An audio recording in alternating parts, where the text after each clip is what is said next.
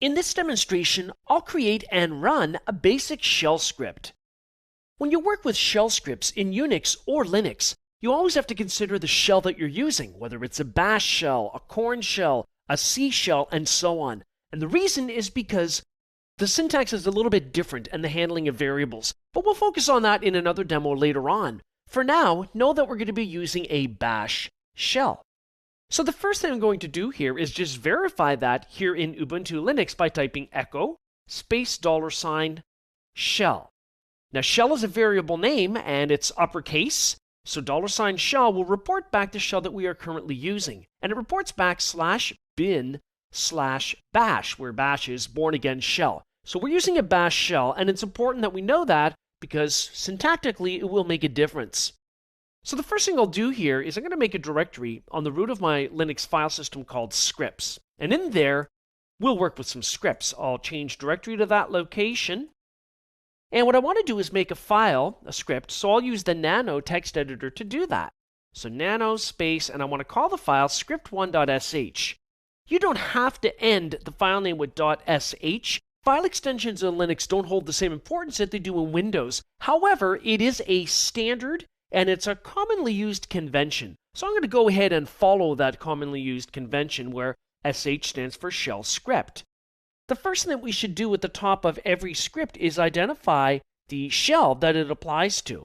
So we normally do that with a $!bin/bash. You'll find that when we want to comment a shell script, we'll be using the pound symbol.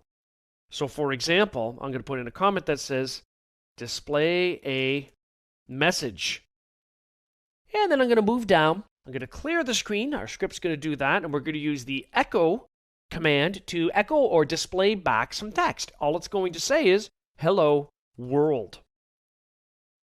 Now I want to save this. It's a very basic script, but I can save it here in the nano text editor by pressing Control-O. Down at the bottom, we see that it says that Control-O will write it out to the file system. So the file name is already there. I'm going to press Enter, and then I'll press Control-X to exit.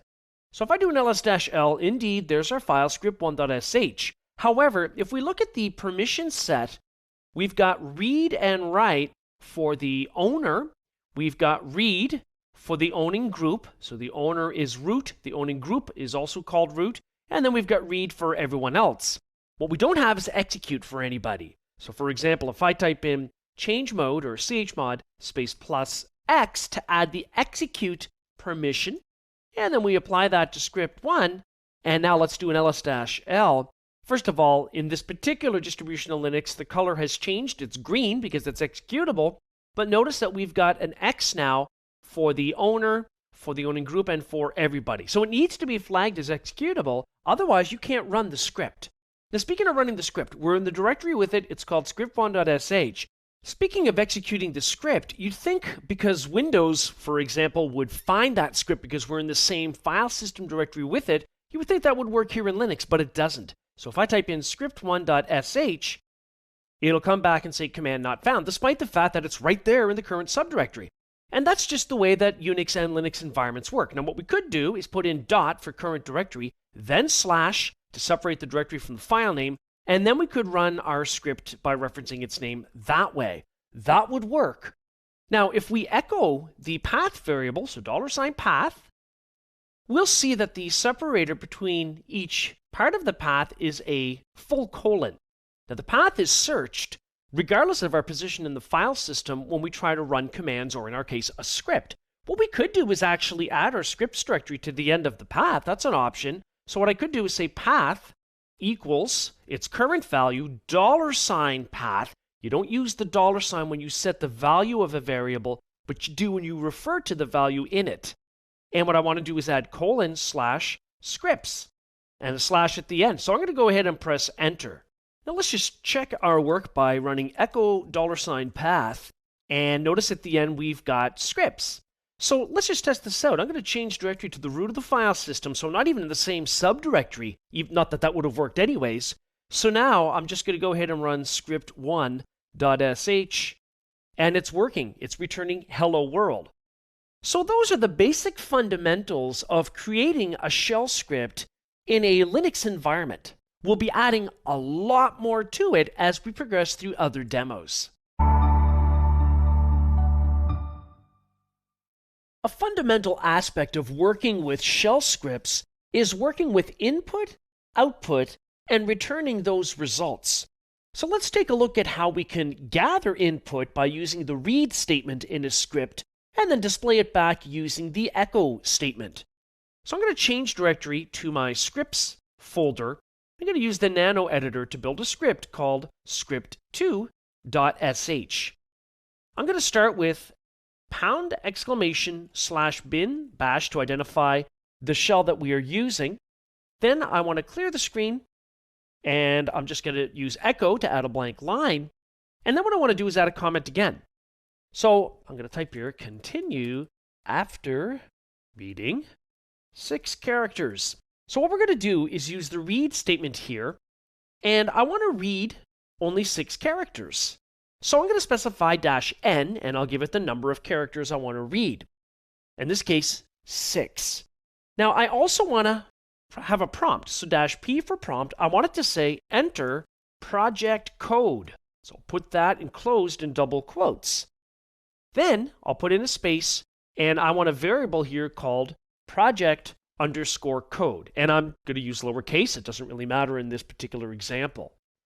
Then I'm going to echo for a blank line, and I'm going to echo another message that says retrieving data for project.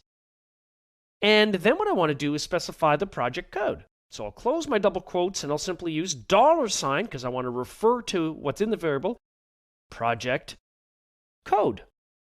And then I'll use echo again for another blank line. So all we're doing here is presenting a prompt to the user that runs the script. Whatever they type in after 6 characters, it just moves on. The user doesn't even have to press enter. And what will be stored in the project code variable are the 6 characters entered by the user. And we're simply then calling it back up by referring to the $project code variable along with echo. Why don't we see if it actually works? So Control O, we're going to write that out to the file, Control X to exit. As usual, it's a new file. It's not flagged with execute permissions. I want execute for all, so +X. And this is for script2.sh. And if I do an ls-shell again, sure enough, script2 is ready to go. So /script2.sh. So it cleared the screen. We've got a blank line. It says enter project code. Cool. How about HFX 4, 5, 6, 7? Oh, I didn't even get a chance to type in 7 because it's only set to read 6 characters. And we can see here, it says retrieving data for project, and it's returned what we asked for in terms of user input from the user using the read statement. So you can see it's pretty easy to work with gathering user input while a script is running. As we progress through further demos, we'll learn about how to test or look at conditional statements that take actions depending upon what was entered. But at this point, we've got the basics for reading user input and displaying it back. As you work more and more with shell scripting, at some point you'll need to use variables. Variables are meaningful names that store some kind of a value, and we can call upon them in our shell scripts. In the bash shell scripting environment, we're using a bash shell here in our examples. Variable names are case sensitive, but that's not always the case in all different Unix and Linux shells. So let's start by doing the following. I'm going to type env or env for environment. What this does is gives me a list of environment variables where the name of the variable appears on the left in uppercase. Now, variable names do not have to be in uppercase, but when you refer to them, you have to use the correct case. So here the variable is called home, and it's got a value within it of /home/Ubuntu. So if I clear the screen, I can do echo. Well, let's actually put in $home in lowercase. When you want to call upon the value within a variable, you precede the name of the variable with the $. But I've put in home in lowercase, so we get zip. Nothing gets returned. Let's change that to uppercase home, and now it returns the value stored within that variable. Now we can also concatenate regular literal text with a variable's value. So consider this. I'm going to type echo to echo back something to the screen, and in double quotes, I want it to say current user : and I'll close the double quotes. I'll add a space because I literally want a space after the colon, $user. There's a built-in user variable that contains the current username. And in this case, the username is Ubuntu, which is also evidenced here in my command prompt. But notice our output, it says current user space Ubuntu. So we can display meaningful messages this way as we're building our shell scripts. Now the other thing we should bear in mind, let's try this environment. I'm going to pipe that to grep, the line filter -I for case insensitive. I'm just going to look for home. We know that we've got a home variable. There it is. But you can also actively use variables. You don't just have to echo them back, although that is useful. So what I mean by that is, for example, if I say change directory cd space $home. Well, I'm not changing to a directory literally called $home. I'm changing directory to whatever the value is within the home variable. And if I type pwd print working directory, we're in the /home/Ubuntu directory because that's what is contained within the home variable. Now, there are also going to be times when you want a variable to assume a specific data type when you're writing your scripts. Let me clear the screen and explain what I mean. So what I'm going to do is type in declare space -I space int var. What I'm doing is declaring a variable. Now I'm calling it int var and it's lowercase letters, but the -I means I want this to be an integer. So an integer is a whole number within a certain ceiling range and a lower range, so no decimals. Let's go ahead and do this. And now what I want to do is put something into that variable. Now you don't use a $sign when you're assigning a value into a variable. So I'm just going to put int var equals, and I'll just make up some number, 3435. Okay, no problem. We don't think. Let's echo it back and see if that got stored in the variable. Echo $int var. Remember, you need the $sign to see the value. Sure enough, it spits back the value 3435. But let's try this. Let's try int var equals 1.5. That's not an integer. It's not a whole number. We've got a decimal point. And notice we get a syntax error. It says invalid arithmetic operator. So it's not accepting anything but an integer, because if I were to bring that previous command back up with my up arrow key and just remove the .5, so I want it to store a value of 1, it takes it. Or if I want to store a value of 15, it takes it.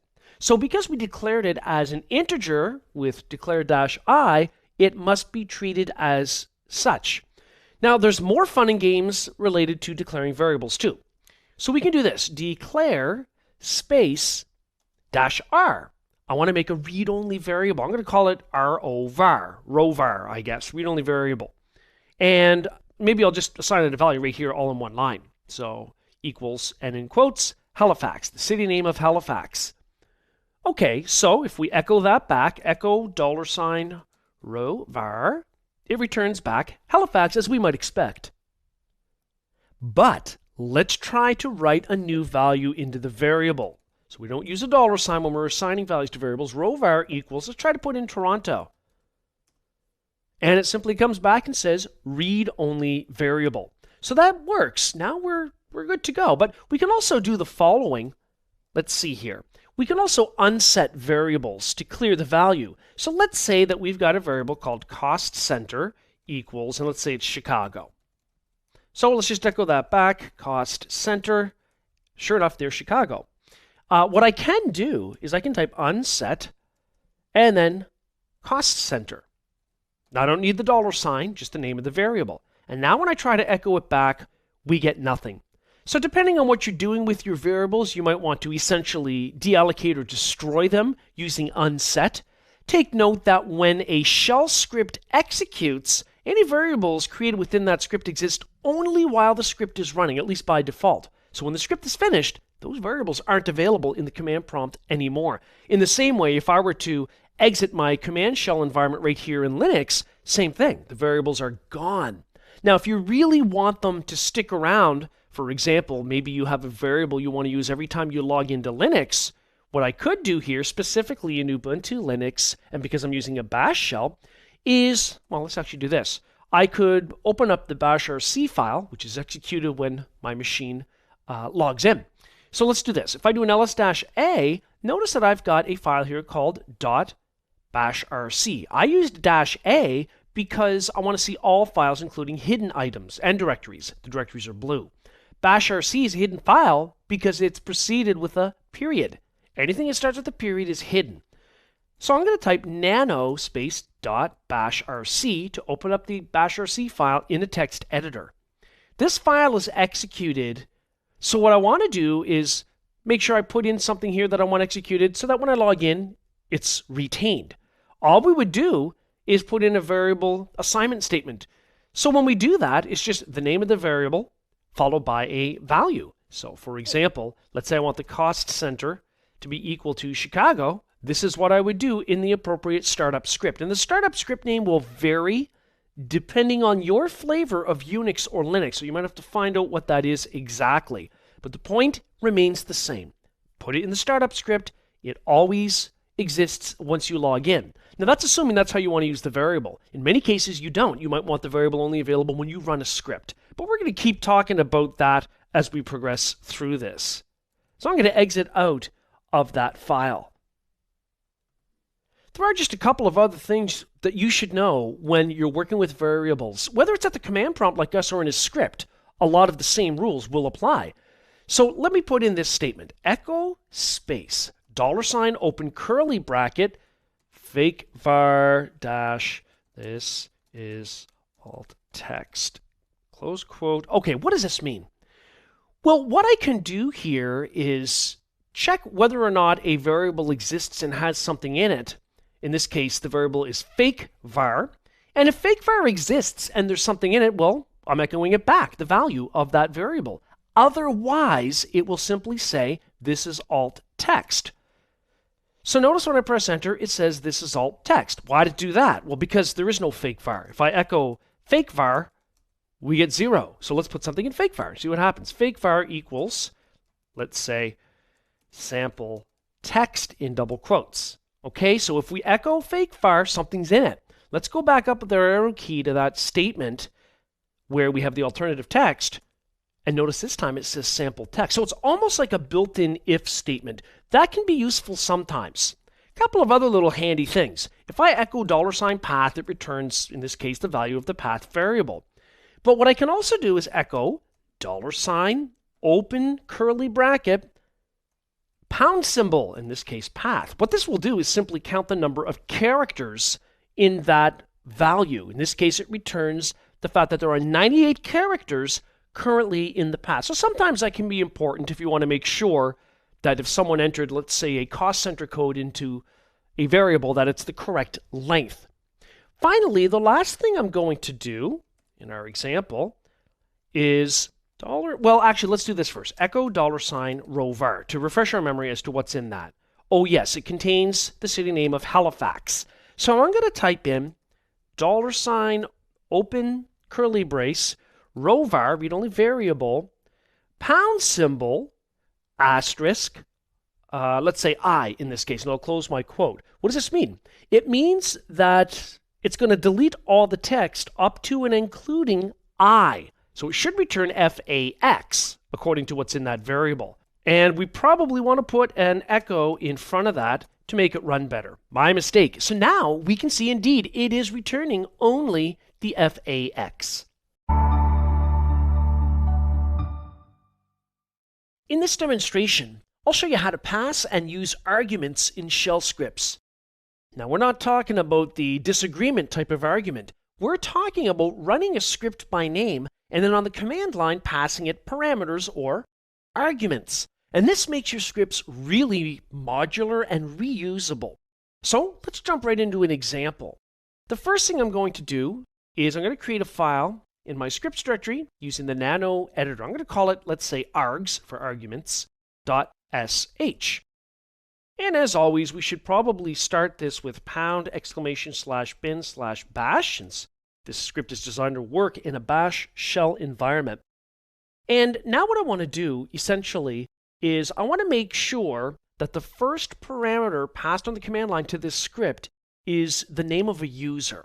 How do we do that? Well, we're going to need to use an if statement, and we'll cover this off in another demo as well. I'm going to use the if command in Linux with test. I want to test the value of something. And in quotes, I'm going to look for $1. What on earth is that? $1 is the first parameter on the command line passed after the name of the script. As you might have guessed, the second parameter would be $2, The third would be $3, and so on. So I want to test that to see if they've specified something specific. So in this case, maybe what I'll do is I'll take this logic. I'm going to look for nothing. So quote, quote, double quote, double quote. So in other words, if they have not entered in an argument, in this case, it's going to be for the username, because what we're going to do with this script is given a username and a file system path, we're going to search for files owned by the user. So let's deal with the user part. So if the first argument is empty, then, and I can indent that. I can use tabs to indent things. I like that for readability. Then what I want to do is echo, you must supply a username. That's what I want displayed if they haven't supplied a username. And to close off the if statement, I'm going to use fi, which is simply if backwards. Now the next thing I'm going to do is test for a second parameter. So I'm going to do that here in the same manner, if test, and in quotes $2 this time. And again, I'm going to look for quote, quote. Then we're going to echo back. Well, in this case, we're going to be looking for a username. And then after that, a starting point for searching in the file system. How about you must supply a file system search starting point, something like that. And we'll do the same kind of thing. We'll close off that if statement with fi, which is just if backwards.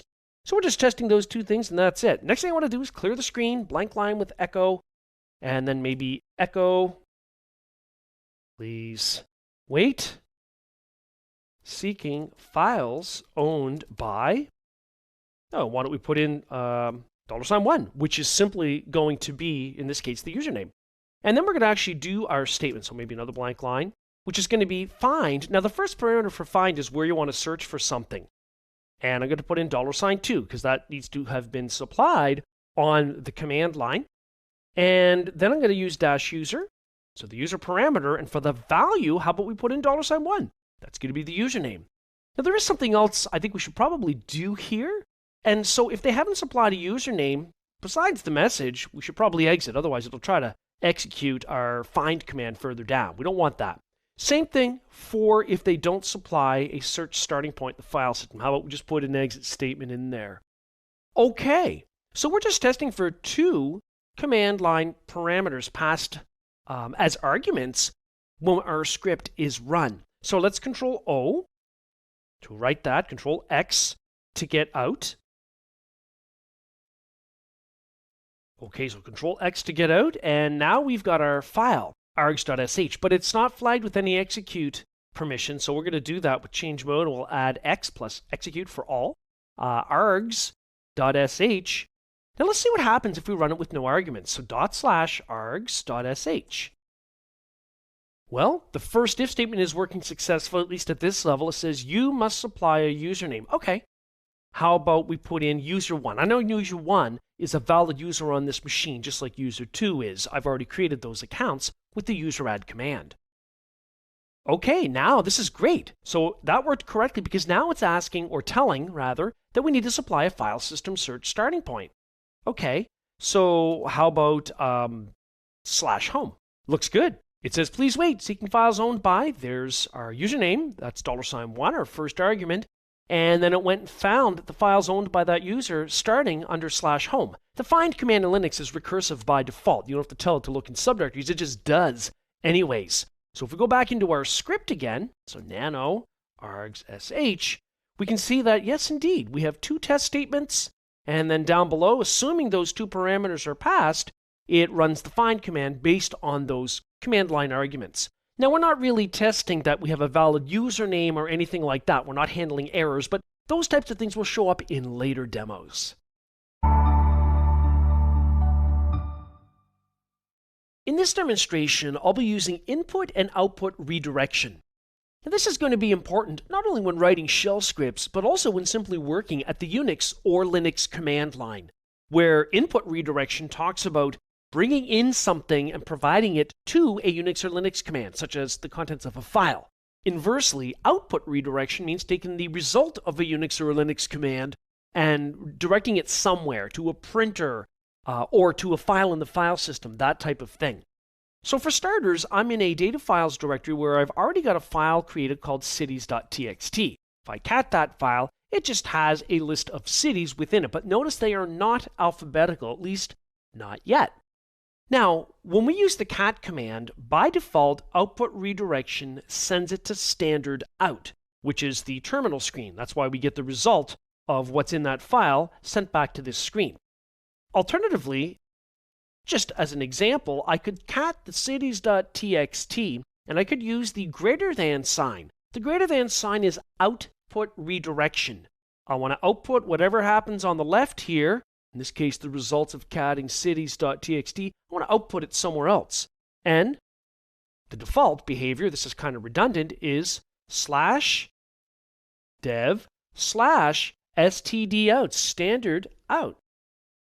Okay, we get the same result. So why would you do that? You wouldn't. But just as a demonstration, that's all that means. The default standard output device is the screen. But we can change this behavior a bit. But let's look at a few examples before we get too much into that. I'm going to use the Linux sort command. Now what I want to do is use the less than symbol. This is the input redirection symbol. So I want to feed the sort command some data. And it could be from the command line, or in this case, from a file. How about our cities.txt file? If you look carefully, you'll notice that those city names are now sorted in alphabetical order, where if I just cat the raw cities.txt file, it is not in alphabetical order. So clearly, input and output redirection can be very useful in many different ways, maybe even using the grep command. So maybe grep-i for case insensitive. I'll look for lines that start with T, let's say, and I'll feed it, or I'll use the input redirection symbol, the less than sign, cities.txt. And it found Toronto and Tehran. So it's working correctly when it comes to feeding input using standard input to a command, whether it's sort or grep. Now, there are other things that we might want to find useful with things like output redirection. So if I were to type, let's say, find data files size, so plus size. Actually, no, it will be dash size because it's a parameter. And I want to say plus 8,000 characters. So larger than 8,000 characters. We're looking for files larger than that number of characters in /data files. And here we've only got one file. It's called budget1. Actually, if we do an ls-l just to verify we're not crazy, indeed, we see it is larger than 8,000 characters as listed here. But let's say that we're scanning the entire file system and we want a list of larger files. Well, what I could do is dump that into a file. So I'm going to bring up the find command and we're going to use at the end a greater than sign, the output redirection symbol, and maybe on the root of the file system on this host, if I have permission to write there, I'm logged in as root, so I do. I'm going to make a file called large files.txt. So instead of displaying it on the screen, I want the listing of files larger than 8,000 characters all dumped into this file, large files.txt. That could be handy. Maybe I want to email that to an administrator that asks me to check out large files on a server and so on. So if we cat the large files, let's see, /large files.txt on the root, don't forget to use your tab completion, by the way. So if I were to just type a part of the file name enough to make it unique, when I press tab, it spells out the rest for me. So we can see here, it does in fact retain the result of our find command, which is the budget1.txt file. We know that that's more than 8,000 characters in size. As if that weren't exciting enough, we can also do input and output redirection on a single command. So imagine this, sort, and we're going to take input from the cities.txt file, and then we're going to output the result into a file called sorted cities.txt. That's kind of interesting. So now, if I cat the sorted cities.txt, we've got a file that stores those city names in alphabetical order, instead of just displaying it back to standard out, the Linux terminal screen.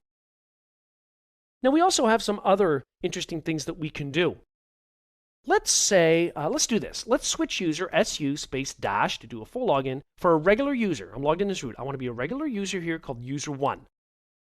Okay, looks good. Our command prompt indicates that we're now logged in as user1. Well, the reason I did that is because user1 doesn't have permissions to the entire file system like root does, so we can generate some errors. So for example, I'm going to find, starting from the root of the file system, let's say, files owned by a user called user1. Now, when I press enter, we get some permission denied error messages and so on, because user 1 doesn't have access to all of these subdirectories as a user like root would. So let's bring up that command that generated some errors. But what we're going to do in this case is use 2 greater than. What on earth does that mean? Well, we're talking about 2, which means error messages, and the greater than sign means, well, output redirection. We already know that. So I could redirect the errors to a file, or in this case, I can simply get rid of them by sending them to /dev/null, the null device. So when you want to suppress things, that's the way to do it.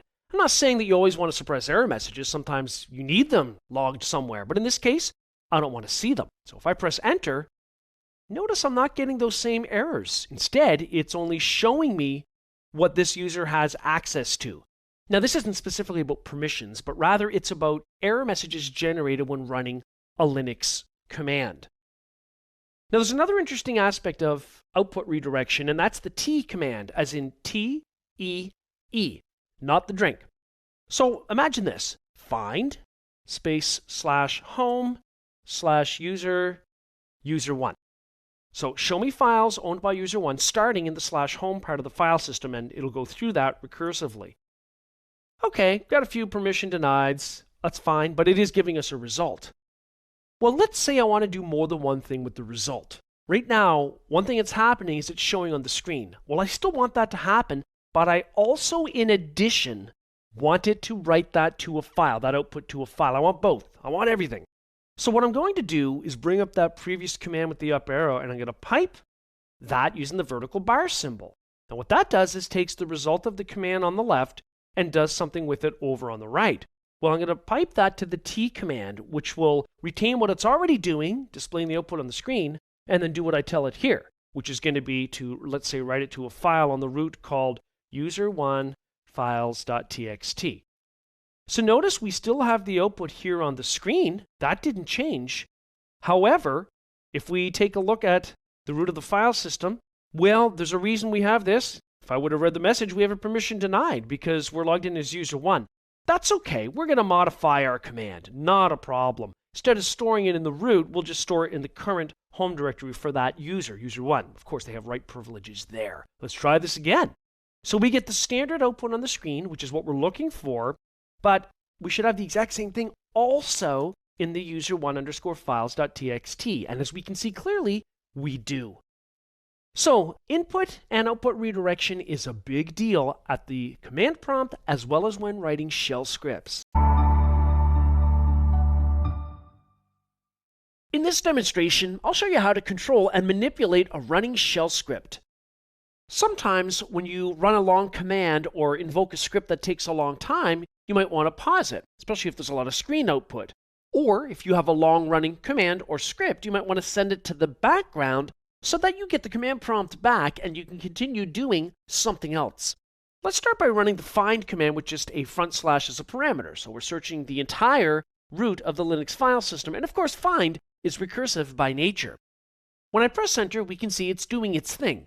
I can press Control S when I have a long running script or command in this case to pause it. Now I can resume execution by pressing Control Q. I could also press Control Z to send it to the background as a job, although it is stopped, as we can see listed down here at the bottom. If I clear the screen and type in the jobs command, we'll see the same info again. We've got job number 1, which is currently stopped, and we can see what that job entails, which in this case is the find command, but it just as well could be the invocation of a script. I could also type background, or BG is the actual command, space followed by the job number, in this case 1, so BG space 1, to resume that background running job, although by nature, the find command throws its output out to the screen, so we're still seeing it. Now I could press Control C to attempt to exit out of a long-running script, or in this case, to get out of a command. Now I'm going to just issue this command, cat/dev random. The random device is used as a random number generator, and I'm going to redirect the output of that with the greater than sign to dev null, so really to nowhere. Now if I just press enter as it is, it's waiting for things. However, I'll Control C to quit that. If I bring that command up with the arrow key, and at the end if I add an ampersand, And the ampersand symbol means I want to run that, whether it's a command or a script, in the background. And we can see it returns back a job number 1, and then a process ID or a PID, in this case 36861, although that will vary naturally from system to system.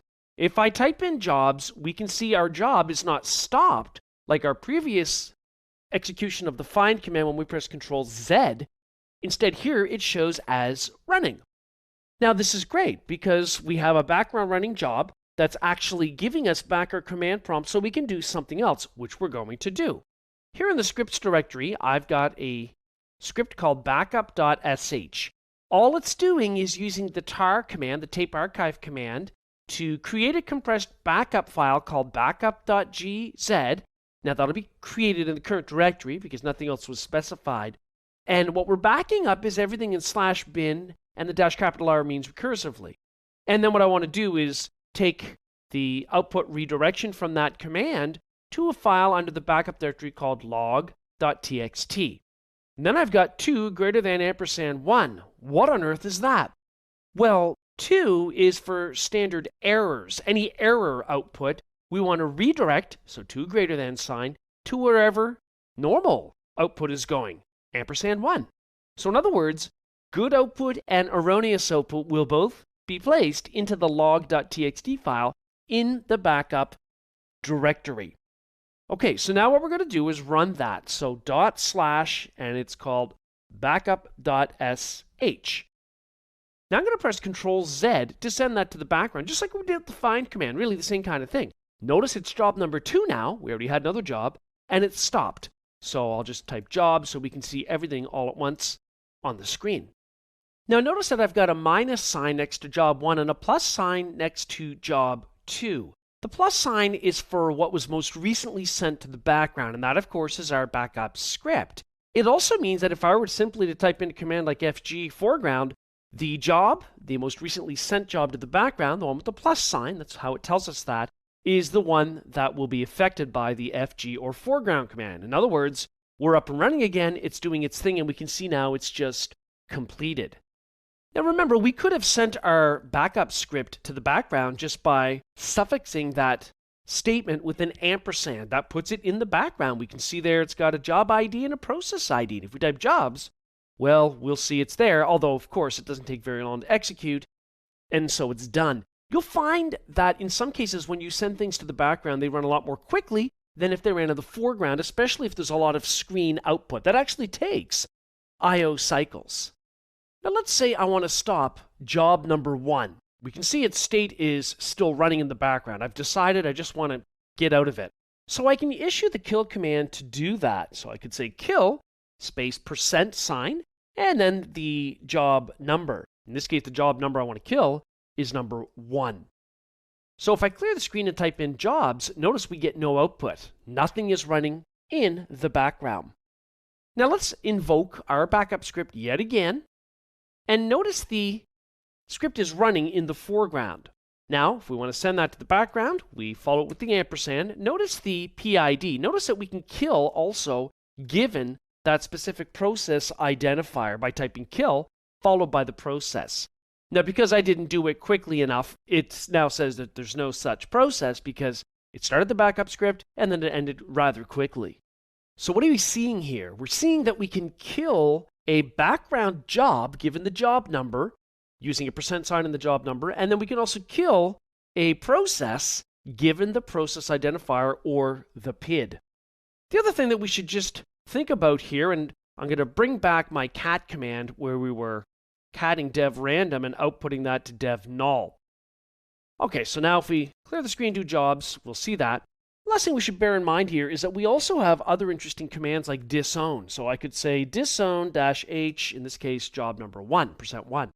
What this means is that even if I exit this Linux shell, I still want that to keep running. So I essentially want to detach it from my specific user shell where I spawned that background running job. Because the default behavior is if you were to exit out of this shell, like with the exit command, or to log out using the logout command, then that job would stop running. In this demonstration, I'll work with built-in variables.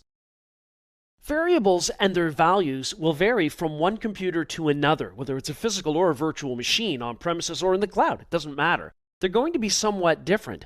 Also, depending on the shell you're using, will determine what variable names are called. So for instance, here in a bash shell, we can type env for environment to get a list of environment variables listed on the left with their value on the right after the equal sign. But there's also some other stuff that we should be aware of. For example, let's say I type in ls/bin, so list the contents of the bin directory. Naturally, that was successful. I'm logged in as root, I have access to it, we can see the result, all is good. So what's important to note here, and the point, is that we can echo back $? To get the exit status of the last executed command.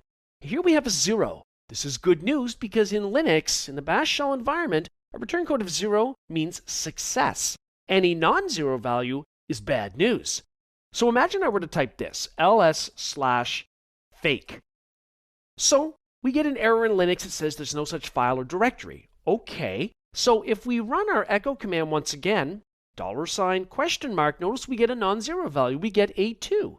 We'll be learning about if statements within scripts a little bit later, but you can imagine how you could use an if statement to test the value of $? To determine if the last executed command was successful or not.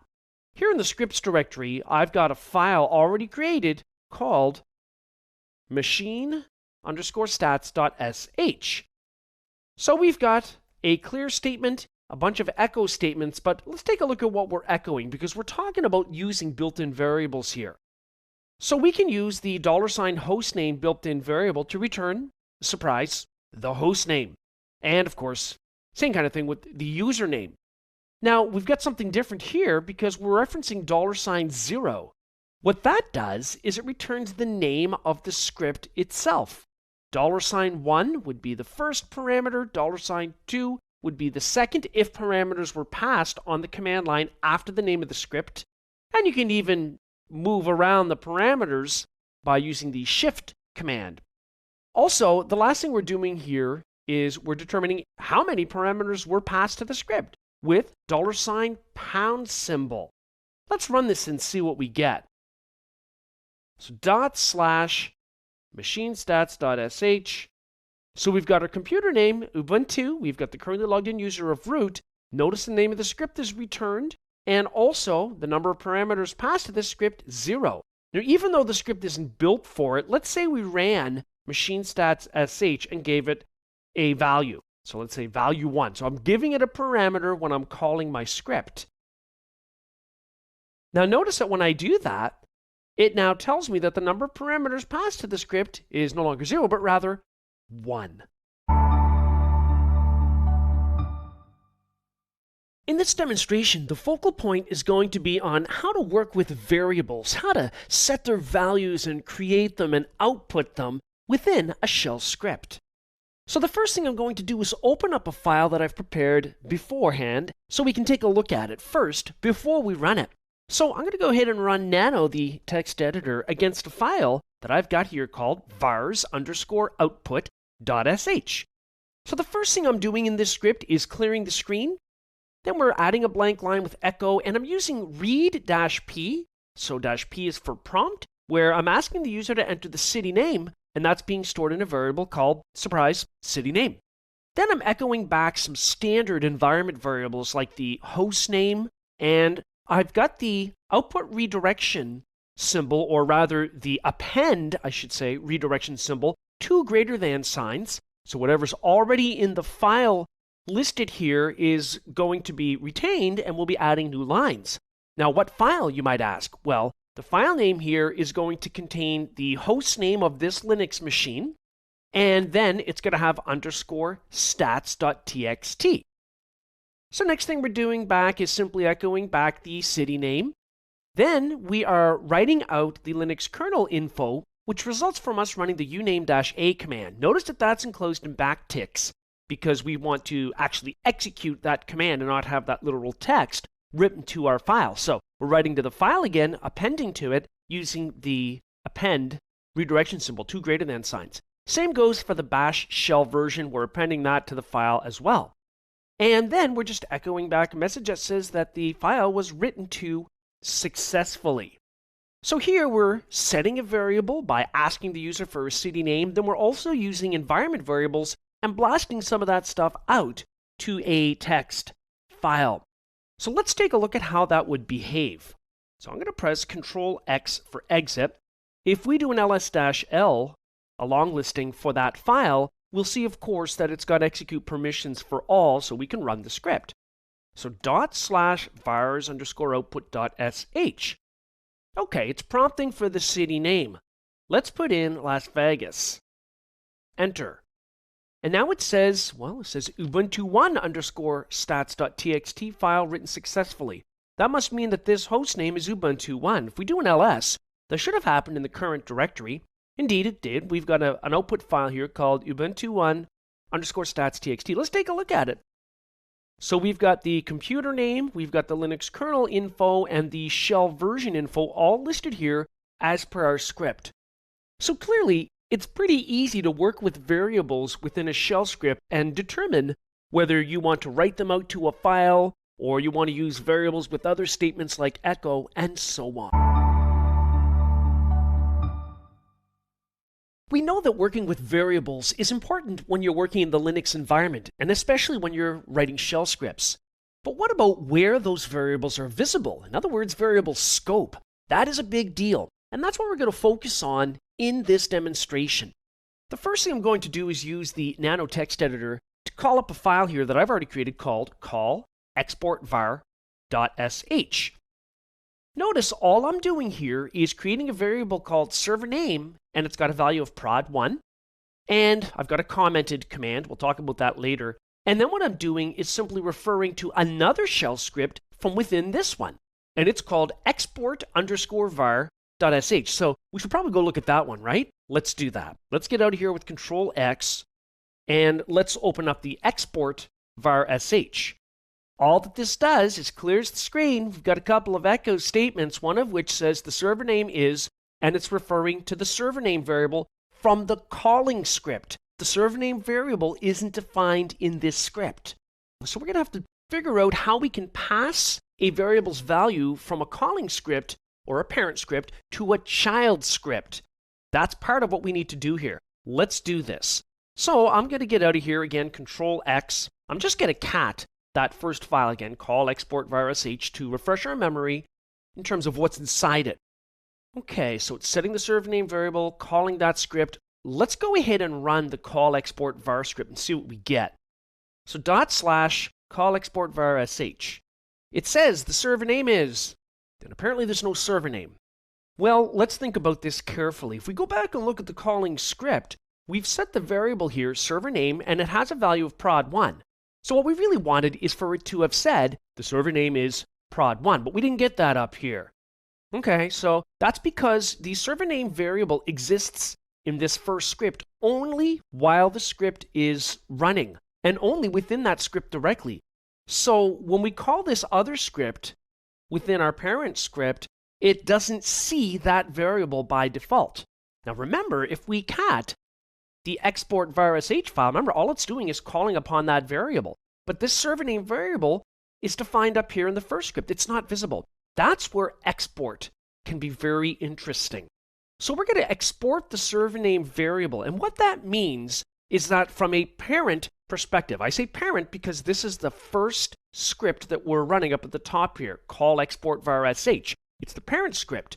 You can export any variables or expose them to child shells. What happens when you have a script running and then it in turn calls another script is you're starting another instance, in this case of the bash shell. And that's why by default the variables aren't visible unless you export them. It's that simple. So let's do this. Let's use the Nano editor because we need to make a change to the call export_var.sh script. So we've defined the server name variable. So I've got a comment down here. I'm going to remove the pound symbol so it's no longer a comment. We're using the export command in Linux, and we simply give it the variable name. No $, just the name of the variable. That means that that variable's value will be exposed if it's needed within this script that we're calling down here, and we know it is needed.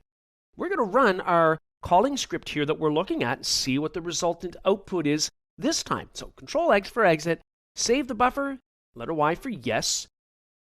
Okay, let's try this again. So /call export var sh. Notice that now it says the server name is prod1. Because we exported the server name variable from the parent script, its value was available in the child script that was called from the parent script. So exporting variables can be a very big deal. Now, also, if we were to take a look at another script that I've created here, let's just take a look here. Let's use the nano editor. Let's open up this file called scope.sh. This one has two function definitions, func1 and func2. And in function1, we've got a couple of comments. We'll talk about that after, but right now we're setting a variable called cost center, and we're setting it to a value of Toronto. That's all that function1 does. In function2, we are calling function1. Okay, so that's going to go up here and establish the cost center variable. Got it. And then we're going to echo back the cost center. Okay. And then at the bottom here, we're actually calling function2. Because remember, if all you have are function declarations or definitions, that's all you've got. They're never being run unless you call upon them. And that's why we're calling upon func2 at the bottom, which, as we know, in turn calls func1. Okay, let's see if it echoes back the cost center of Toronto, because that's really what this is, in essence, is doing. So /scope.sh. All right, so now we can see that it's echoing back our cost center of Toronto. Let's go back into the script. Now that makes sense because this is all happening within the same file, within the same script. We're declaring the cost center variable and then we're calling upon it. Okay, so that variable scope makes sense. However, I've got a comment here I've added that says the declare statement will set the variable scope to local within this function. Okay, let's see if that's true. Let's comment out our cost center variable line, and let's uncomment our declare statement. So we're saying declare cost center equals Toronto. And then way down here in function 2, we're going to echo back the cost center. So we should have it echoed back Toronto on the screen. Let's see what we get. Control X, yes for save, yep, enter, okay. Let's do this again, /scope. We get 0. Well, that's consistent with what we said, in that when you use the declare keyword, you're declaring a variable whose scope is local to the construct in which it's been built. In this case, the cost center variable is only usable within func1. So if we were to add, let's say, a little echo statement in here, this is func1, the cost center is, and then we'll call upon the cost center variable. And let's go ahead and save that. And let's run it again. Of course, it sees the value of the cost center variable because it's within func1, but outside of func1, no go. Now also, at the same time, if I were to try to echo $cost center here, we get nothing. Right, because when the script finishes, by default, the variables and function definitions and so on are no longer available unless you .source the script when you call it, which means, and we've seen this in another demo, .space, and then I just call upon my script. So because I'm in the directory with it, /scope.sh. So our script runs and does what it did before, but now if we echo back cost center, notice that we still get nothing. And if you recall, that's because we've used the declare statement. The scope is still within func1. Let's go back and edit that file using the nano editor.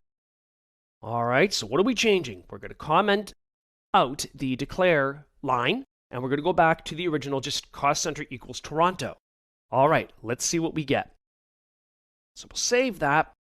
We'll clear the screen, and we will run our script by .sourcing it. Okay, well, notice the second line is back now where it just says Toronto because we don't have our cost center variable only within the func1 function scope. And if we echo back the cost center, notice we can actually get that value because when you .source, in this case, our script, it means that anything declared within it is available after the script finishes executing, unless you've done things, obviously, like use the declare statement. So there you have it. That's a little bit about variable scope, and it should help us when we're working with shell scripts in Bash. In this demonstration, I'll show you how you can work with formatting variable output. So whether you want to control the output of literal text or text stored in variables or literal numbers typed in or numbers stored in variables, it all works out the same. There are a couple of things that we need to be aware of. Let's start with strings. So let's say I want to echo back, so in double quotes, Kevin said, and in quotes again, hello, world. So what's happening is we're trying to literally display double quotes within a string that uses double quotes. And when we press enter, we don't have the double quotes around hello world. Okay, well, that's because double quotes have special meaning in the bash shell. And we can take away that special meaning by prefixing that character, the double quote in this case, with a backslash. So I'll put that in front of the ones whose special meaning I would like to take away. And when I press enter, we now have the desired output. And that'll work with any character that has special meaning in a bash shell. So imagine, for example, stock price is $500. And when I do that, we are missing the $sign and the 5 because it thinks $5 is referring to a variable called 5. There's no value, so we get nothing. We solve it in the same manner that we solved our first issue. We're just going to prefix the special character, the $sign here, with a backslash. Now we have the desired output. Now, what about working with dates? That seems to be another bone of contention when people are writing scripts and want to control how dates appear. Because when I type in date, we can see we've got the day of the week, we've got the month, we've got the 9th, the day of the month, and then also we've got our time, we've got UTC, the year. It's a mess. I just want to see the year, the month, and the day, let's say separated with dashes. So I'm going to run the date command with the plus sign, and in single quotes, I'm going to put in the formatting string. So what it's going to be is %, capital Y for the year, dash, % lowercase m for the month, % lowercase d for the day, and I'll close off my single quote and press enter. And sure enough, we now have it nice and neat. We have the year, month, and the day. Now what if I want to put that in a variable? Wow, we just keep going further and further with this. Well, that's okay. It's all good fun. So let's say I want to make a variable called datevar, and I want to store that formatted date in datevar. Well, if I press enter as it is, it's going to fail because there are spaces here. Well, there's a space, rather, after the date command. That's not going to work. However, if we were to enclose our entire date command in double quotes, even though we don't get a syntax error, doesn't mean it worked. If we echo back datevar, yeah, I doubt we wanted the literal command. I think what we wanted was the year, month, and the day. So if we bring up our command where we were setting the value of the datevar, we're simply going to enclose our entire date command in backticks. So a backtick looks different than a single quote, as we can see very clearly. So what happens is the backtick really means we want the result of the command stored in the variable.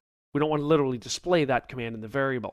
And when we run it and then echo back our variable, indeed, it worked. We have the result of that command stored in our variable. We have just the year, the month, and the day.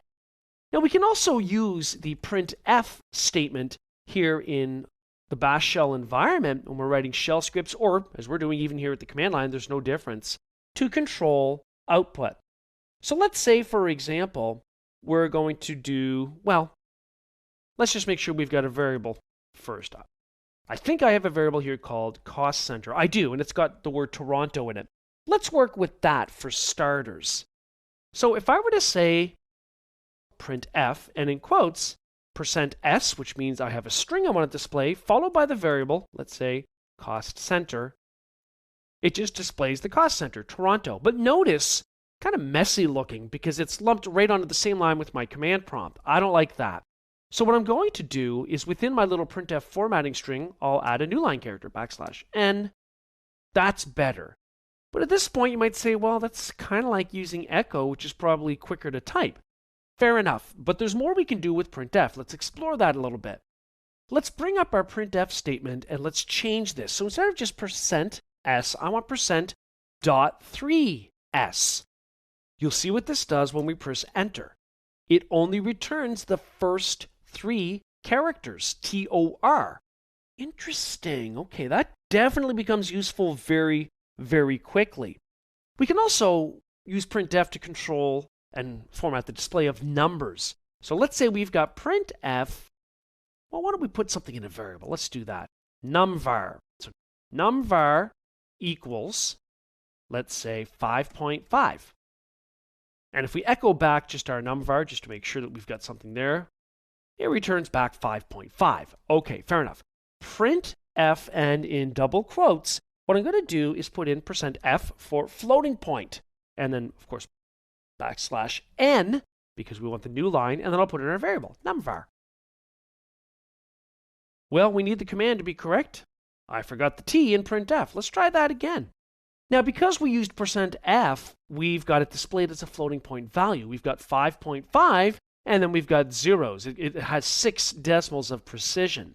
Now, if I were to take that and instead of %f, let's tell it to treat it as a regular integer type of number, %d, then notice what we get, invalid number, because it's actually got a floating point value stored within it. That is not an integer. An integer is a whole number. So let's say we overwrite numVar with some whole number. Okay, so we'll just put in something reasonably small, and we're going to try our printf statement without modifying it again, using %d as part of the formatting string. And this time it likes it just fine. So as we can see, we've got a number of ways that we can format and control the way the output looks when it comes to variables, whether that output's coming to the screen or whether it's being written to a file somewhere. As you work more and more with shell scripts, at some point you're going to find that you're repeating yourself. Just kidding. What I really mean is you're going to be reusing the same chunks of code. And so what we can do is build those into a reusable function. And then we can call upon that function when we need to. Let me give you an example. Here in my scripts directory, I've got a file called func_lib1sh. In other words, it's just a function library, a collection of functions that do something specific that I can call upon. Instead of writing out all of the code, I can just call on the function name. Let's take a look at what's in here. One thing at a time, let's start just with this top section. Now, when you want to create a function in a script, you use the function keyword, followed by the name of the function. I've decided to name my function userinfo. I've got another one down here called ipinfo. What follows is an open and close parentheses, and then the definition of what that function actually does is enclosed within a single opening curly bracket and then closed with a single closing curly bracket, and the code goes in between. So here, my userinfo function is simply echoing back the current username in the user home directory using the built-in environment variables. We've talked about variables already, so that's old news. Now, the second function here, ipinfo, is getting a little fancier. I'm making an IP variable here, ipvar, and I'm using backticks because I want to store the result of commands within my variable. And I'm running ifconfig for my eth0 interface, and we're looking for certain things, and we're making sure that we translate spaces to colons, and then we're cutting the fourth field. It just gets crazy. But all we're doing there is really extracting just the IP address. I don't want to see anything but the IP address. So really, this is just text manipulation. So the next thing we're doing is making a default gateway variable, and we're running the IP route show command. We're grepping for default. We're translating and squeezing spaces into single occurrences of items and replacing it with colons. And the reason that these commands are doing this is because then if everything's separated nice and neat with a colon, it's easy for you to say, I want field 3, field 4, given that you're telling it the delimiter is a colon, which we are with -d. Oh, that's all it's doing? Yes, it's that easy. Then we're echoing back both of those variables. And finally, we're catting etc resolve conf and grepping name server, and then we're looking for anything that is not a comment. -v means don't show me lines, in this case, that have a pound symbol, a comment. In other words, show me my DNS server IP address. So really, the point isn't what the function does. As interesting as it is, the point we're trying to get to here is it's a function. It could be doing anything. Something simple like our userinfo function, something a little more complex like ipinfo. Now, the point is that we've got two functions in our function library, and they're stored in a script. Let's see how this works. We're missing a few items here, and you'll see what I mean. So I'm going to press Control-X to get out of here. We haven't made a change. If I do an ls-l of that file, it's already flagged with execute for everybody, so it's executable. So if I were to run /func lib1sh, we get nothing. Wait a minute. There were echo statements in there. Yeah, there were, but we didn't execute or call upon the functions. What we've done is declared or defined these two functions. The functions aren't being used. They're just being defined. Oh, well, let's say I go at the top and I try to call upon the user info function, and you just call upon it by giving it a name. If there are any parameters, then you would pass them here on the command line separated by spaces, parameter 1, parameter 2, parameter 3. But that doesn't apply. I just want to run the function. So, okay, so I do that within here. Well, you could. It's not the only way. Let's save that. Uh-oh, user info command not found. Well, let's go back in. It'll be very obvious once we see it. Oh, of course, we are trying to call upon a function here before it even exists, where it's declared down below. Of course, it's not going to work. So we really need to remove that.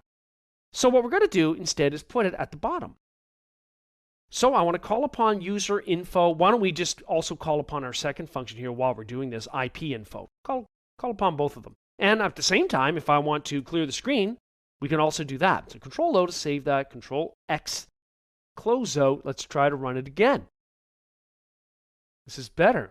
So our screen is cleared. We can see our current username, our user home directory. Well, looks like we don't have IP addresses. That's probably due to the fact our interface isn't called eth0, but that's fine. The script is running as designed by executing those functions. But wait a minute, if I have a function library, do I really want my normal executable code in there? Should it be just a library? Well, that really depends on you, the shell script author. I'm going to go back into that script. And what I'm going to do is remove all of the executable code down here at the bottom. I'm just pressing Control-K here and now to get rid of that.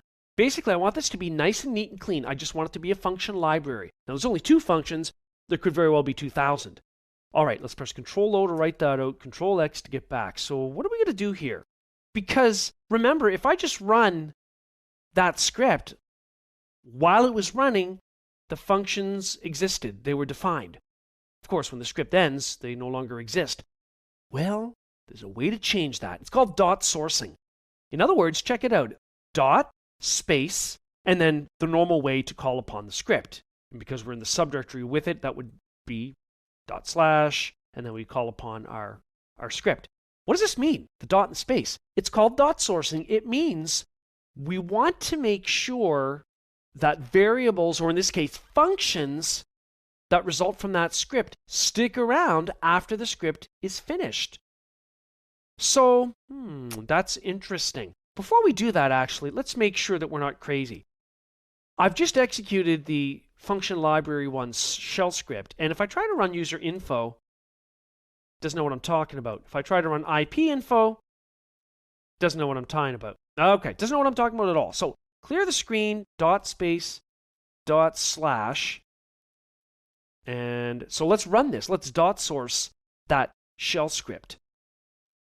All right, doesn't look like anything's different, but check it out. If I run user info, it knows exactly what I'm talking about now. If I run IP info, it knows exactly what I'm talking about. So when you want variables, or in this case functions, to stick around after the invocation of a script, then you can call it by dot sourcing. There's another way to do it, by exporting things like variables, and we'll talk about that in another demo. There you go. Now we have a sense of how we can create functions and then use them. So at this point, we've worked with variables and how to format them and how to create a basic function. We're going to extend that knowledge now by talking about how to use parameters with functions and how to work with function return values. Let's start by just reviewing very briefly the fact that if we echo back $? We get, in this case, a 0, which is success. Any non-zero value is failure. And what this means is that whatever the last command was that executed was successful. So if I do something that generates an error and then echo $? We get a non-zero value.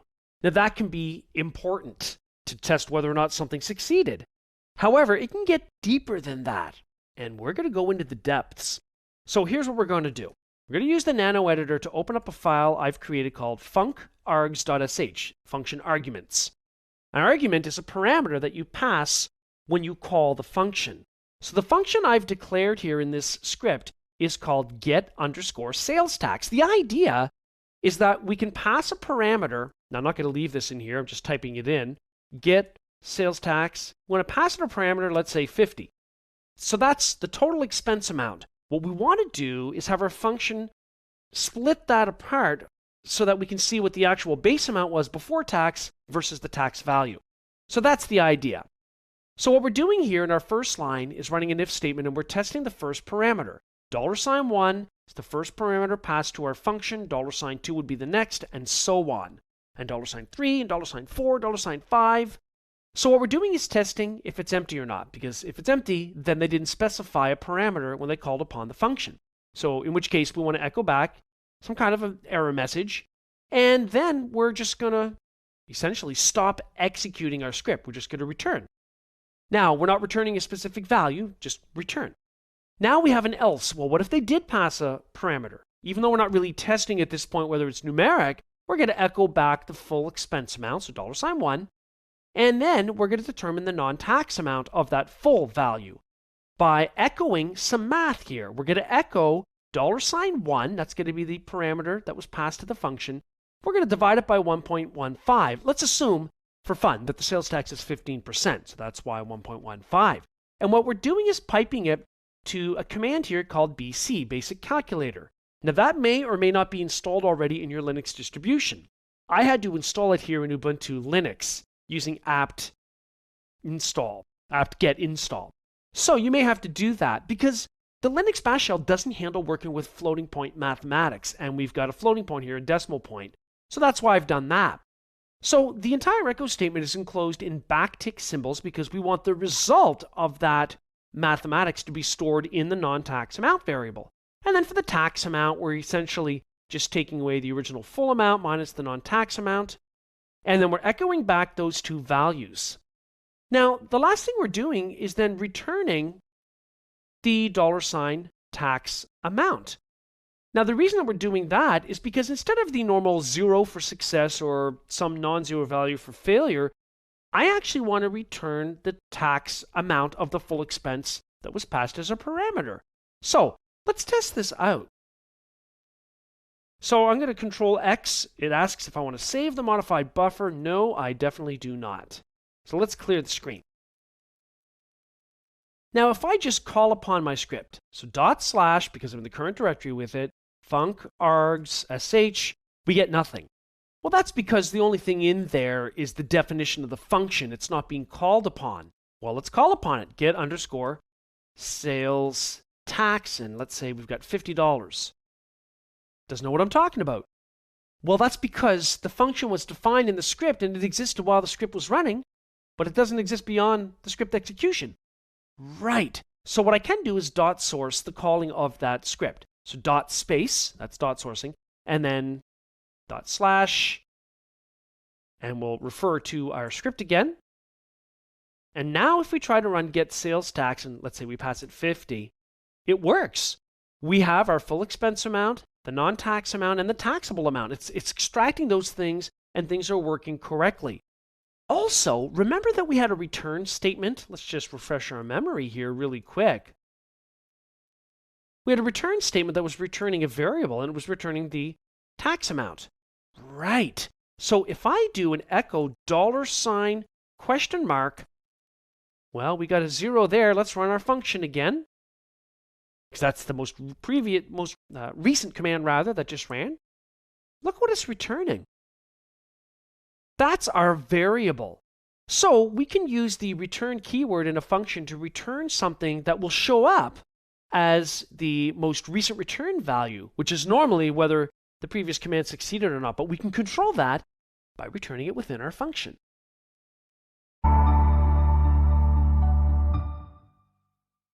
In this exercise, you're going to create a function in a file named func.sh. And within that file, name the function user_input. The function should also ask the user for a cost center. And the cost center variable should be set up such that it's available in the calling script. Now, we haven't talked about the calling script yet, so let's do that now. We need to create a calling script that is named call.sh. And that script needs to call our func script. So the parent will be call, the child will be func, and it also needs to call the user underscore input function. Then we want to display the cost center entered by the user. Now this is happening within the call.sh script. So at this point, pause the video and think about how you might achieve these requirements, and then come back to view one possible solution.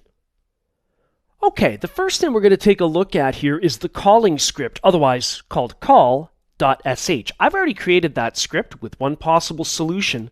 Bear in mind, when it comes to scripting, it's kind of like development in that there are many possible solutions. So let's just call up the appropriate file here. So what I've done in the calling script is I've dot sourced the func.sh script. So I have a dot and a space, and then because it's in the same subdirectory as this script, I just call upon it with /. That's not the only way to do this, but by dot sourcing func.sh in this manner, variables declared, and functions as well, within that file are still visible after func.sh finishes executing, which is why in the next line I'm able to call upon the function, user underscore input. And then I'm just echoing back the cost center. We'll just correct the text here, and we're just displaying the cost center variable. Now let's go look at the func.sh script file. So I'm going to save the changes to this file, and we'll use Nano to open up func.sh. All it's doing is declaring a function called user input, and we're using the read statement with -p for a prompt, asking the user to please enter a cost center, and we're simply storing that in the cost center variable. It's that simple. So let's just get out of here, and let's just cat those files so we can see them on the screen at the same time, because they're rather short. So I'm going to cat the call.sh file. Let's see what the contents are, and I'll also cat the func.sh file. Okay, so all we're doing is calling upon user input, which is defined down here, which just asks the user to enter the cost center, and then we echo it back. So it's working. Now you can't export the cost center variable down here, because in the func.sh, that's the child, and the child does not have the ability to modify the environment of the calling parent environment. However, the opposite is true. We could export a variable up here in our calling script so that it would be visible down here if we wanted it to be, if that's how we were writing our script. So now we've got one possible way then of achieving what it is that we were asked to do.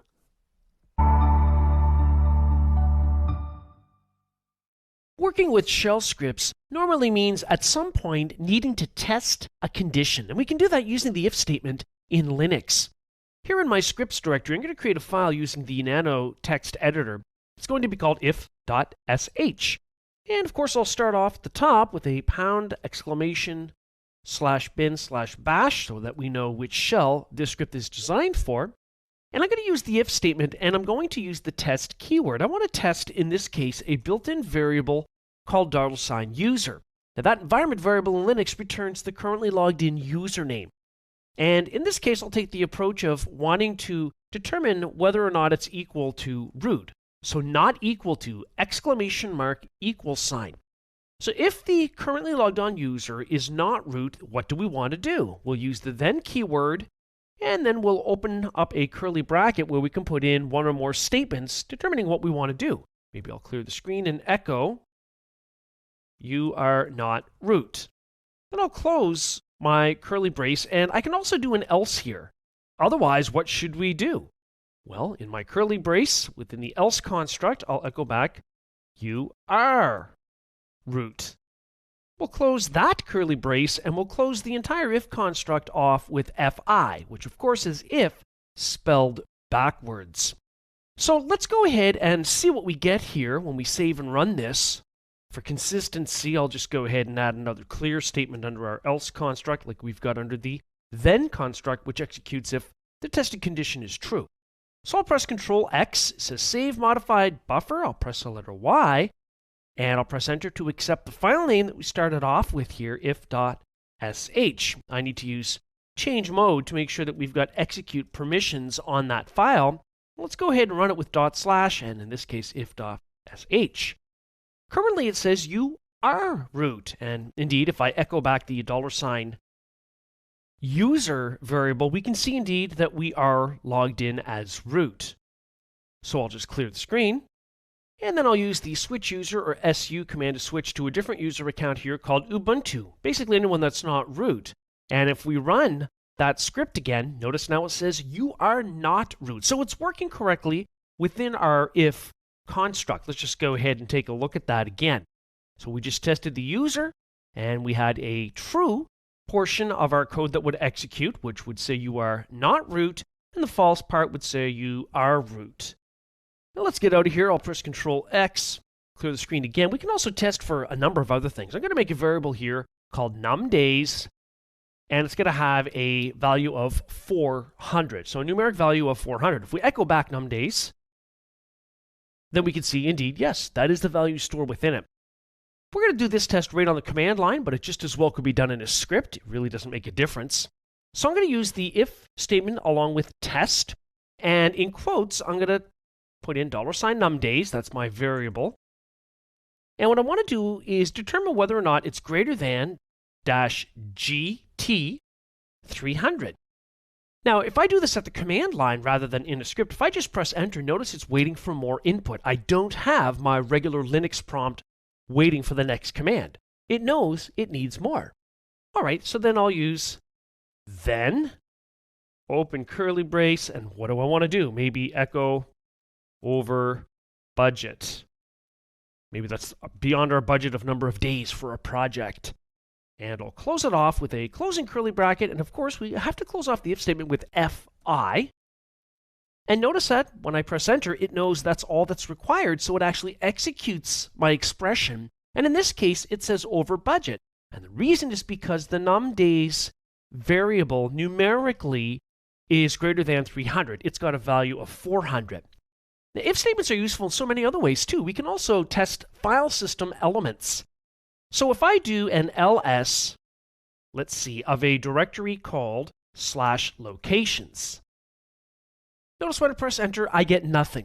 But we do know it exists because we did not get an error message. Well, we can test for the existence of items in the file system, whether it's a directory or a file, whether either or exists. Doesn't matter if it's a file or a directory, perhaps, or whether it's a symbolic link, and so on. So let's do a couple of examples. Here I'm going to run if test-d. I want to test for a directory. And what I want to test for is /locations. And then when I press enter, it waits for more. Well, I want to make sure that I have a then, and enter, open curly bracket. Then I'm going to echo back directory does exist. So if it's true, if it does exist, then I want to display a message that says it exists. I'll just close that off with the closing curly brace, fi. It says directory does exist. But if we were to change that, so I used my up arrow key, and notice when you do that, it puts it all in a single line where each command is simply separated, or each part of the expression is separated with a semicolon. So maybe I'll just put in locations too, knowing that that subdirectory does not exist.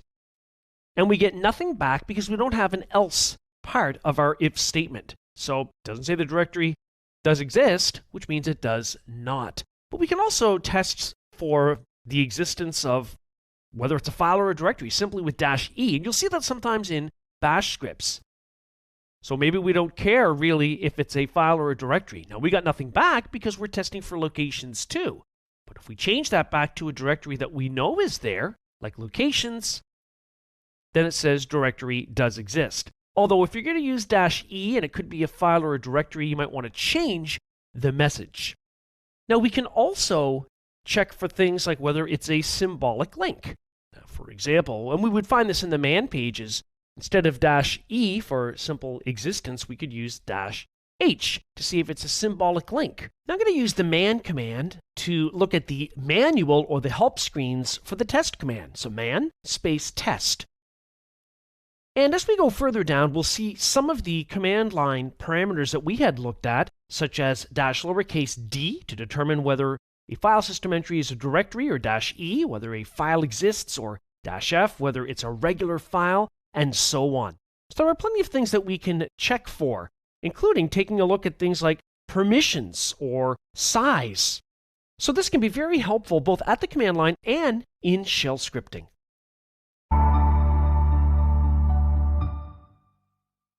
In this demonstration, we'll take a look at some comparison operators, because when you're working in the Linux shell or shell scripting environment, the operators will be treated a little bit differently depending on whether you're testing conditions for strings or things like integer values.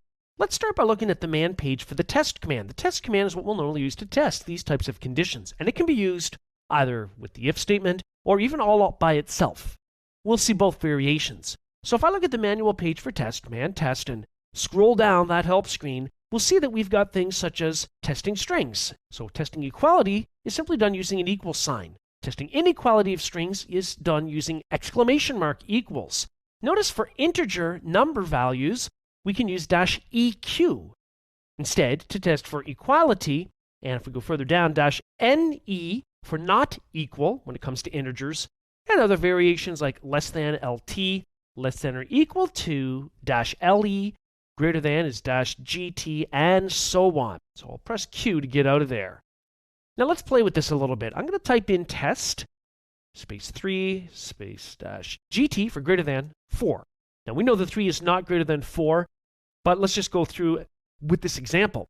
What I'm going to do after that is put in a double ampersand. Now whatever follows the double ampersand here in this example will only be triggered if our comparison is true. Now we know our comparison is not true. However, let's just follow through and say echo, yes, it is. Now we know that 3 is not greater than 4, but that's okay because in this case, this echo message will not be triggered. Afterwards, we'll put in a double pipe symbol. And what this means is whatever follows it is only triggered if our conditional statement evaluates to false or if it's erroneous, which it is in this case. So we're going to say echo, no, it is not. And if I press enter, it returns no, it is not, because of course 3 is not greater than 4. Now let's bring up that command again with our up arrow key. Let's just change our condition. Why don't we test say to see whether or not 6 is greater than 4? We know it is. And of course, now notice it's triggering the true statement portion, so it's echoing back, yes, it is. So for simple tests of conditions and expressions, you can get away with just using the test command even on a single line like this if you wish. Now let's clear the screen. We're going to test multiple conditions within one statement. So that's a compound conditional statement. I'm going to make a variable called city code, and it's going to equal lowercase hfx. And I'm going to make a variable called project days, let's say a value of 4. And what we're going to do is test these both at the same time. So I'm going to type if test, and I'm going to test city code. Because it's a string, I'll use the equals comparison operator. I want to check for equality of hfx. So does it equal hfx? And, so double ampersand, test again. And what I want to do is test the proj days variable, $ proj days. And because it's an integer, not a string, I have different comparison operators. So in this case, gt for greater than 3. So what we're saying so far is that both of these conditions must be true. The city code needs to equal Halifax or HFX, and the proj days must be greater than 3. Now, if that evaluates to true, if both conditions are met, semicolon, then echo, let's say, all true. And semicolon fi to close off our if statement. So if we press enter, it says all true because all the conditions are true. Now, we've only tested 2. You can test more, but in this case, we are getting the expected return result. Let's change it up. Let's use the up arrow key. Let's check to determine whether or not the project days variable is greater than 8. Now it's not because up here we set it to a value of 4, but nonetheless, let's run our code. Notice we get nothing back. That's because both conditions were not met. Only one is true in this case, city code equals hfx. Project days is not greater than 8. Let's bring up that command and let's change a few things. Instead of both conditions having to be true with the double ampersand, why don't we use a double pipe symbol? Either one can be true. And then we'll change our message so it doesn't say all true, but maybe something like at least one condition is true. How about something like that? And we'll press enter. And it comes back and tells us that at least one condition is true. And that's, of course, because hfx is, in fact, stored in the city code variable. Project days, well, it is greater than 3. Let's test this in another variation by making sure if we set that to greater than 8, we still get a message that says at least one condition is true. And we are still getting it because one condition is true. City code still contains HFX. So it's important then to understand first how to go into the man page as we started off with man test to be able to determine what the exact syntax is for these various comparison operators for string and numeric. And then it's important, of course, to be able to test multiple conditions at once. In this demonstration, I'll be using a for loop construct within a shell script. For loops are great when you know you have a specific number of times that you want to process something within the loop. And in this case, that's going to be a number of files within a subdirectory. I'm going to do an ls of /srv/www/marketing where I've placed some HTML sample files. And if I do an ls-l of that same location, we can see that we've got a variety of different file sizes. So what we're going to do is write a for loop that will process only HTML files, although technically that's all that's here, and it's going to tally up the total size of all of the files together. So let's get started with that task. I'm going to use the Nano editor, and I'm going to create a file called for.sh.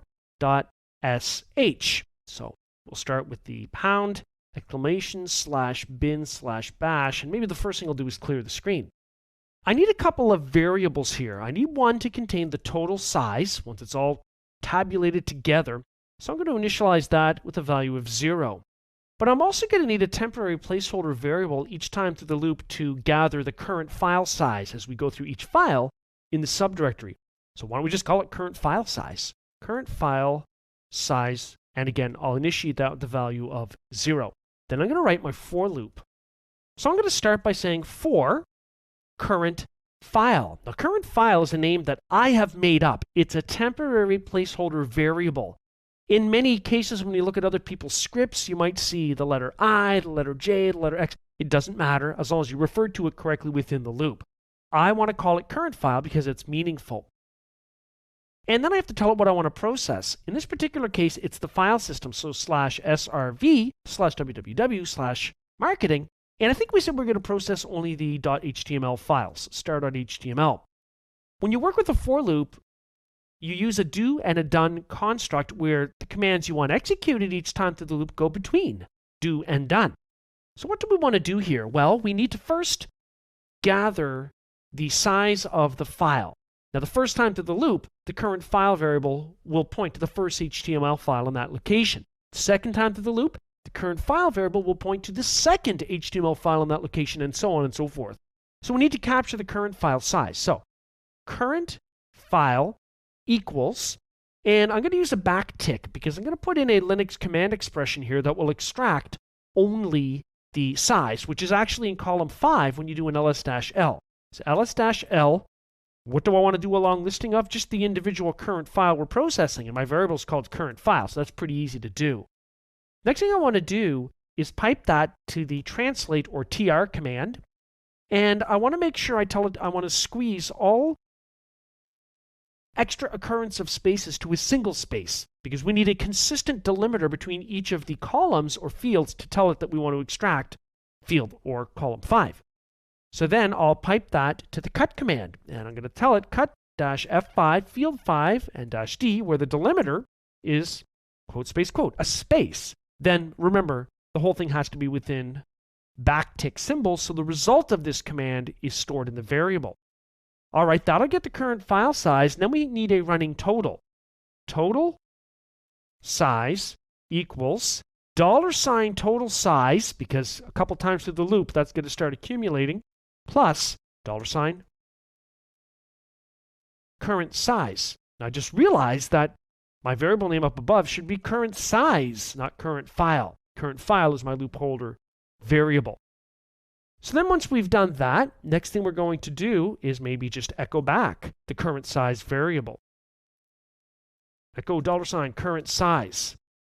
Now that's what we want to do with the loop. Outside the loop, maybe we'll just echo back the total space used by HTML files is, and then we'll refer to our, let's say, total size variable.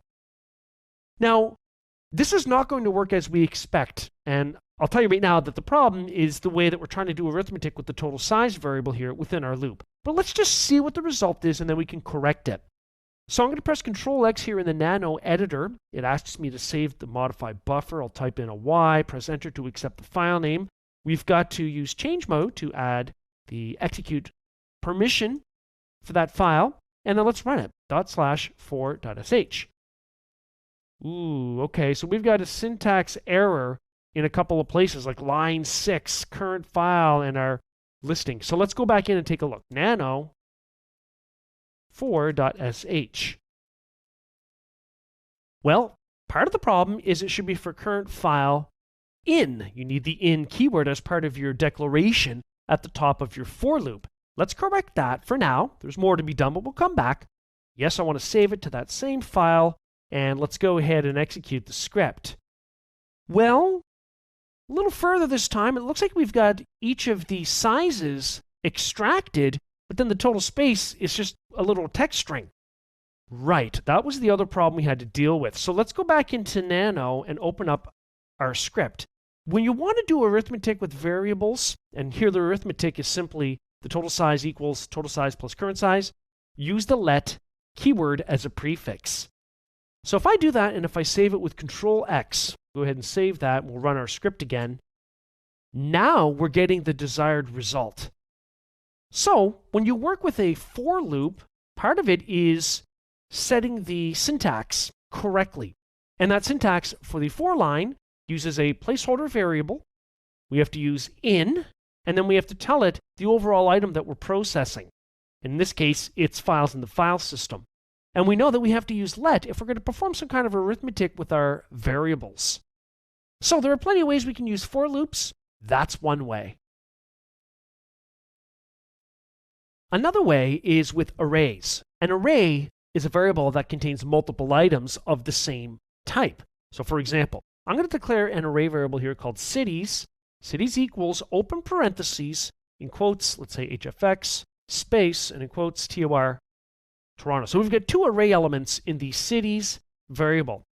Now what I want to do is echo, well, let's start by echoing just the cities variable itself. Okay, well that's kind of weird because all we got was HFX. Well, it's an array variable.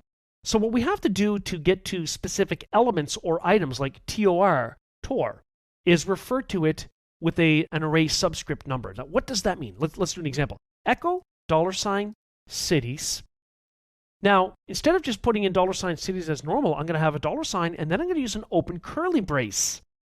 Then I'm going to refer to cities, square bracket, 0, close square bracket, and then curly brace again. What does this mean? Well, we're referring to an array variable, so $, and open and close curly braces. Cities 0 means that we're referring to the first array element, in this case, HFX. It starts counting at 0, not 1. And if we press enter, we get HFX. As you might imagine, if we just change that 0 to a 1, we get the next item in the array. In this case, that would be Tor or Toronto. So now that we've got that straightened out, let's do a quick for loop working with our array elements. So I'm going to run, I'll do this right on the command line. For, so I'm going to put in double opening parentheses here, and I want to do I equals 0. I is just a placeholder variable. It could be called anything. I'm just setting it, starting at 0, semicolon, while I is less than, basically less than the total number of array elements. In this case, we only have 2. But we don't want to hard code 2. So less than, $, open curly bracket, as we do when we work with our array elements, then pound symbol, cities, and in square brackets, at. This way we can extract the total number of array elements and then close our curly bracket. Then semicolon I++. What are we doing here? We didn't do that before. We're just incrementing our I variable each time through the loop. So we start at 0, next time it's 1, next time it's 2, all the way up to the maximum number of array elements. So I'll close that off with my closing parentheses, semicolon, and then I'm going to run do. And then what do you want to do? Well, I want to echo back $, and open curly brace and cities. And then within the square brackets, I'll put in $I. Now what's that going to do? Well, it'll be cities 0, first time through the loop. Then cities 1, next time through the loop. Because I is our incrementing placeholder variable, in this particular case, for the way that we're using our for loop. Then I'll close my curly brace. So that's why I want to echo back, and then I'll put in done. Because remember, you have a do and done construct with the for loop, and all the code you want executed in the loop goes between those two words. And notice when I do that, it's looped through the entire array. It knows that there are only two array elements, 0 and 1, and so it resulted in showing me what those values are. So we can also use a for loop to quickly process an array containing multiple items. Unlike a for loop, when you use a while loop in your shell scripts, you don't necessarily know exactly how many times you're going to be going through the loop. So for example, let's start by building a simple script that will have a simple while loop that prompts the user to select an option. So while the user doesn't choose to exit, we want to keep going through the loop. Here we go. We're going to use the nano editor, and we'll build this as while.sh. Start off with pound exclamation /bin /bash. And I'm going to start by making a variable called choice, which will equal a textual value, let's say, of 0. And then I'm going to build a while loop. So I'll use the while keyword.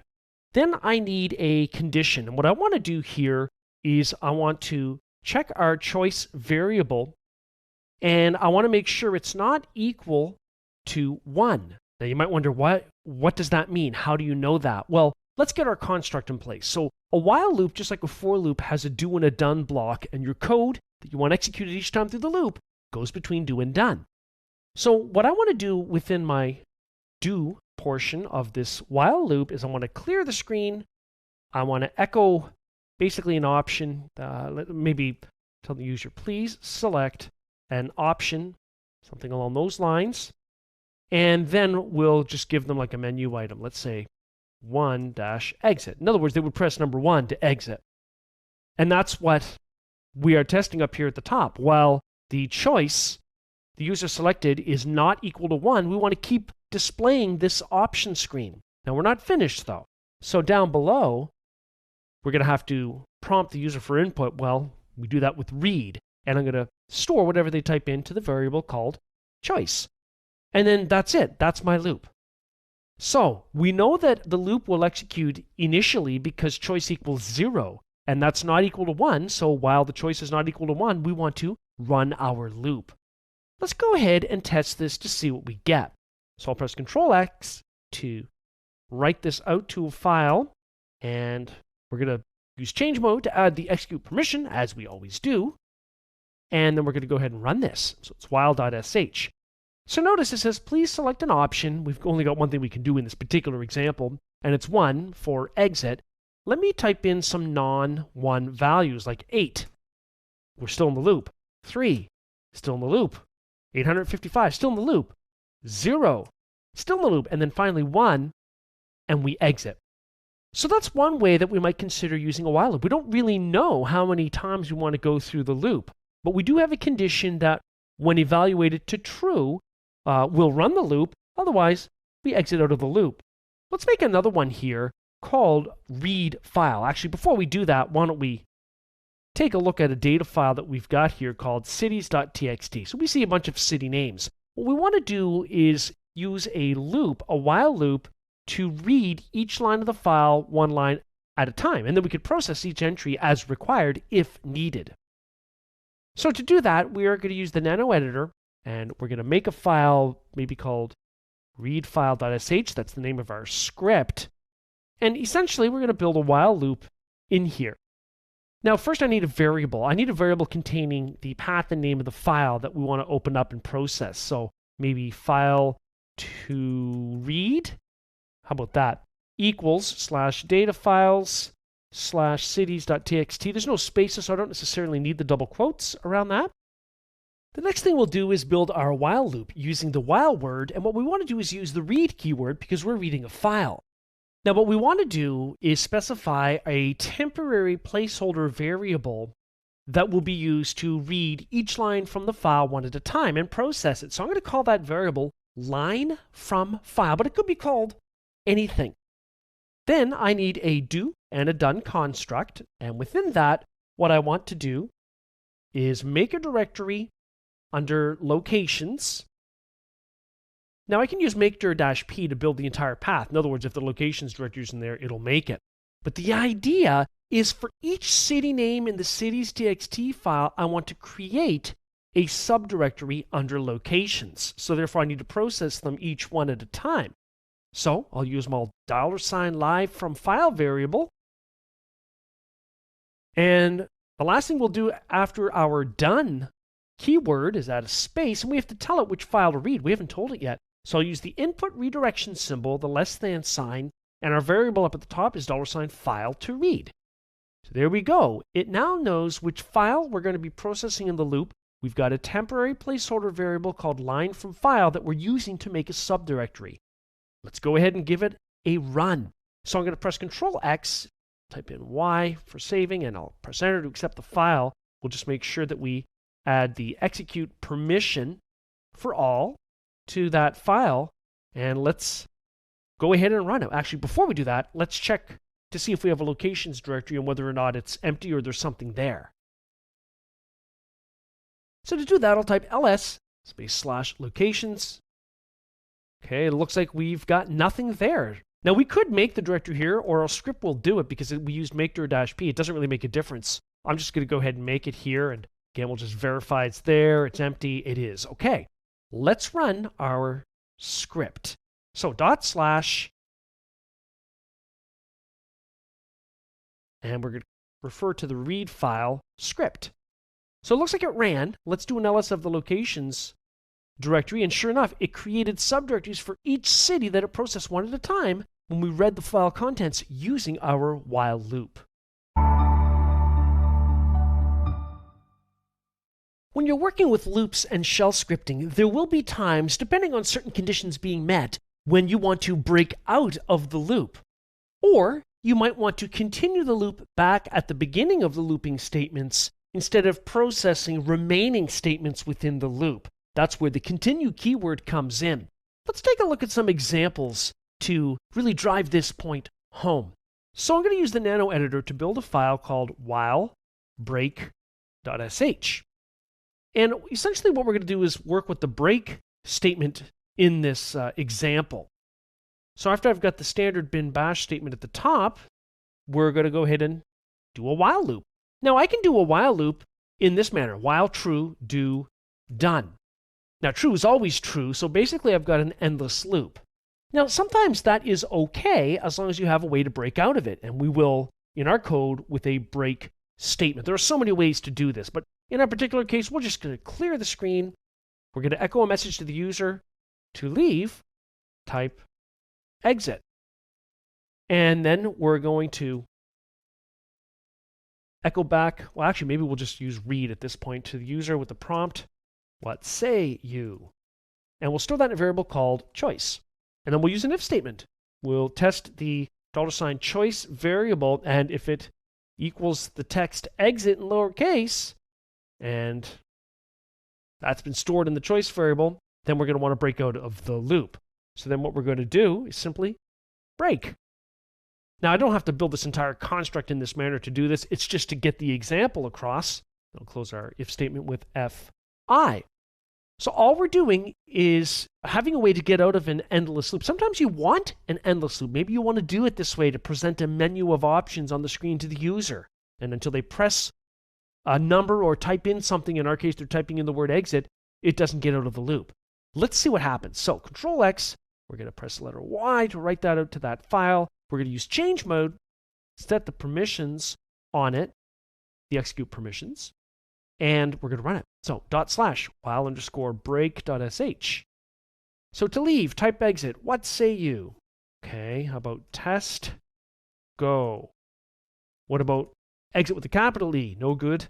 Exit, lowercase letters, and we are out.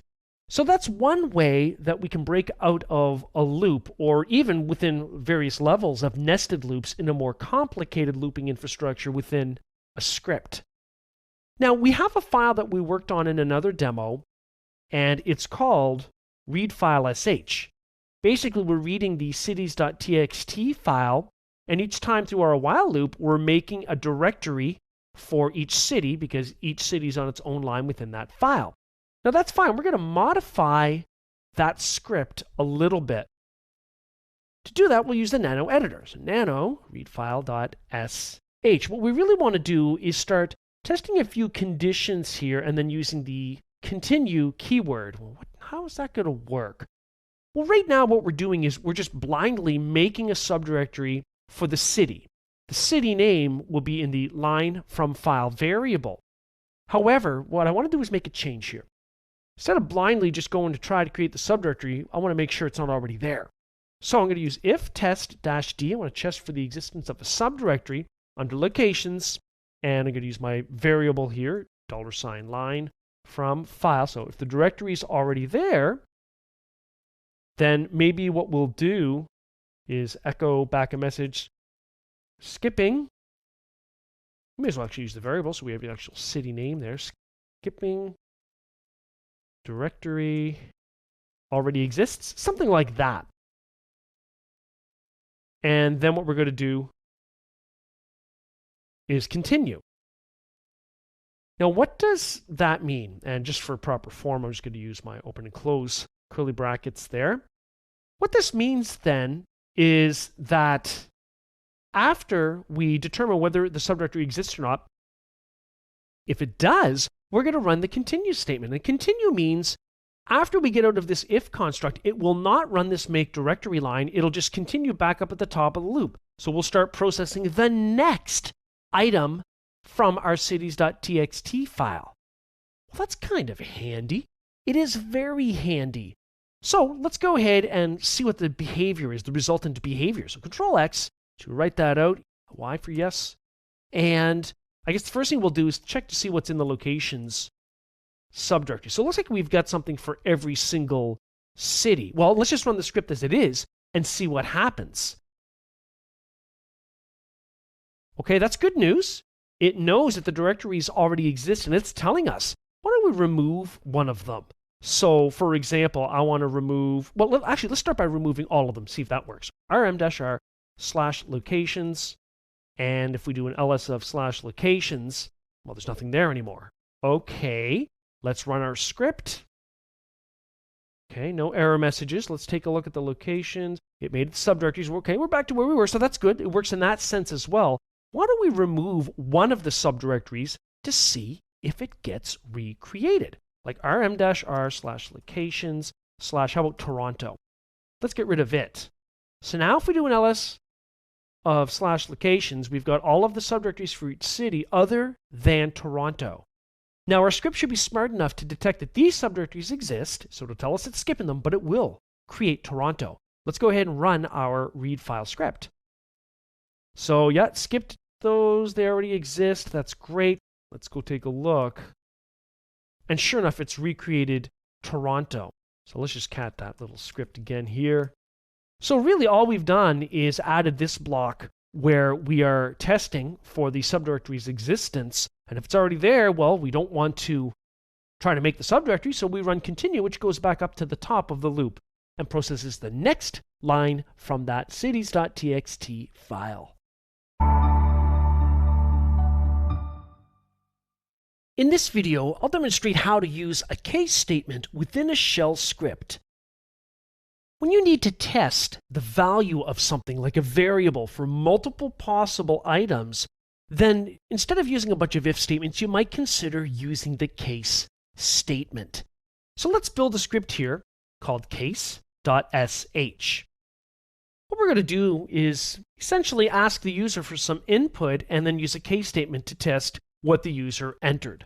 So to do that, we'll start by, let's say, clearing the screen in our script. And then I'm going to echo, let's see, expense allocation, let's say. And then we're going to ask the user with the read statement. So read-p with the prompt, enter your city. And then we'll store that in a variable, how about called city. Then I'm going to use a case statement so we can check the value of the city variable for multiple items. So case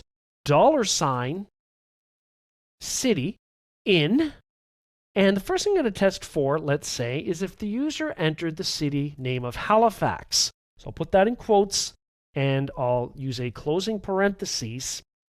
And if so, then what do you want to do? Well, I want to set, let's say, the cost center variable equal to east. And is there anything else? No, that's it. So 2 semicolons to move on to the next item we're going to test. In this case, let's check for Toronto. Actually, why don't we check for Toronto? So that's in quotes, or, so a single pipe symbol, Montreal. So we're testing for both of those items. So put in a closing parentheses. And if that's the case, if that's the city the user entered, well, we're going to allocate that to a cost center, let's say called Central. And again, double semicolon. We'll do one more here. How about Vancouver? So we can cover the west coast of Canada. Cost center in this case will equal, let's say, west. We'll put in our double semicolon to close that. And then what about anything else they might enter? Well, we can deal with that with asterisk, close parentheses. And if they enter anything other than that, we want to clear the screen, single semicolon, and echo invalid city or something along those lines. And maybe we'll specify how about the name of the city variable that they entered that is invalid so they can see it back on the screen. And then we'll just exit out of the entire thing. So then that's great. We've got that done. So then we'll put in our semicolons. And then what we're going to do is close off our case statement with the word case spelled backwards. Then we'll clear the screen again and we'll echo back cost center for city variable, $city, has been set to, and whatever the cost center variable happens to contain at that point in time. All right, well, let's go ahead and run this and see if the syntax is correct and we get the desired result. So Control X to write it out and all that good stuff. Change mode plus X. Get the appropriate permission set so we can run the script and /case.sh. Expense allocation, enter your city. Okay, how about I start with Frankfurt? It says invalid city, Frankfurt. Well, that's good. That part's working. Enter your city. Let's put in Vancouver. Perfect. Cost center for Vancouver has been set to west. Now, when you're testing your scripts, make sure you test all variations of what the script does in terms of its logic. So if I put in Halifax, then it says the cost center has been set to east. And if I were to enter Montreal, then of course it's set to central, and so on and so forth. So if we cat that script again, case.sh, we can see how easy it is to test multiple items without using a whole bunch of different if statements, but rather using the case statement. In this video, I'll demonstrate how to work with arrays. An array is a variable in the Bash shell that can contain multiple items of the same type. It's all treated as one unit, maybe multiple colors if you're a contractor that does painting, or multiple stock quote values, or multiple department names, or city codes. It could be anything. One way we can populate an array is like this. Let's say I want to make an array of departments within the organization. So I'm going to call the variable depts. So departments equals open parentheses in quotes. I'll put in IT, close quote, space, then I want HR, then I want, let's say, sales. So those are text strings, separate text strings separated by a space. Now, if I were to echo back just $departments, I get the first array item or element, in this case, just IT.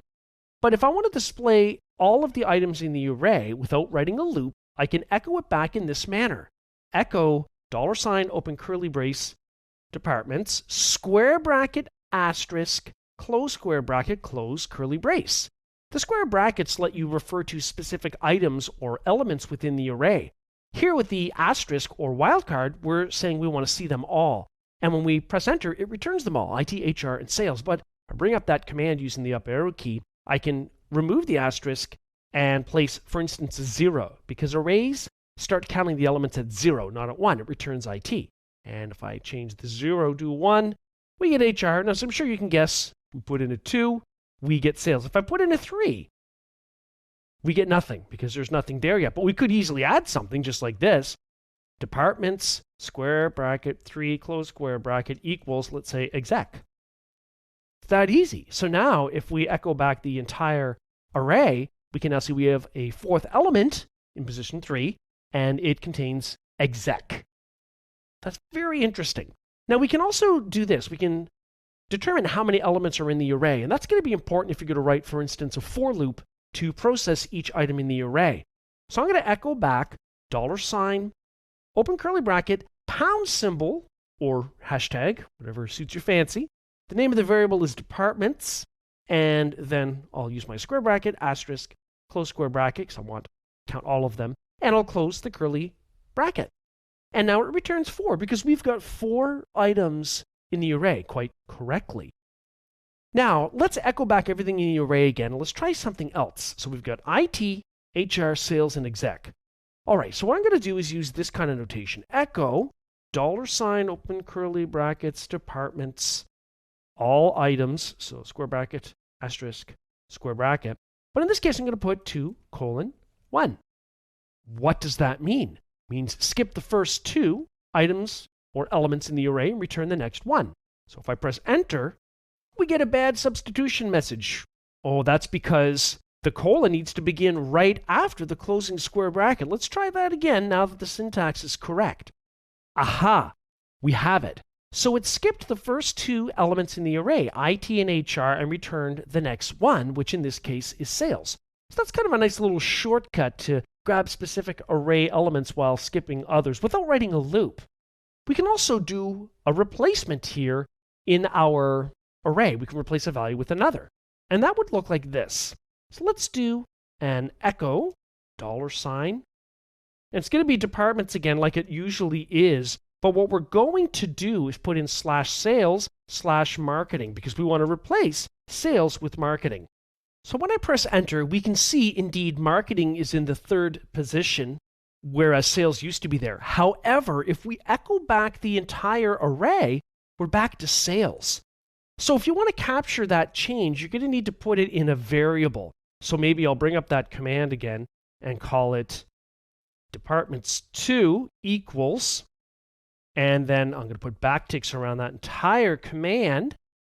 And now, if I were to echo back everything in the departments2 array, we've got marketing. So just bear in mind that that's the behavior. That's kind of how it works. The other thing you might want to keep in mind is how to sort items in an array. Now, in Linux, we've got the sort command.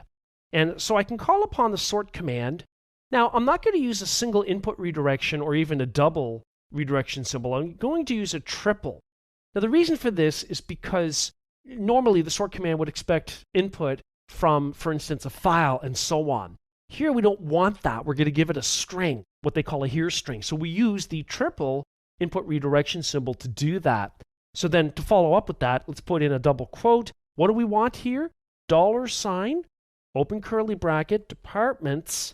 We want everything to be sorted. So in the square brackets, we'll put the asterisk. We'll close our curly bracket. We'll close our double quote, and we'll press enter. And so what we now have is a sorted result for what's in the departments array. So we've got exec, which comes before HR, which comes before IT, which comes before sales. Because remember, the natural order of our departments array is IT, HR, sales, exec. So we do have the option of sorting it, which can be very handy. And again, we don't have to do this through a looping construct, although you'll find that if you start doing some more complicated processing of items in an array, you might do it through a for loop, which is normally done because we can easily count or determine the number of array elements. In this demonstration, the focus is going to be on how to work with mathematics at the bash shell, and of course within a shell script, because the bash shell isn't really designed to handle math very well. So let's take a look at that. Let's say I want to echo back 579 times 2. Well, it echoed it back all right, but literally it didn't do the math. Well, what if we put it in quotes? Would that make a difference? Probably not, because it's still going to be treated as a string.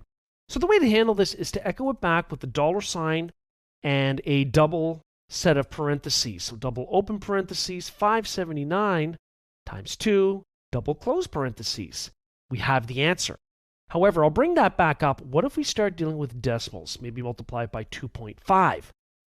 And that's where we have problems. Syntax error, because the bash shell doesn't handle decimal points or floating point values by default. Now, we can install tools that will do it, and your distribution of Unix or Linux might already have those tools installed. In this particular case, I'm referring to BC, the basic calculator tool, which I'm going to install. And here in Ubuntu, I can do that with apt get install BC. Now, if it's already installed, which it is, it will tell me that it's already up to the newest version. Well, that's good to know. It's up to date. I'm happy with that. So if I just type BC, I'm in interactive mode, and I can start typing in things I want to do mathematically, like let's say 577 times 2.5, and notice that it will handle the decimals just fine. I'll just enter that in properly. So it gave us the resultant output, even with floating points. Now I can type quit to get out of that. We also have the option of working with BC, Basic Calculator, in non-interactive mode. So for instance, I could echo back my mathematics that I wanted to calculate. So I'll just put in echo, and in quotes, I'll put in 579 times 2.5. I want to make sure there's a decimal in there. Pipe it to BC, we get the answer. That seems to work well. So let's put this to action in a script. I'm going to use Nano to build a file called paycheck.sh. And in essence, we're just going to prompt the user for some information about hours worked, hourly wage, and we'll do the math to calculate what the gross pay is going to be. So we'll start by clearing the screen and maybe echo for a blank line. Then I'm going to use read-p, enter hours worked. We'll put that in a variable called hours worked. And then after that, maybe what we'll do is ask for the hourly wage. Now, realistically, that would be stored in a database somewhere, but in this example, let's just prompt the user for it. Probably not a good idea to ask people what their hourly wage is when they have the choice of making it up. So now that we've done that, I'm going to calculate the gross pay. I'm going to make a variable here called gross pay, which is going to equal the result of a Linux command. So backtick. I want to echo, in quotes, $hours worked, make sure the variable names are correct, times $hourly wage. And of course, I want to close my double quote, pipe that to BC, and then close the backtick. So that result from that command, once it executes, which should be the multiplication of those prompted items together, including with decimal points, should be stored in the gross pay variable, which means we can then echo it back if we want. So if I echo back, gross pay is, and I'm going to put in $$ because I literally want to display the $, but we know the $, has a special meaning in the shell. So I take away that meaning by preceding it with the # symbol. And then we want to display $ gross pay. Okay, let's go ahead and give this a whirl. Go ahead and save this file out, and we'll make sure we've got the execute permissions set on it, all the normal stuff, and then /. Let's run our paycheck script. Hours worked. Well, we've put in a 40-hour week, and we're making $25.99 an hour. And it did the calculation. So we can work with mathematical operations, but depending on what it is exactly we're doing in terms of that math, will determine whether we need something beyond just the basic bash shell. And certainly if you're working with floating point values, you're going to need something else like we've used here, such as the BC utility. There are times where you might need to convert numbers between bases. So for example, we're used to dealing in base 10, decimal. There might be times when we need to work with numbers in hexadecimal or octal or binary. And in our example, we're going to take an IP address that gets input by a user and convert it to its binary equivalent using a shell script. So let's get right to it. Let's use Nano and let's make a file. How about we'll call it to_binary.sh. And what we want to do here is prompt the user for some information, like the IP address that we're going to convert. So I'll clear the screen, blank line echo, read-p, enter IPv4 address. And we're going to store that in a variable called, wait for it, IP address. All right, so IP addresses are a variable. Now, there are plenty of ways that this could be handled from this point. What I need to do is basically separate each part of the IP address, each octet, between the dots. And I'm going to do that using a for loop because I love for loops. For, F-O-R, double open parentheses, I equal 1. I'm going to start at 1 because that's our first octet. Semicolon, I less than 5. I know there's 4 octets, so I want this to execute 4 times. Semicolon, I plus plus. So increment our little loop counter 1 by 1 each time through the loop. We know that for uses a do-done construct because we've talked about it in another demo. Now what I'm going to do here is I'm going to make an array variable called octet. And in square bracket, I'm going to put $I. What does that mean? Well, in this case, I'm going to be starting at array element 1, but it really doesn't matter in this case. It's fine for what we're doing. So this is going to store something in that position within the octet array. Octet $I would be 1 the first time through the loop, it would be 2 the second time through the loop, and so on. What I want to do is have the result of this command stored in that array element. I want it to be the first octet, for example, of the entered IP address, so the number before the first period, the first time through the loop. Second time through the loop, I want the second item in the octet array, at least numbered as 2, but really 3, since they start counting at 0, to be the second octet of the entered IP address. So, how am I going to do that? Well, I'm going to use this. Echo $IP address. That's going to echo back the IP address that was entered in. So, just for fun here, let's just make a comment. Let's say someone enters in 192.168.1.1. What we're trying to do right now is grab the 192. Now, the whole thing is going to be stored in the IP address variable. So how are we going to do it? It's quite easy, actually. We're going to echo the entire IP address and then pipe it to another command. So I'm going to pipe it, vertical bar. What are you going to pipe it to? I'm going to pipe it to the cut command. Cut dash. Now, the field parameter lets you determine which field you want to extract. We want field number 1, but not every time, because the second time through the loop, we want field 2. Third time, field 3, and so on. Why don't we use our array counter variable $I? It's already there. Perfect. Dash D. So what's the delimiter that separates one field from another? That's easy. In this case, it's done for us. It's the period. So put that in quotes. And then remember, this whole thing is a command that has to result in something that gets stored in our octet array element. So we'll close the backtick. Beautiful. That then is going to populate our octet array. We're going to have 4 populated elements with each of the 4 octets that make up the IP address.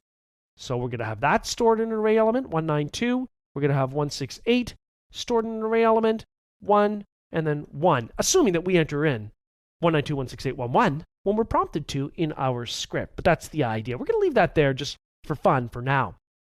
But we're not finished, because now that we've gathered or broken apart the IP address into its 4 components, we need to convert each of those 4 components, or octets, into its binary equivalent and then display it back to the screen.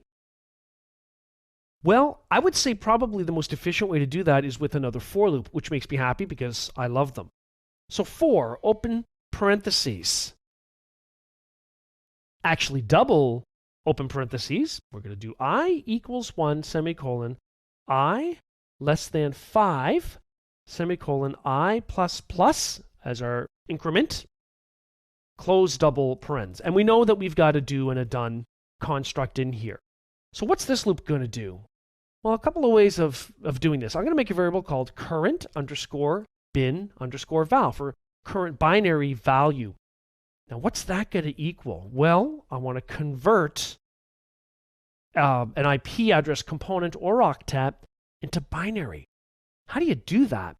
Well, we can use our basic calculator. So backtick BC for basic calculator. And I'm going to then use the triple input redirection, the here string redirection. And then I'm going to put in quotes O base equals 2. So the output base is going to be 2 for binary. And then semicolon. And what's our variable? What are we trying to convert? $, open bracket, octet, because that's an array, isn't it? And then square bracket, $I. So we process these properly. We want to process each octet. There are 4. So that's why we're using our counter variable, $i. All right, so we'll close our curly brace. Now what do we do? Well, let's see. We've got to close our double quote and our backtick. All right, so that should convert the current octet of the IP address. So the first time through the loop, that's going to be 192 that we're converting to binary. And the 192 converted to binary will be stored in the current bin val variable. Okay, but then we want to put together the entire binary string for all 4 octets. So why don't we make a variable, let's say called full bin val, the full binary value altogether. And why don't we have it equal, well, itself, full underscore bin val, which is going to be nothing the first time through the loop. We want that, and then I want maybe a space, so quote space quote, and then the current bin val, current binary value. Okay, that should be what we want, and then let's see, we're going to echo back something like this, binary value, and then we'll display our full bin val variable. So this is interesting. We're using 2 loops here. The first loop is used to populate the octet array with each of the 4 octets that make up our IP address. And then we have a second for loop where we process each of those items and convert it to binary. This is interesting. Let's see if it actually works. So I'm going to save this. We're going to use change mode to make sure it's executable. And we're going to run it. /2binary.sh. Enter IPv4. Okay, why don't we put in 192.168.1.1? Well, it looks like there's a tiny error. And I can see immediately that the problem is that we don't have the double closing parentheses for our for loop declaration. Let's go back in using nano and let's fix that problem. It's the first for loop right here. Now the line number is given with those errors. Aha! Boy, that'll mess up everything. Let's save that out and let's try this again. So 192.168.1.1 is what we're entering when prompted by the script. And it returns the binary value, and it's very easy to read. Now, if you've worked a lot with binary to decimal conversions, even just by looking at that, you will know that that indeed is actually correct. In this video, I'll demonstrate how to manipulate strings. The thing to remember is that when we work with the Linux shell or shell scripts, the result of any command is a string, or a collection of strings. Now, in other object-oriented languages, the result of a command or a statement might be an object or an object collection. But in Linux, at the bash shell, it's string. So therefore, string manipulation is a very important skill. Let's start off by creating a variable called location code, and maybe what we'll put in there is hfx123. Now, the first thing we'll look at is just the basic stuff, like how many characters are in that string, in that variable. And that could be useful in a shell script if you're asking for user input. Maybe you're asking for a location code, and you know that the location code needs to be 6 characters long. So you could use an if statement to test the length and verify whether or not that's true. Now, how do we test that length? How do we do that? Well, we could do it with echo, $, open curly bracket, pound symbol, and then the name of the variable, in this case, location code. We have to close our curly brace. And if I press enter, indeed, we see it returns 6 because there are 6 characters within that string. So that's the string length. But there are plenty of other things that you might want to do, such as extracting a portion of a string. So let's take a look at a few examples. The first thing we're going to do is work with a regular expression. Regular expressions are used for pattern matching. And if we take a look at our example, we're using the echo command, and we've got the entire thing within backticks. Now, the reason for that is because we want the result of this Linux command to be echoed back. We don't want to echo back the code itself. So we're using the expression statement, expr, in Linux. Following that, I've got my variable location code with the preceding $sign in double quotes. Now, spacing can be very important here. Notice I've got a space before and after the full colon. That needs to be there. Then after the colon, I've got my pattern matching or my regular expression, which is, within single quotes, / open parentheses. That's because I don't want the open parentheses to have its normal meaning in the shell. I want to take away the meaning. So I've got the / to escape it. Same thing for the closing parentheses. And then within the parentheses, I've got dot dot. Now, in many operating systems, when you want to use a wildcard for a single character, you would normally use a question mark. Well, in regular expressions, instead, we use a dot. So really, what I'm asking for here are the first two characters within the location code string. That's really what it means. Let's press enter and see what we get. Indeed, I do get only HF, and those are the first two characters within that string. But there's a lot more we can do depending on what we need to extract from a string. Let's look at a few variations to give us a sense of what's possible here. In our next example, what we're going to be doing is essentially asking for a character. It's going to be the first character. It starts at the left by default, which must be between A and C. So either it's A, B, or C. And if we press enter, in this case, I'm asked for more. Well, that's because I'm missing my closing backtick. Let's put in the closing backtick, and let's press enter. So notice we get nothing returned because the first character within the location code variable is not an A, nor is it a B, nor is it a C. Now that's interesting. So let's say we change that up and we put in a J, A through to J. When we press enter, we do get the first character returned because it's an H that falls within that range. You can also do the same things with numbers, 0 through to 6 or 0 through to 9. And you'll find that this is often used, the regular expression pattern matching, to make sure someone has entered in a valid zip code or a valid postal code or a valid phone number with the area code, that type of thing. So we've got a couple of variations on how that can work. Now we know how we can test for the first couple of characters, such as HF, as we've seen, but there are other ways to do that as well. Consider this example where we're echoing back $, and in parentheses, the location code variable, then we've got :0, :3. This means I want to start at the beginning, 0, and I want to return the first three characters. That's where the 3 comes from. And if we press enter, notice indeed it really is returning those first three characters. We got HFX as a return value. If I bring up that previous command with the up arrow key, and if we change the 0 to a 3, we're simply changing the starting position on what we want returned. So what we're saying here is I would like to start after our third character and return 3. And if I press enter, notice it skipped the first 3, HFX, and it returned instead just the 1, 2, 3. So we've got a lot of ways to extract specific substrings depending on what our needs are. Sometimes if someone enters a location code, for instance, in a shell script, we might need to extract just the numeric part or just the textual part and so on. There are other things that we should bear in mind too, such as looking at replacing values. And we can do this using the echo command, essentially doing something like this. So what I'm doing is looking at the location code variable, which currently contains HFX123. All I want to do is replace the HFX part, not the whole variable. Otherwise, I could just overwrite the entire variable. But I'm seeking HFX and replacing it with YHZ, which is the actual airport code for the city of Halifax. So if we had a change down the road that we had to make to some kind of coding structure in our business, we could do this. Now, when I press enter, it returns YHZ123. But that's just in the screen output, you see. Because if I echo the original variable, location code, it still has HFX123.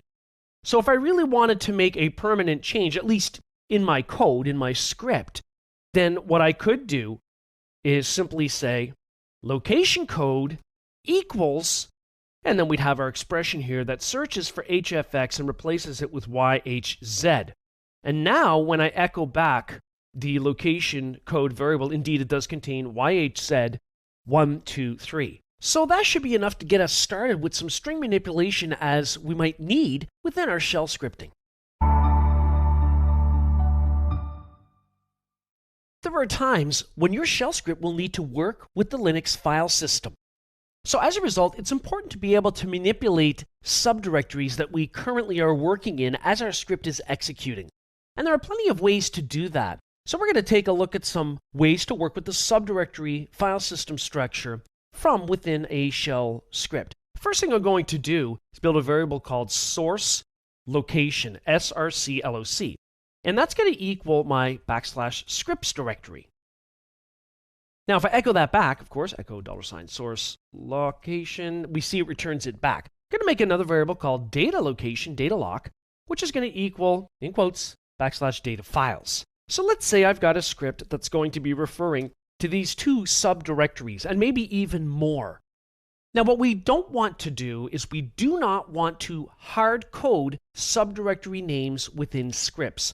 Either we use variables like we're starting to do here, or we pass subdirectory names as parameters into a script or something like that. But you don't want to hard code it because the underlying file system structure could change, and often it does over time. So we've got these two subdirectories then in our two variables. Now, the first thing we should bear in mind, let me just go to the root of the file system, cd space /, is the print working directory command, pwd, will tell me my current position in the file system. And notice we're currently in the root of the file system. If I were to change directory, let's say to $data lock, that's my data location variable. Notice it puts me in the data files subdirectory, which is evident by looking at our prompt. Of course, if you really wanted to verify it, you could use the pwd, and if you're automating stuff in a script, pwd would be important for that purpose. Now, at the same time, let's do a change directory back to the root yet again. There are some specialized commands that we can work with in Unix and Linux to work with our current directory location. Now, first of all, I'm going to echo back a built-in environment variable. So echo $ in curly brackets because it's an array. The variable is called dirstack, directory stack.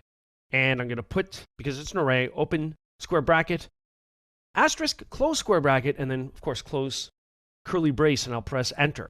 So currently our directory stack contains just what we've worked in, which is the root of the file system, just a /. So what I'm going to do now is push something onto the directory stack, a directory location. Push D is how I do that. And I'm going to push $source lock. That's my source location for scripts. That's our variable that we defined when we started this demonstration. And I'm also going to push onto the directory stack using the push D command, the $data lock variable. Okay, we can see as we're doing that, it's showing us what's in the directory stack. Let's use our up arrow key to go back to our echo statement to see what's in the dir stack array variable. So we've got data files and we've got scripts. Let me just go to the root of the file system again. So cd space /. So we're in the root of the file system. And what I'm going to do is simply type in popd. Now, when I do that, notice what it does is returns scripts. So that's been popped or removed from the directory stack. And at the same time, it's placed us in that directory. We're in scripts. And if I run popd again, now we're at the root, back to the root of the file system. So it shows us that and it places us there. And if I run popd again, well, the directory stack is now empty because we've popped all of the directory locations from that stack, starting from our current one, which was our data files directory. Now, you don't have to do this within your shell scripts. You can simply work with variables that are either set with their values within the script or through command line parameters to the script, or you could work with the directory stack using pushd and popd. In this exercise, the first thing you'll do is set up the environment for a script to run. And that means creating a course2 directory in the root of the file system. And then using, for example, the touch command in Linux, create some sample files in that course2 directory that have .html and .log file extensions. Now make sure that you actually put some sample data within those files so they're not all 0-byte files. Our script is going to depend on it for it to be meaningful.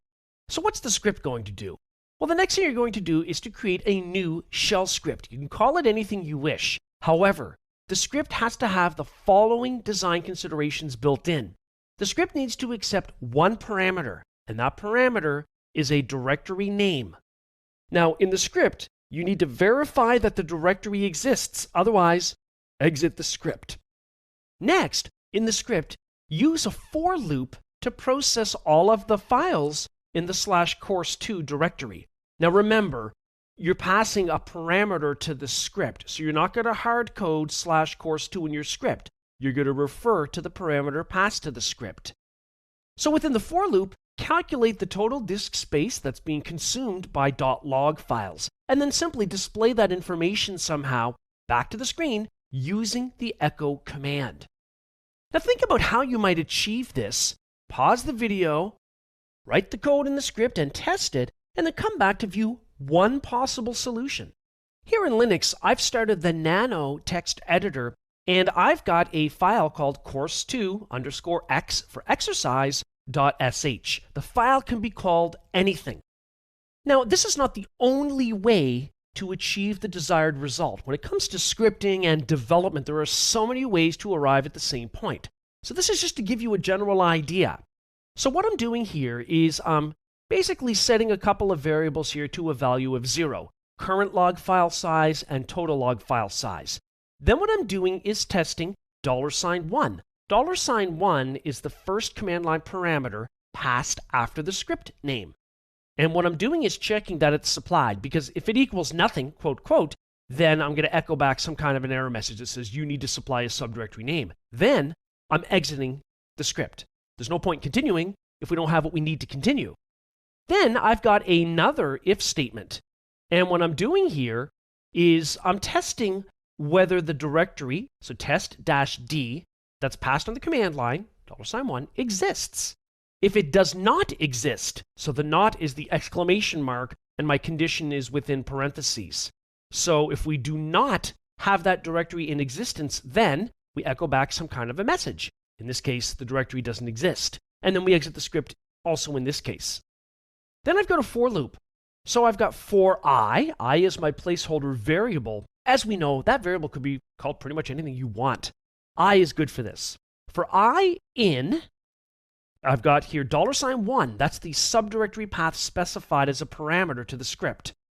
Now ideally, because of the way we've set up our sample files, that will be /course2. Then within that, I'm looking for all files that have a .log extension. That's what I want to process, because that's what we were asked to process and calculate the size of, the total size of. Then I've got my current log file size variable, which is running a Linux command, which is enclosed in the opening and the closing backtick. Because I don't want that literal command in the variable, I want the result of the command stored in the variable. The command, of course, is ls-l long listing of $i, that's our placeholder variable. The first time through the loop, $i will point to the first file, the first log file in the specified directory. We'll have everything about that as a result of ls-l. Then we're piping that to the translate command, where we basically want to squeeze -s occurrences of spaces. Now, having single spaces is fine. It's when we have more than single spaces. We need consistency so we can then extract what we need from ls-l, which we're doing by piping to cut and asking for field 5, which is the size of the file, where the delimiter is a space. Then I'm using the let Linux keyword because I'm performing arithmetic in this line, and I've got my variable total log file size, which will equal total log file size, so whatever it already is. First time through the loop, that will be nothing, but other times subsequently through the loop, it'll keep essentially a running total. And then we're adding the current log file size to it. Then finally at the bottom, I'm using an echo statement to display the amount of disk space consumption by log files in that directory. So let's give it a go. And remember, when you're testing your scripts, test them in various ways based on the code inside it, such as whether or not you specify a parameter, or in our case, whether we specify an invalid subdirectory or something like that. So I'm going to get out of here and we're going to run this script. I've already added the execute permission to it. So /course2xsh. Your script might be called something different, which is totally fine. Let's see what happens if I run it without passing any parameters. It says you must supply a subdirectory name. Good. That's what we want. All right, let me run that and let me pass it a fake subdirectory name. So let's say /fakedir. All right, directory fakedir does not exist. Cool, it's working. All right, well, why don't we specify the course2 subdirectory that we created as part of this exercise with some of those sample files. Looks like it worked. Our disk space consumption for log files in /course2, and then we've got a numeric value. Now we could go ahead and double check that. So if I do an ls of /course2, maybe an ls-l so we can see all the details. If we do that, we can see that, yeah, 3 log files 1600 each. Yep, 1600 times these, 4800. Good to go. The script is running. In this demonstration, I'll take a look at how to capture signals within a shell script and control the resultant program flow. So imagine, for example, that when you're running your script, somebody presses Control C. Well, that interrupts the script right in its tracks. And so if that script happened to open network connections and have temporary files stored on the hard drive, those connections are still open, the files are still there. So wouldn't it be great if we could trap or capture that event, the fact that Control C was pressed, and do something under our control? Here in Linux, we trap that stuff in a script using the trap command. But before we go into a script, let's just type trap space -L for list. So here I see the numeric signal values along with their textual representations. So when we press Control C, for instance, that's a signal 2, sig int, signal interrupt. When we press Control D, that's signal 3, sig quit. When we have an abort call being made against a running process like our script, that's sig 6, signal abort. So let's go ahead and take a look at an existing script that we're going to change. We're going to do that by running it. So I'm going to run a script called while.sh, and all it does is has a simple while loop. It says, please select an option. All we can do is press 1 to exit. So if I press any other numeric value and press enter, nothing happens. We're left in the loop. If I press 1, it exits. Okay, what about if we press Control C? Well, we get the little ~C symbol as per usual in Linux, and we're placed back at the command prompt. Okay, let's use the nano editor and let's open that thing up, the while.sh file. So we've got a little while loop, and really it's not doing anything of any relevance. But we're still going to use this in our example. So before the while loop here, I'm going to use the trap command. And I can use this in a number of ways. And the way I'm going to use it is I'm going to reference a custom defined function, which I will create in a moment, that I want to jump to when we get signal 2, when someone presses Control C. So how does that work syntactically? So trap, I'll give it the name of my little function, Control_C, although it can be called anything. That has nothing to do with the fact that we're capturing signal 2. I can use any name I wish. And then space 2 because I want to capture signal 2. Fine. Down below, I will define the Control-C function. So Control_C, open and close parentheses. Of course, our code goes between the open and close curly brackets. So what do we want to do when we detect that Control-C was pressed before the script is stopped from running? Well, maybe in this case, we'll clear the screen. Maybe we'll echo back a message, cleaning up temp files. And maybe after that, we'll actually do that. We'll clean up some temp files for I in /tmp/*. What do we want to do? Well, we need a do-done construct because it is a for loop. I think the first thing we'll do is verify that if we're going to try to delete something, it's not a subdirectory. So why don't we do it like this? If not, in parentheses, test-d $i. So $i, of course, is our placeholder variable as we loop through each entry in the TMP directory. And if it's not a subdirectory, then I want to actually remove whatever that item is. Well, it would be a file then, wouldn't it? So then, rm for remove and just $i. We'll just delete that entry. Let's close our if with fi. And after our done construct for the for loop, I'll put in exit 1. So we're returning an exit code status of 1, where 0 is success. So this is not a success. So we're going to do that, and that's pretty much it, really, for this script. So let's try it out. Let's go ahead and save this. And I think the first thing we'll do maybe is we'll create a couple of temporary files under TMP. Let's say fake file 1 and fake file 2. So if we do an ls of TMP, we've got a couple of files there. Actually, we can see we've also got a couple of subdirectories. So good thing we wrote our code to handle that. So when we press Control C, when our script is running, we will have captured that event, and the 2 fake files here in the temp folder should be removed. Okay, and that's only going to happen if Control C is pressed. So if I run my script again, and, well, let's make sure we've got normal functionality. Yes, we're still in the loop. 1 still exits. It's all as it was before. And this time, I'm just going to press Control C. It says cleaning up temp files. Well, let's take a look at the TMP folder. Files are gone. So it's a great way to gracefully control specific types of signals received by the script. And probably one of the most common ones you might encounter is someone pressing Control C. Let's talk about how to work with brace expansion in the Linux shell. And we're talking about the curly braces. We'll also talk about how to use the eval command to evaluate an expression. So let's start by looking at a few examples. I'm going to use the echo command here at the Linux shell, and in curly braces I'm going to have 1.10. What we're doing here is specifying a range. And well, let's just look at the output. When we press enter, we've got numbers starting at 1 and ending at 10.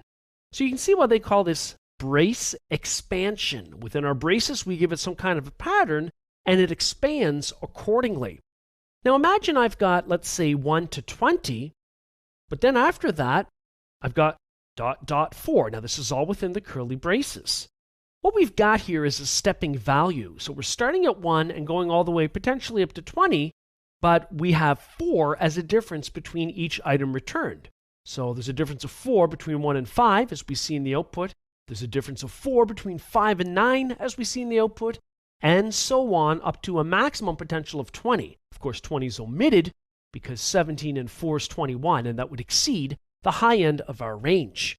Now we can also work with brace expansion and alpha characters, letters of the alphabet. So for example, echo, open curly brace, let's say D X, close curly brace. So we've got the letters of the alphabet inclusive from D through to X. We can also add to that by doing something like this. Let's say I type in echo 20, open curly brace, 10.18, close curly brace. That's interesting because we've got 2010, 2011, 2012, and so on, all the way up to 2018. Starting to see where this could actually be very, very interesting.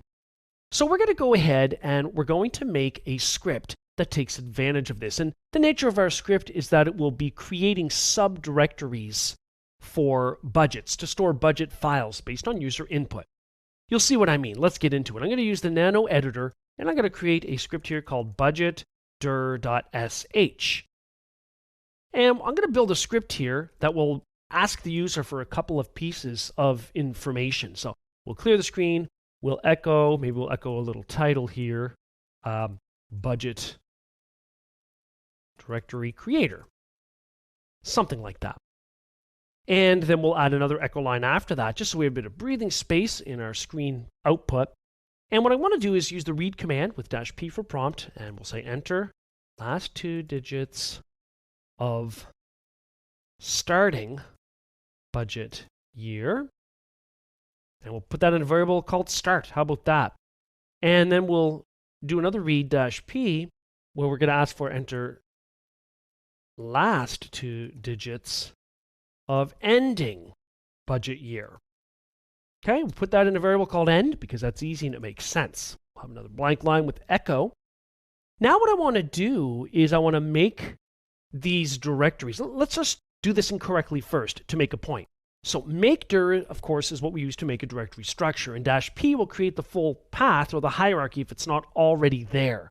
So /budgets, and then /20, and then I'll use my brace expansion, open curly brace, but I'm going to use variables here. Start, and then ... $end, and closing curly brace. Imagine that the 2 digits for the starting year up here are 10, and the last 2 digits of the ending year are 18. So what this should do is create 2010 through to 2018. Although, let's just look at the way the command is now, and we'll see what we get. So, then we're going to clear the screen, and maybe we'll just display it back. So maybe directories that exist under /budgets. And maybe we'll just do an ls/budgets, something like that. Okay, let's give this a whirl and see what happens. So we're going to save this. We're going to add the execute permission for all to it, and we're going to run it. So /budget.dir.sh. Enter the last 2 digits of starting budget year. Okay, so let's say we're interested in creating directories for 2018 to 2020. So, okay, how about 18? Enter last 2 digits of ending budget year. Okay, so 2020, so 20. Well, that output doesn't quite look right. What is that? That doesn't look like 2018, 2019, and 2020, so there's a problem. Let's go back into our script. Now, when we go back into our script, all we're going to do here is we're going to change our make directory line, and we're going to use the eval command in front of it so that it will properly evaluate the brace expansion here, the curly brace expansion that we're trying to use. That is going to make the difference. Okay, let's save that. Let's go back out and let's run our script once again. All right, last two digits of the starting budget year, 18. Last two digits of the ending budget year, 20.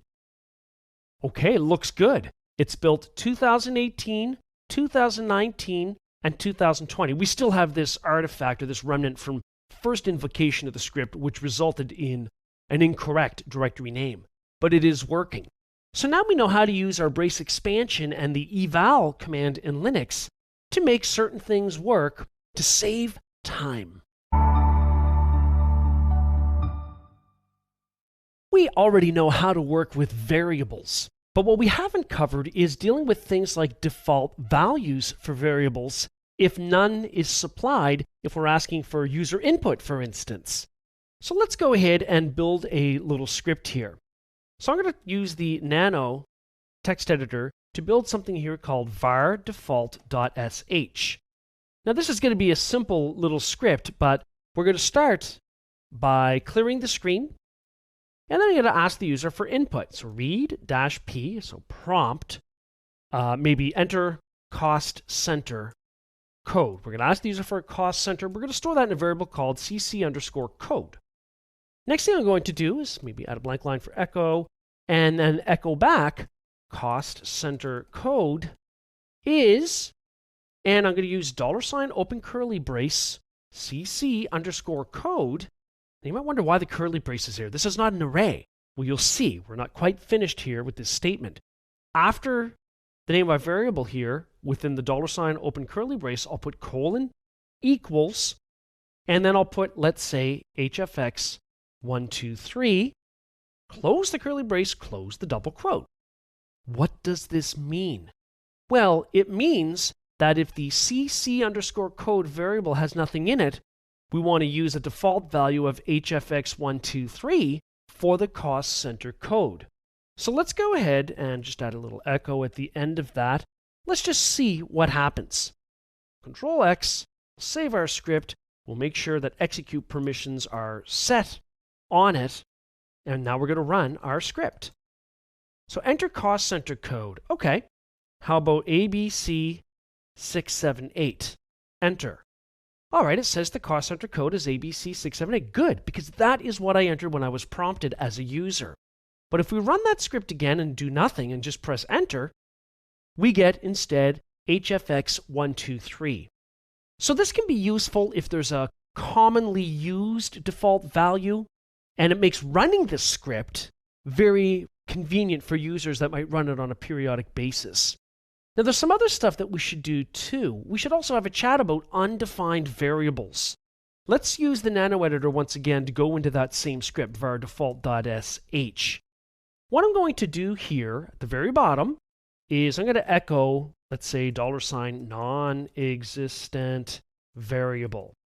So that variable doesn't exist. I haven't set it. It's not here. Let's just see what we get here. And maybe let's put some text there so we see something. This is the last line. Okay. And then we'll see if we get something for non-existent variable. So I'm going to close out and we're going to run that script. And I'll just press enter. Well, we echoed back this is the last line, but there's nothing after it because that's a non-existent variable. There's nothing in it. But by default, in the bash environment, there are no errors that are thrown because you have an undefined variable. Now, in most scripting and development languages, there's a way to force the declaration of variables, or at least to notify you, because it'll throw an error telling you such when you try to run your code. So let's go back into that script. And what I'm going to do up at the top is I'm going to use set-u. And what this means is that any undefined variables will throw an error. Okay, well, we've got one in the last line.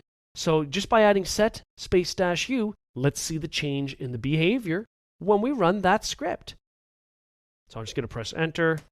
Okay, so now we have an error that was thrown related to a non-existent variable. That's the name of it. It says unbound variable.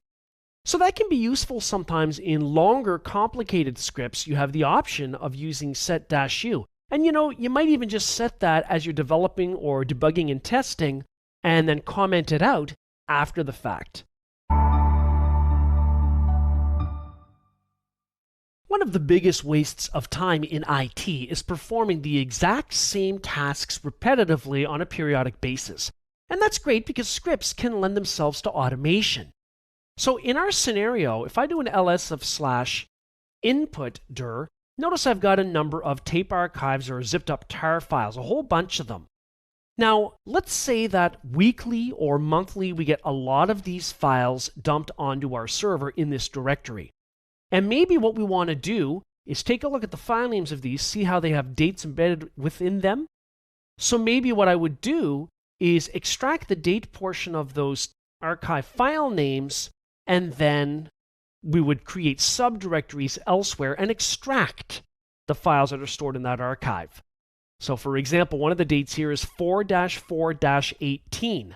Well, let's say that according to our organization, we've got a processed dir folder, processed directory, under which we need subdirectories for each of these dates. And then we need the files extracted in them. So when I do an ls of processed dir, notice we get nothing. There's nothing there.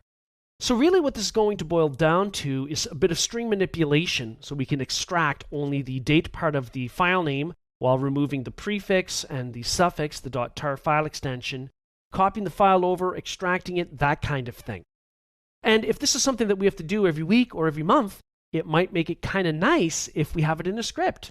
And we might even use it as a function that we could call over and over, or maybe it's just going to be in a script. The script may or may not accept parameters. Certainly, if these subdirectories are always the same, then maybe our script itself doesn't even need to be parameterized. So I've already got the script created. Let's use the Nano editor and let's open up the script that I've named monthly.sh. The first thing we're doing is we're starting a for loop up at the top. And the purpose of that for loop is to process all of the files in the input directory. Next thing we're doing is we've got a do done block. And what we're doing inside is we're doing a bit of manipulation so we can extract file names and so on. So I've got a variable here I'm calling just file name, and it will be the result of running a Linux command that's enclosed in backticks. That Linux command is echo $ open bracket I, because the I variable is our looping variable here as we process each file in the input directory. Then I'm doing a search and replace. So the two slashes here mean I'm going to give it a pattern I want to search for. Now what I want to search for is /input dir /sat_data, but the problem is the slash has special meaning here. So what do? We remove that special meaning by putting the backslash directly in front of the slashes that we want taken literally. Excellent. So then what are we doing? We're replacing it with nothing. I have nothing after this slash before I close the curly brace and the backtick. Excellent. So really, we're just removing the prefix for the file name that's always the same. Then what we're doing in the next line is we're making a variable called new dir name, and what we're doing here is echoing $ just file name, the one we just created above, and what we're doing is searching for .tar and replacing it with nothing. What that means is we're just going to be left with the part of the file name we want. Let me press Ctrl Z to send that to the background. What I mean by that is if we do an ls of /input dir, that, we're already removing this prefix of the folder /input dir and sat data _. We're removing the .tar, so whatever remains is what we really want to create new subdirectories. The month, day, and year part of the date in the file name. So I'm going to type FG for foreground to bring what we sent to the background to the foreground, which was our script editor. So that takes care of that. Next thing we're doing, a few lines down, is we're making a directory, make dir. We're making it under /processed dir, and we're simply using our new dir name. Pretty easy once you've done the string manipulation to actually begin using these things. Then we're going to copy over the zipped file, the tar file, and we're going to place it in the process dir new directory name, and we're going to give it just the file name portion that doesn't include the prefix of /input dir /sat data. And then we're going to change directory to the newly created directory, and we're going to do an extraction using tar-x for extract, f for file, and then we'll just give it the file name variable here called just file name. Now that's interesting because it will probably take about 1 second to run, where if we were doing all of these things manually for however many files exist in input dir, it could take many minutes, could take a half hour, could take a few hours. We don't know. It just depends how much is there. The beauty about our script is it's reusable because regardless of how many files are dumped into the input directory, they will all be processed. Okay, so let's get out of here and let's see what the resultant output is. Now to refresh our memories, if I do an ls under processed dir, there's nothing. If I do an ls under input dir, we've got a bunch of tar files. Okay, let's run our script. /monthly, assuming it runs monthly, sh. Of course, we could schedule it as a cron job to run automatically too, couldn't we? We're going to run it manually here. Okay, after about a second, it's done. So why don't we just take a look under process dir. Sweet, it looks like it created the appropriate subdirectories. Why don't we poke our nose into one of them, like maybe the first one, 4-10-18. Well, not only do we have the tar file that was copied over, but it was extracted to reveal all of the files that were part of that zipped up archive. So we've really created a script that could save an awful lot of time, and it really depends on specific processes within your organization, kind of like how this scenario was built.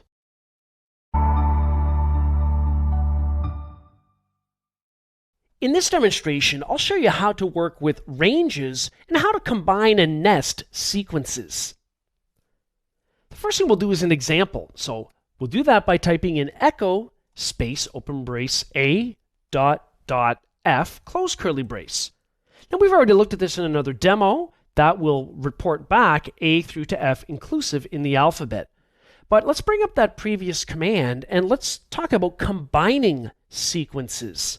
So I'm going to leave what's already there and add another set of curly braces. And let's say in this case we put in 2010 ... 2018.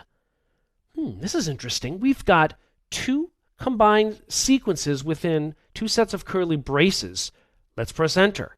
Notice the resultant output is it looked at our first sequence, A through F, took the A, then combined it with the first item in the next sequence, 2010. Then we're back to A again.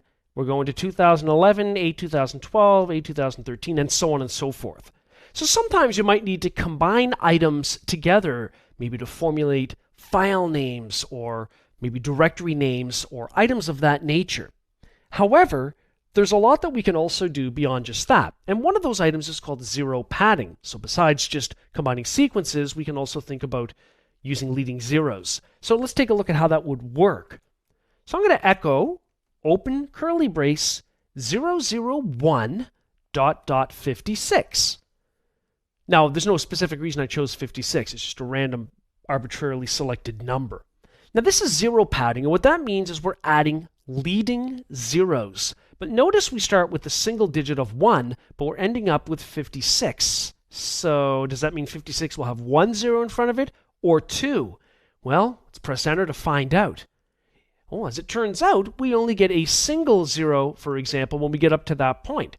So it's adhering to the number of characters.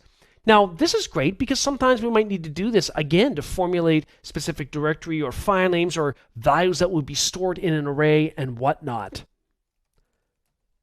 Let's do another example. So echo space open curly brace 1 ... 5 and then close that curly brace. Another set of curly braces a ... z. So we've seen this kind of thing already. It'll match the items in both. So we have 1a, 1b, 1c, 1d, and so on. However, let's bring that previous command up and let's change it ever so slightly. What we're going to do is use our combined sequence nesting.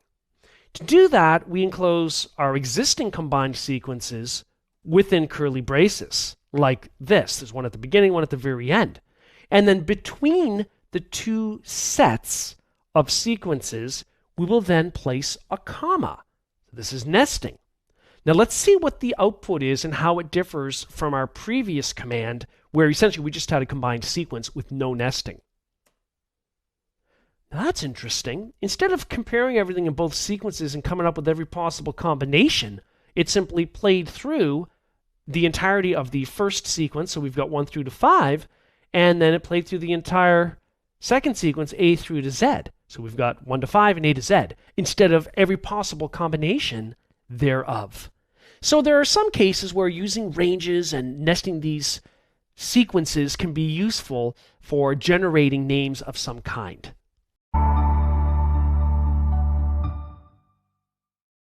Sometimes you'll have one script that calls another, and depending on how the code is written within the script will determine how you call it and deal with return values. Let me explain what I mean. I'm going to use the nano editor here to build a file called 1.sh. Now in this simple script, all we're going to really be doing is we're going to be setting a variable, which I'm just going to call var, and that's going to equal the invocation of a second script in the current directory. So /2.sh. That file doesn't exist yet, but it will. And then what I want to do from this first script is echo back $var. Okay, that's it. So I'm going to get out of there and save it. And now I'm going to use nano to build a second script simply called 2.sh. Now in this second little script, it's going to be very, very basic. All I'm going to do is echo, this is script 2.sh. That's it. So I'm going to save that. And we're going to have to make sure that we add the appropriate execute permissions for those files. And then afterwards, let's see what we get as a result. So we're going to run 1.sh, /1.sh. So it echoed back the var variable, which literally contains the invocation call for script 2, /2.sh. Not quite exactly what we want. Let's go into 1.sh. What this really boils down to is one way to handle this, and it's commonly done, is to simply use backticks, and we've seen those plenty of times already in other demos. If I put backticks around the invocation of script 2, what it means is I want the result of that invocation to be stored within, in this case, the variable called var, which should be that little text statement about this is 2.sh. So that when we echo it back here, well, var is a local variable in this script, so it's going to be visible scope-wise. We should see that message. Let's go ahead and test it. So let's get out of here and save, and let's run script 1. And sure enough, it's now working. It says, this is script 2. And really, the only thing that made the difference here is that we put the backticks around the invocation of the other script. Now, depending on how that second script was written, we could have maybe called a function in it, or maybe that would have happened in the second script and worked with return values that way. But if you just want the return value of an entire script, if that's the way it was written, then you can do this.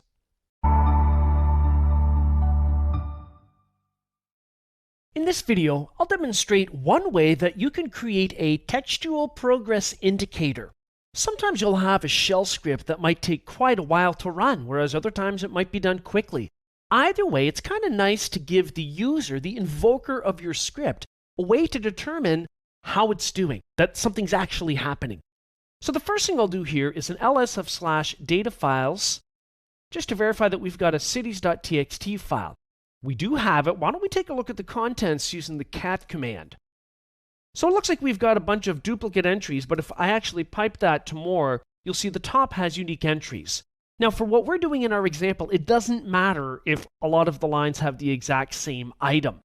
However, if I were to take a look at how many lines we're talking about, so maybe word count wc space -l, and then we'll tell that to work against /data files cities, we've got about 159 lines.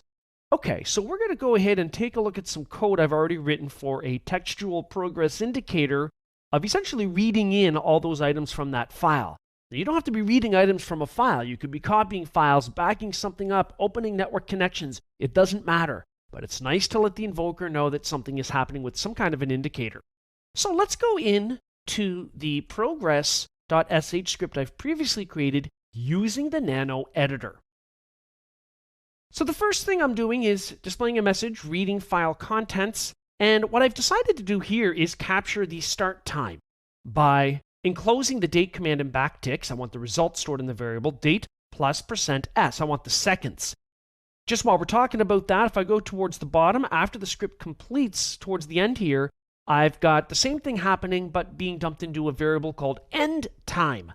And then I have a variable called elapsed time, which simply subtracts the end time and then the start time from it. And then we end up with the amount of seconds that it took to complete. Now that's just that portion, but what about the progress indicator to let the invoker know something is happening? Well, I've got a variable here called file to read, which simply contains the path and name of the cities.txt file that we're going to be reading in. I'm using printf to write out an open square bracket. Then I've got a while loop here, and I'm referring to the input from my file to read variable here. So while there's something to read, while there's a line to process within the file, what I'm doing is sleeping for 0.05 seconds. Now, I don't have to do that. I've only done that to slow it down a little bit so that we can see that there actually is a bit of a progress indicator that changes over time. Otherwise, it happens too quickly. Then I'm using printf because I want to print out a number of indicator symbols. Now, I've got a variable here called $num of indicators.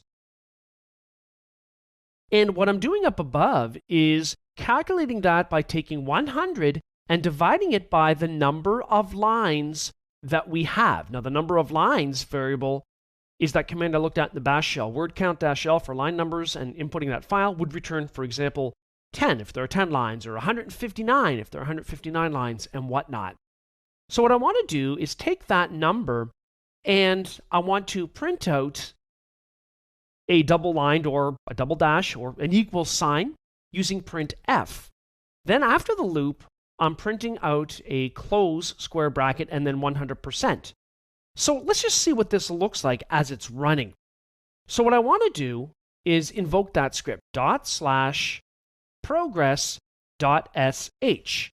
And if I press enter, we can see a little progress bar. It's drawing the dashes, drawing the dashes, drawing the dashes.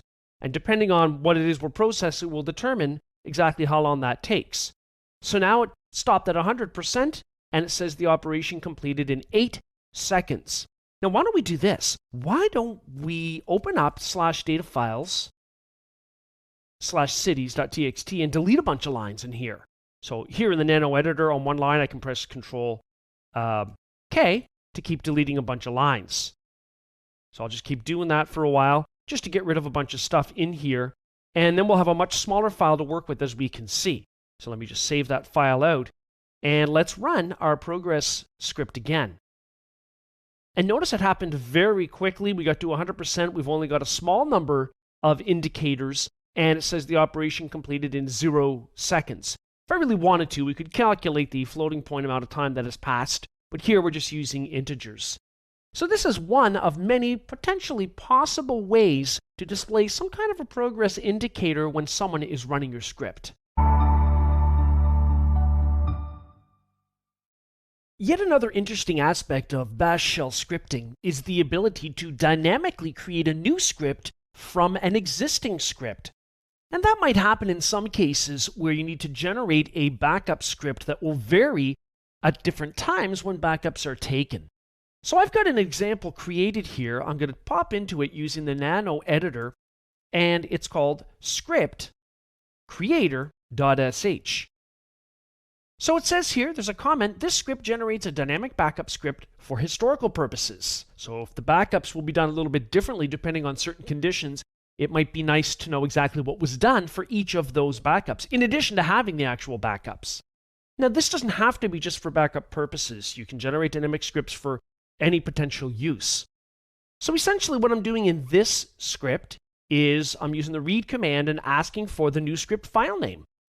And we're storing that in a variable called new script, to which I am then adding in the next line the prefix for the path, /script/, and then the .sh file extension.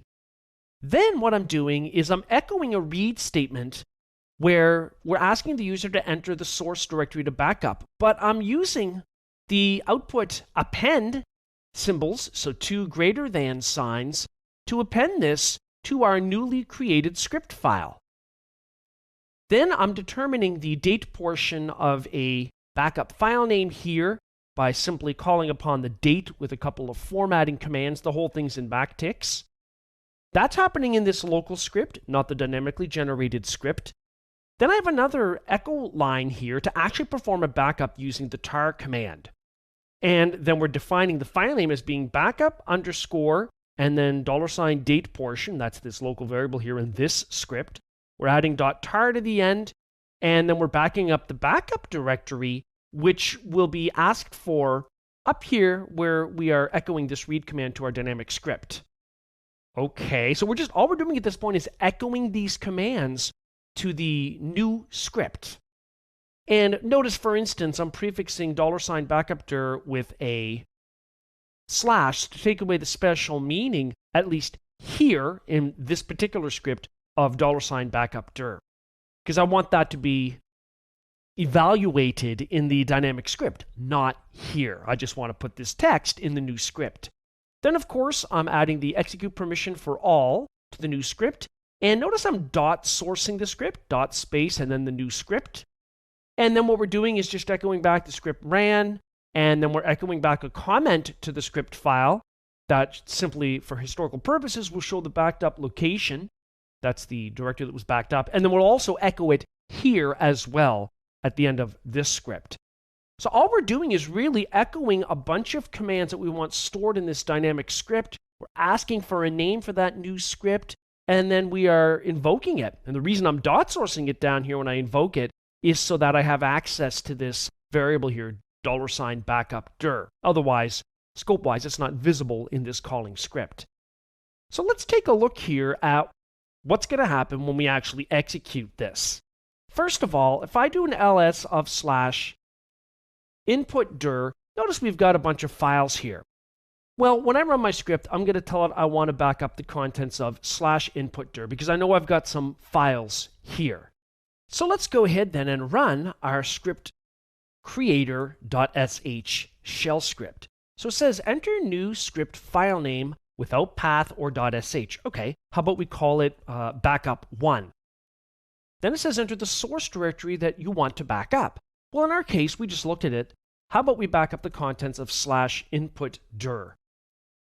So I press enter. It looks like the tar command is adding all of the listed files here because I used -v for verbose in the tar command. It's showing me what was backed up. The script, it says, has executed successfully, and it has the entire script name here, as we can see. And it says the backed up location of what was backed up is input_dir. And if I do an ls of back in the current directory, well, there's the backup1.sh shell script, and there's the actual backup file that also has the date and the file name. For fun, why don't we take a look at the contents of the backup1.sh script? That's the dynamically generated script. Actually, let's clear the screen so it's a bit easier to look at. So there's our read command, enter source directory to backup, and then we've got the tar command, and we've got this comment that was added, and all of this was essentially echoed from our script creator script using the echo command, but then appended to this file, so it kept adding new lines to it to generate the dynamic script. So that's one way that you can work with the generation of dynamic scripts in the bash shell.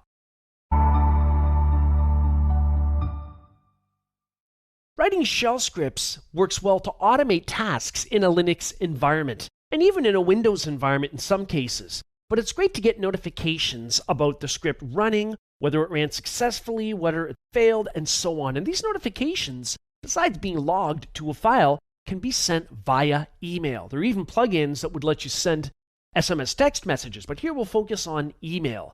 So the first thing you have to consider is which email environment you're going to be using here in Linux. For example, I'm going to run apt-get space install sendmail. Sendmail is pretty common. Here, if it's already there, it'll check that I have the newest version, and I already do. That means we are good to go. I can now use the send mail command. But before we jump into that, why don't we just take a look at a file that I've prepared here called email.txt, in which I've got the subject line, subject : and the subject here says, script ran successfully.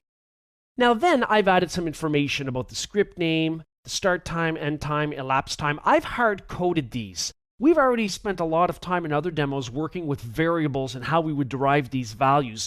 So I'll spare you from seeing all that once again. But all of these things could be derived in any way that you see fit. Now, the next thing I'm going to do is actually use the send mail command to send out an email message. Now, this could just be done at the end of a script. I'll just do it here at the bash shell. So the command in this particular case, when using send mail, would be send mail. In this case, I'll send it to a test account I have at Gmail. And you could use more than one email address. Here I'm just using one. And then I'll use the input redirection symbol and tell it I want to use email.txt for the subject line and the body content of that message. And then right away, if I run sendmail-bp, I can see messages that are queued up. And we can see our message indeed is queued up. Now that will disappear after a second or two. Now, if you've specified an incorrect email address, I didn't add the gmail.com part, just Gmail, then when you do sendmail-bp, you'll wonder why the message is stuck in the queue for so long. So if I were to put in a valid email address, so let's say gmail.com, now that'll still show up if we do a sendmail-bp. However, that valid email address here will not stay very long in the queue. So after a few moments, we'll see that it will have disappeared, and then we'll actually check that Gmail account to see that the message is incoming.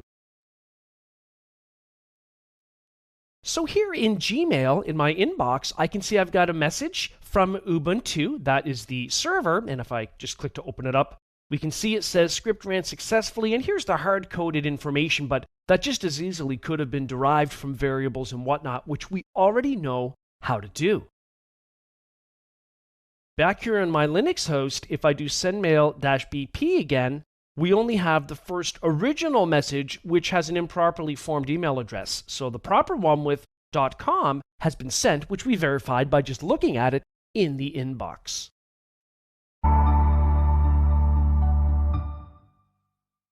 In this demonstration, I'll show you how to read text file data into an array variable using the mapfile command. Now we could construct, for instance, a for loop to populate an array with values from a file, but we can do it much more easily using the mapfile command. For instance, let's cat/datafiles and cities.txt. So here we have a number of cities that we want to read into an array. Now, one way to do that is to use the mapfile command, such as this: map file, that's one word, that's the command, -t. The -t is designed to remove any trailing delimiters after each entry, such as a new line character. Next thing I'll do is specify the name of the array. How about we call it city array? That's the array variable that we are creating in this command. Then I'll use the input redirection symbol, and in quotes, I'll put in our file location. So /datafiles/cities.txt, and close the double quote. Now if I press enter, we will have populated our city array, and we can verify that by echoing it back. So because it's an array, remember, we'll do it like this. We'll say echo $, open curly bracket, city array, open square bracket, asterisk, close square bracket. So for all array elements, and then of course close curly bracket. And we can see indeed that our city array variable has in fact been populated correctly. And we can even extract, as we already know, individual items. So array element 0. There it is. It returns Halifax. Array element 1. It returns Toronto, and so on. But what about files that aren't formatted where we've got a new line separating each entry? What if there's some other kind of delimiter, some other symbol?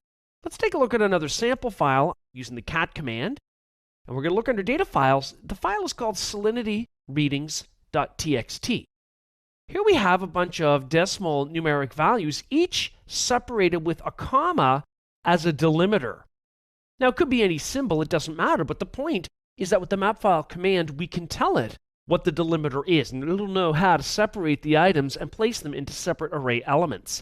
So for example, let's do this: map file-d delimiter, and in quotes, I'll specify the delimiter.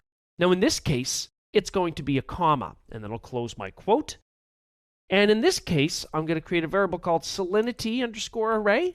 I have to tell it where to get the data from, so input redirection, and the file is under data files, and it's called salinity_readings.txt. Let's see what we get.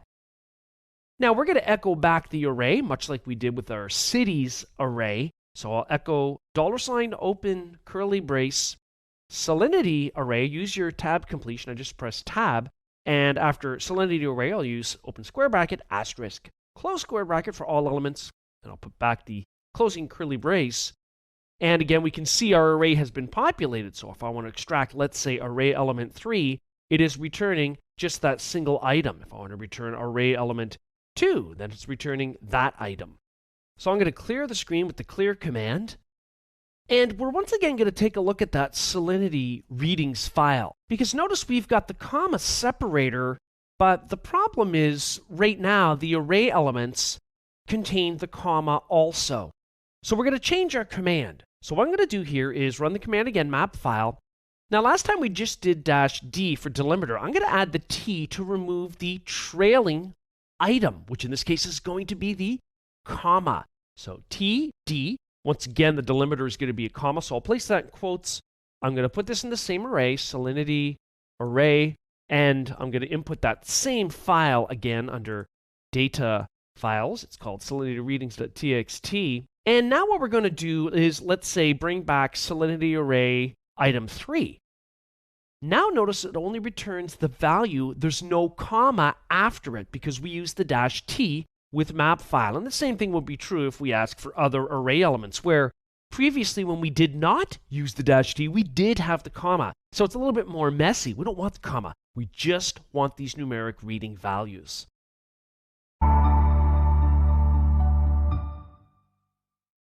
In this video, I'll demonstrate how to manipulate file contents using the sed command. Sed, or SED, is a command in Linux that stands for Stream Editor, and its purpose is for filtering text. Now remember, when we work at the Linux bash shell, we're working with text data, not objects, not object collections. So therefore, parsing text is very important. I'm going to do cat of /data files and a file that I've prepared called payroll.txt. So notice we've got a 3-character code on the left, followed by a last name, comma, first name. Then we've got a pay value along with a pay date. And we've also got a few blank lines in there. Now the first thing we'll do is we'll use the sed stream editor to remove blank lines from the output. So to do that, I'm going to type in sed, S-E-D, and in single quotes, I'm going to put /. Now I'm telling it the pattern I'm searching for, so that's why I've started with a /, and I'm going to put in a caret symbol. Now I get that by shifting my number 6 key. That means beginning of line, and then I'm going to put in a $, which means end of line. In other words, nothing from beginning to end of line. Then I'll close my / because that's what I'm searching for. Now what do you want to do when you find that? Well, D for delete. So the sed command will read that D as meaning remove or delete that line. I'll close the single quote. I'll give it the file I want to run that against, which is going to be /data files, payroll.txt.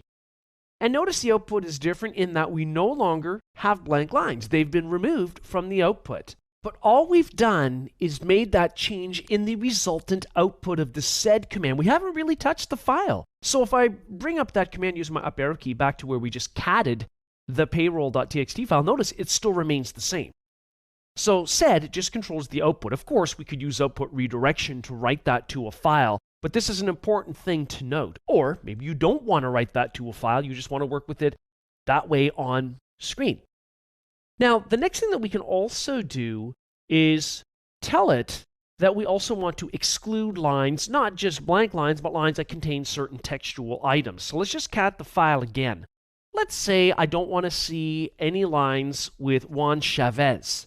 So what I could do is issue the following command. So sed space, and now what I'm going to do is put in -n.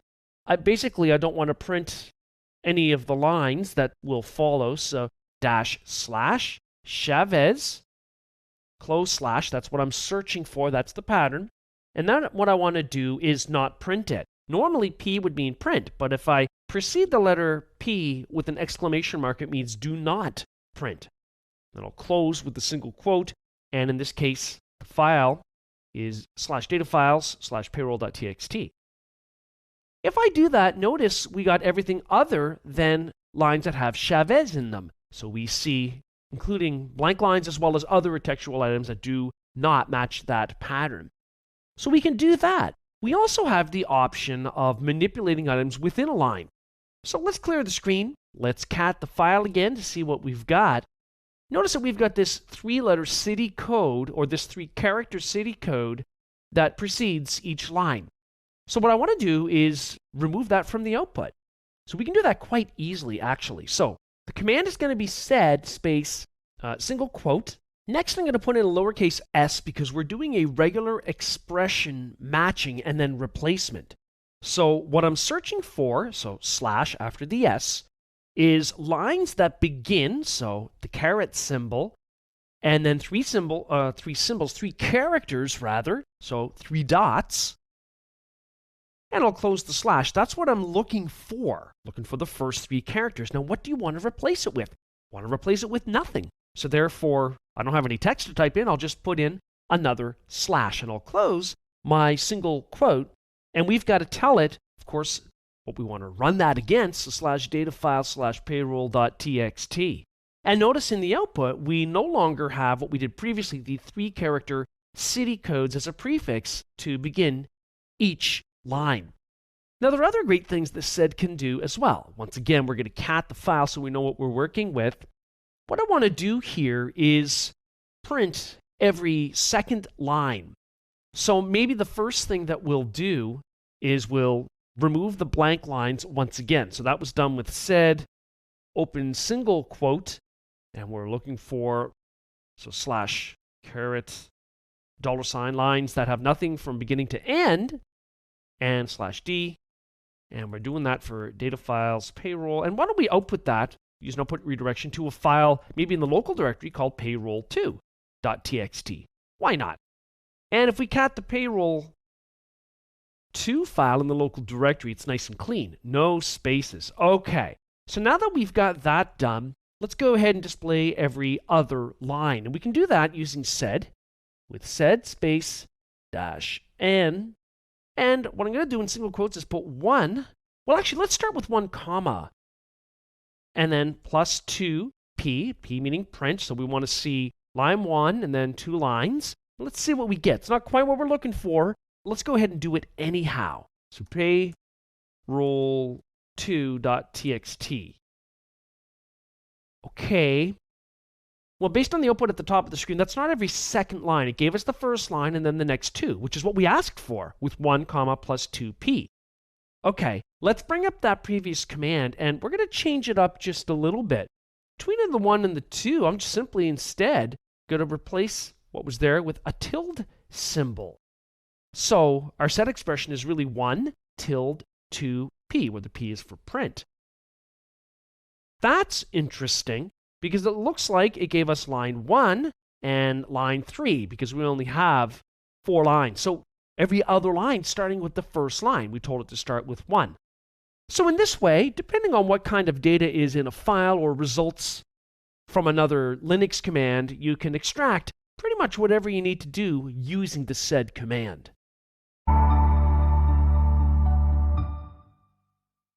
In this video, I'll demonstrate how you can use the awk command to extract data from a file or from the output of another command.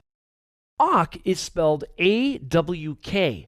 In another demo, we took a look at the sed stream editor, S-E-D, which is also used to filter out textual data.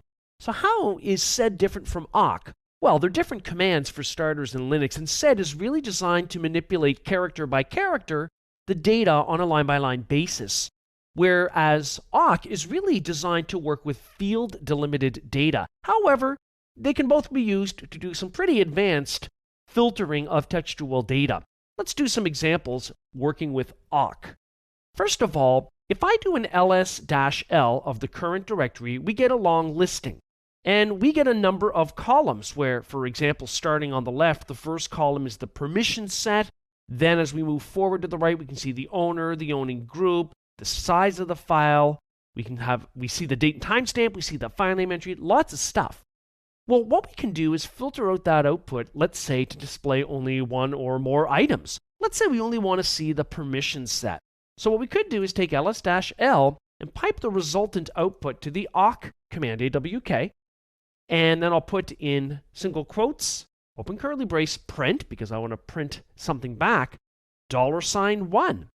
Now I'm going to close my curly brace and my single quote. Now what I'm referring to here is column 1. So it automatically will know that we've got a delimiter here of spaces between all of the columns. It's going to know what column or field 1 is, and we're telling it simply to print it back by referring to column 1 as $1. If we press enter, notice indeed we do see only column 1, the permission set for the ls-l resultant output of the current directory. But really, it's kind of useless without at least seeing the file name. So let's bring up that command, and why don't we also ask for column 9, which is the last column that contains the file or directory name. So comma, $9 I'll add within those curly braces, and I'll run the command again. This time, we're seeing only what we asked for. In this case, the permission set on the left, and then the file system entry name over on the right. Now, we can also move things around. And what that means is we can display columns out of order. It doesn't really matter. So consider this example. ls-l, we're going to pipe, again, the result to awk. Now, it doesn't have to be the ls command. It could be anything. It could be the result of what's in a file or any other Linux command.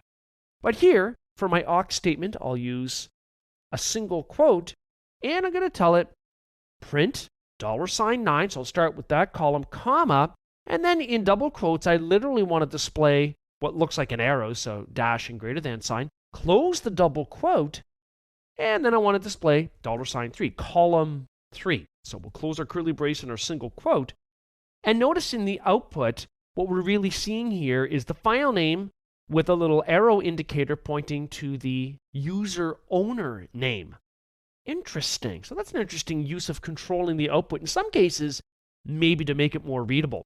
But we can also work with file content. So let's take a look using cat at /data file /invoices.txt, which is a file I've prepared ahead of time. Now in the invoices.txt file, we've got invoice values in column 1. Then in the second column, we've got the invoice date. In the third column, we've got the customer identifier. So what I want to do here is only show lines where the invoice value, let's say, is greater than $2,000. And we can see by looking that we've got some below as well as above $2,000. So to do that, what I'm going to do is type awk, A-W-K, and open single quote, $1, because that's the column that we're testing. We want to see things in the first column greater than 2,000. So we're just going to fill in greater than 2,000. We'll just type that in. And then we'll close off our awk statement. That's it. But we have to tell it where to get that from. So we want it to act upon /datafiles/invoices.txt. And when we press enter, it's filtered it out such that indeed we are only seeing invoice values greater than $2,000. We're seeing all of the information on a line-by-line basis where column 1 exceeds 2,000. Now, there are other things that we can do as well. It doesn't have to be numeric comparisons. Let's clear the screen. And let's just cat the cities or the invoices.txt file rather so we can see the raw data.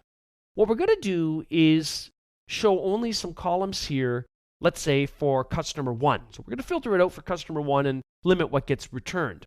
So to do that, I'm going to run cat invoices, actually cat /data file/invoices.txt, and I'm going to pipe the result of that to awk. So there are a few ways we can work with the awk command by itself or piping data to it, as we're seeing here in our examples. And my string here for awk is going to be /cust1. That's what I'm looking for. /, and then in quotes, not in quotes, in curly brackets, rather, I'm going to put print $2, comma, $1. Then I'll close my curly bracket and put in my closing single quote. So basically, I just want to see columns 2 and column 1 only for lines that contain cust1. And if we press enter, we can see by looking up above the lines for cust1, there were 3 of them. Well, technically 3 of them, because cust13 does contain cust1, and we didn't specify that there was a space or anything after it. So it's returned all of those lines that match what we sought.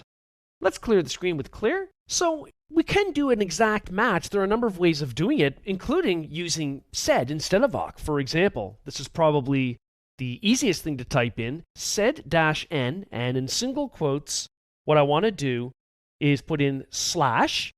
Now I'm going to use \b. This is a boundary identifier, and I'm going to put in cust1, again, \b. I want to do an exact match of cust1. I don't want to see cust10, cust11, cust13, or anything.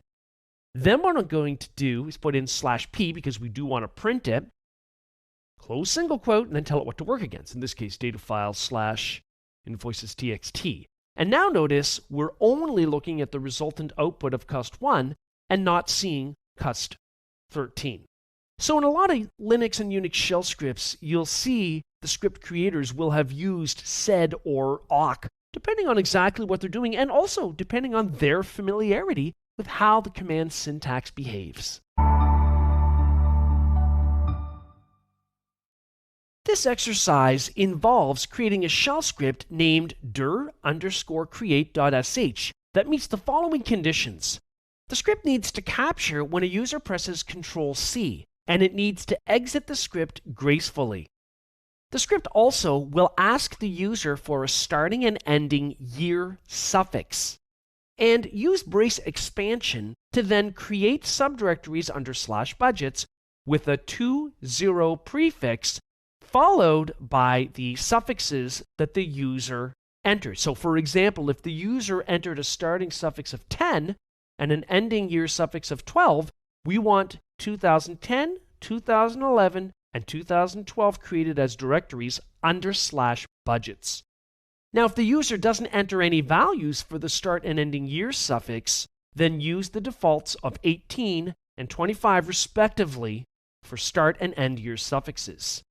When the script is finished, use the sendMail command to send an email message stating that it ran successfully.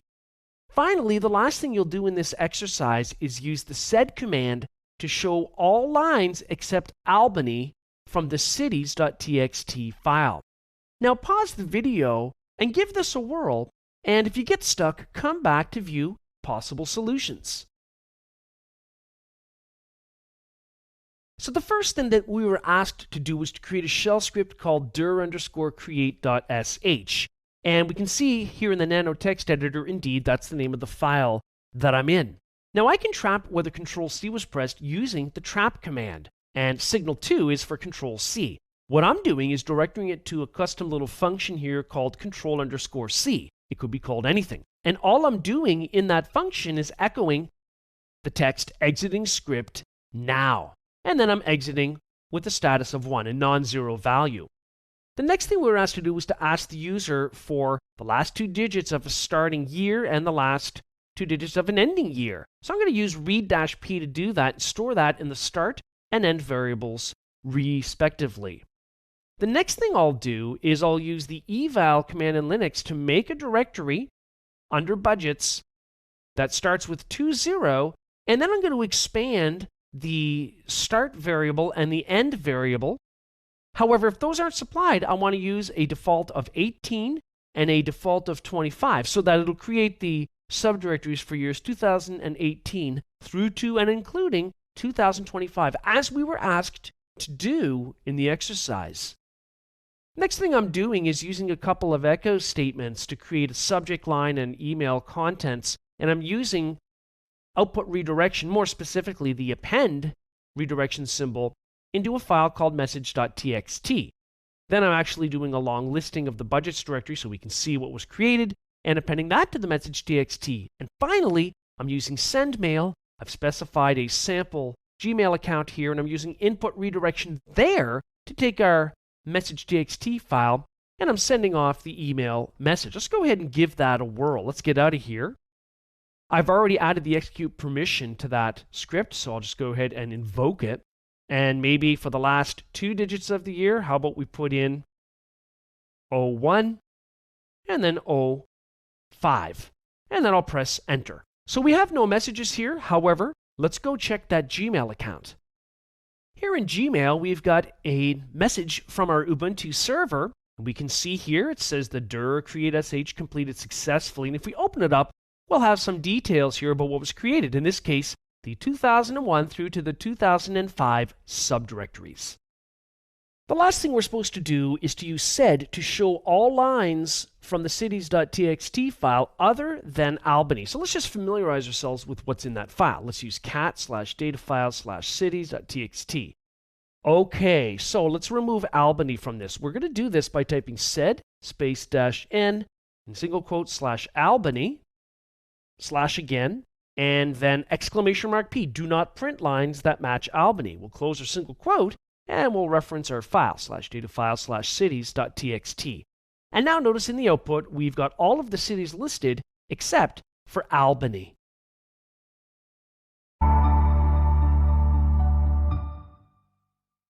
In this video, I'll demonstrate how to create an expect script.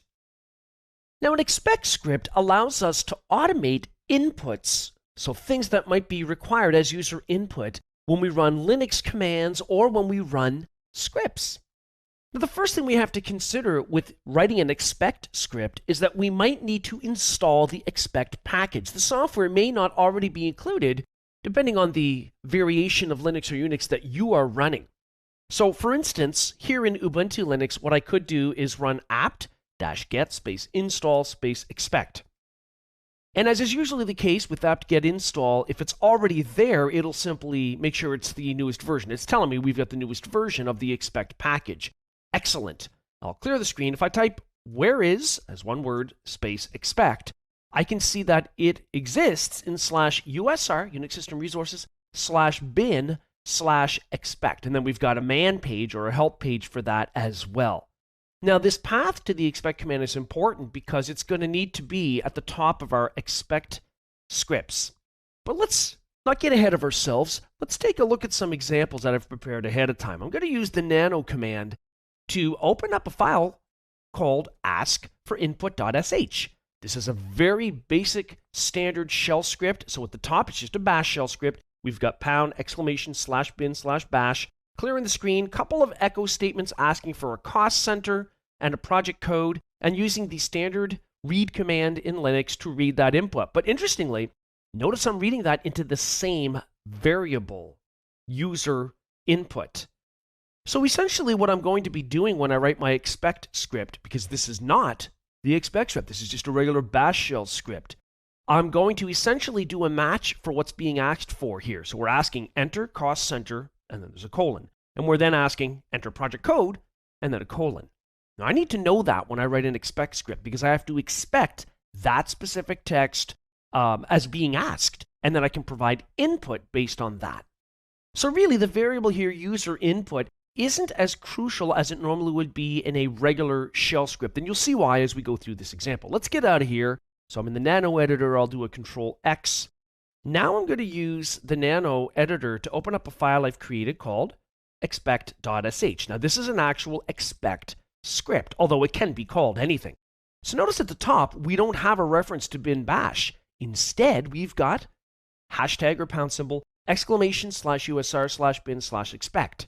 That means that the following syntax is specific to the expect command language and not the standard syntax that you will be used to from bash shell scripting. And that's important to know.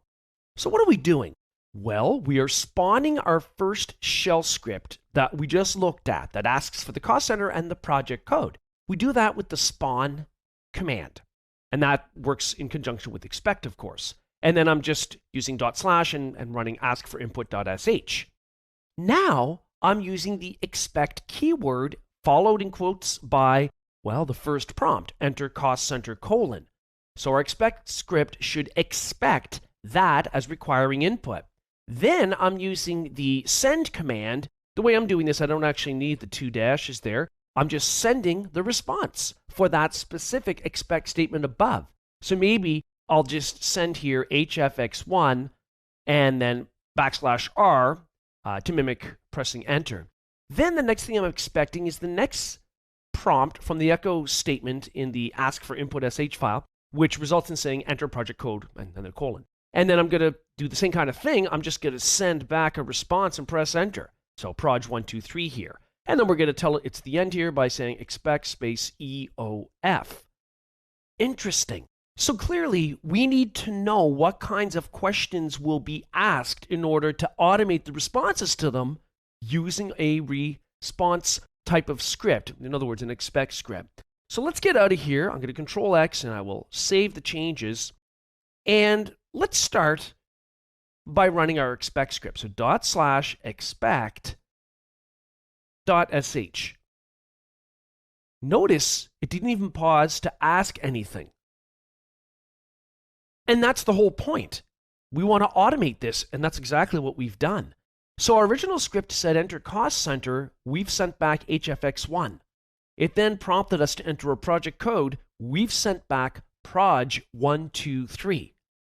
So if we actually want to use the data stored in those variables, we could do something with it if we really wanted to in a number of ways.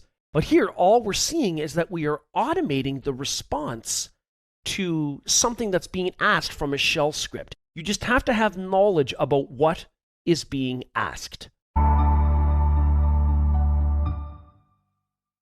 In this demo, I'll use the interact statement within an expect script to automate the response for user input. We've already seen an example of a very basic expect script that works alongside a bash shell script that prompts for user info, and then automating sending back the data that is prompted for. So that way there's no required user interaction. However, depending on what you're doing in your automation, you might need to use the interact command to interact, for example, with a remote shell. Maybe you're SSHing to another host and you want to execute commands on another host. Well, there are ways that we can do that. So let's get to it, shall we? Let's take a look at an example. I've already got a script here we're going to open up in the Nano editor, and it's called expect_ssh.sh because it is a shell script. So with expect scripts, of course, we always reference the expect command at the top.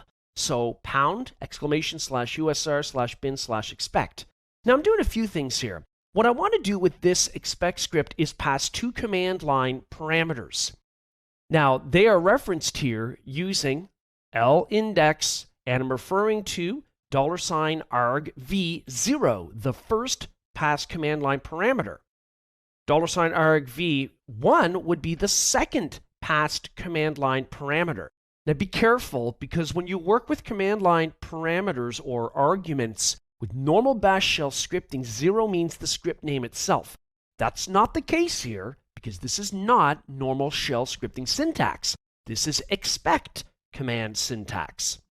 So I'm setting those into variables such as username and password. So in other words, when this expect script is run on the command line, after it we'll put in a space, we'll give it a username, and then a password. And these will be credentials used to make a remote SSH connection. I'm then setting a variable called SSH host to a value of Ubuntu. Now notice even the syntax in working with variables here is not what we're already used to with regular bash shell scripting.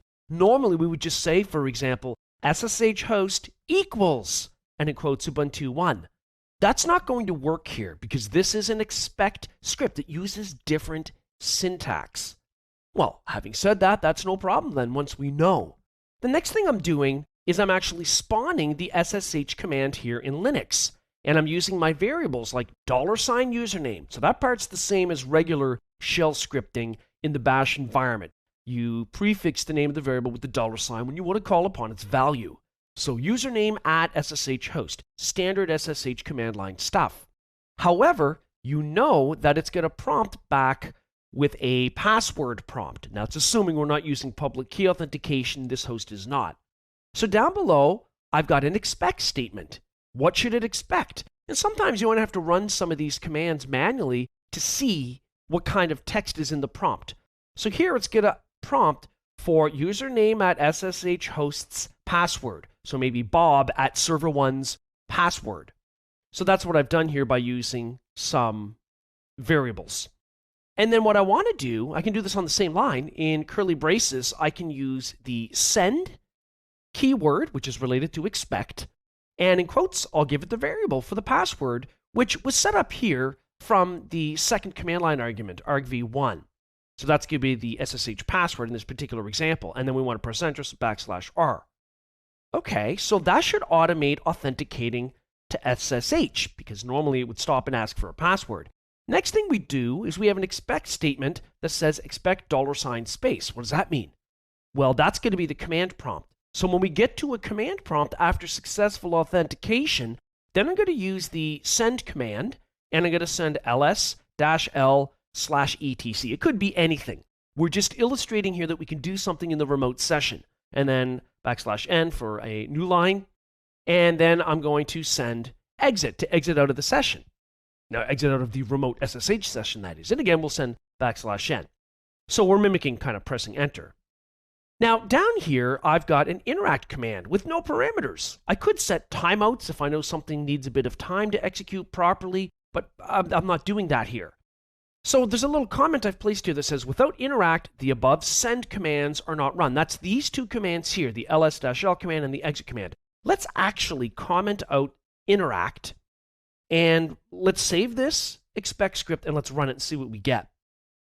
So Control-X, I will save that change. It's already been flagged as executable for everyone, this script. So /expect_ssh.sh. Now I need to pass it to command line parameters. The username, I've already created a user called ssh_user1, and then the password. The password is my dog has fleas.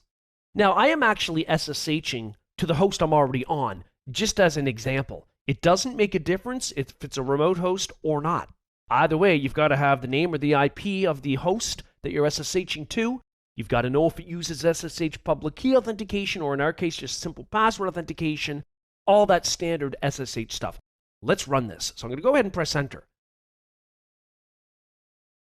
Well, it partially worked. And so what I mean by that is, yes, it looks like it took us into a remote SSH session automatically and didn't ask us for the password because we sent that as part of our expect script.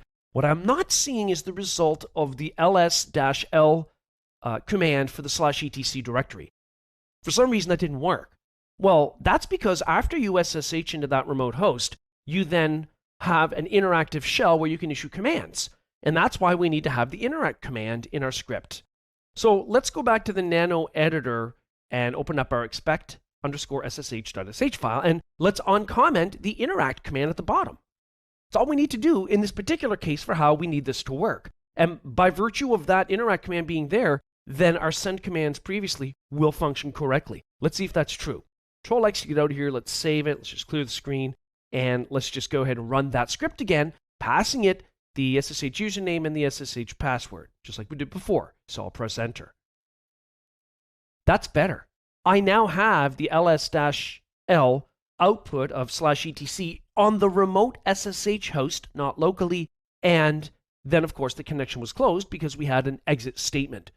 So depending on what you're trying to automate, you might need to use the interact keyword in order to issue further commands, for example, in a remote SSH session. In this demo, I'll create an expect script using the auto-expect command. As we've seen with other expect scripts in other demos, the idea is that we want to automate either scripts that ask for user input or maybe just the running of regular Linux commands that might ask for user input. We want to automate the responses to those inputs. Now, of course, some Linux commands have command line parameters where you can suppress those requirements for user interaction, maybe to force something to happen or to say yes or no. But if not, we can force that to be automated using expect scripts. Now that means we have to know what to expect will be asked as a question. So for example, if I were to cat this file ask for input sh, it's a very basic shell script that has a couple of read statements. It asks us to enter a cost center or enter the project code. So to write an expect script to automate those responses, we need to know what's being asked. Now, in this case, it's only two simple echo statements, two prompts, so it's very basic. But In the real world, it's going to be much more complex, and it can be a real drag to have to do this all manually. And that's where auto expect comes in. We can use the auto expect command to take a look at something and generate a script automatically. Now that's interesting. So if we were, for example, to type in auto expect, and then we're going to tell it to look into our file ask for input.sh. Basically, I want it to figure out what prompts to expect and then generate some kind of an expect script. Press enter. Now notice the way that I've run this command, it results in an error. It doesn't work. Well, that's because when I use auto expect, I need to use the notation I would normally use as if I were running a script. So / ask for input.sh. Now let's press enter. Oh, it says enter cost center. It's just a regular read command at this point.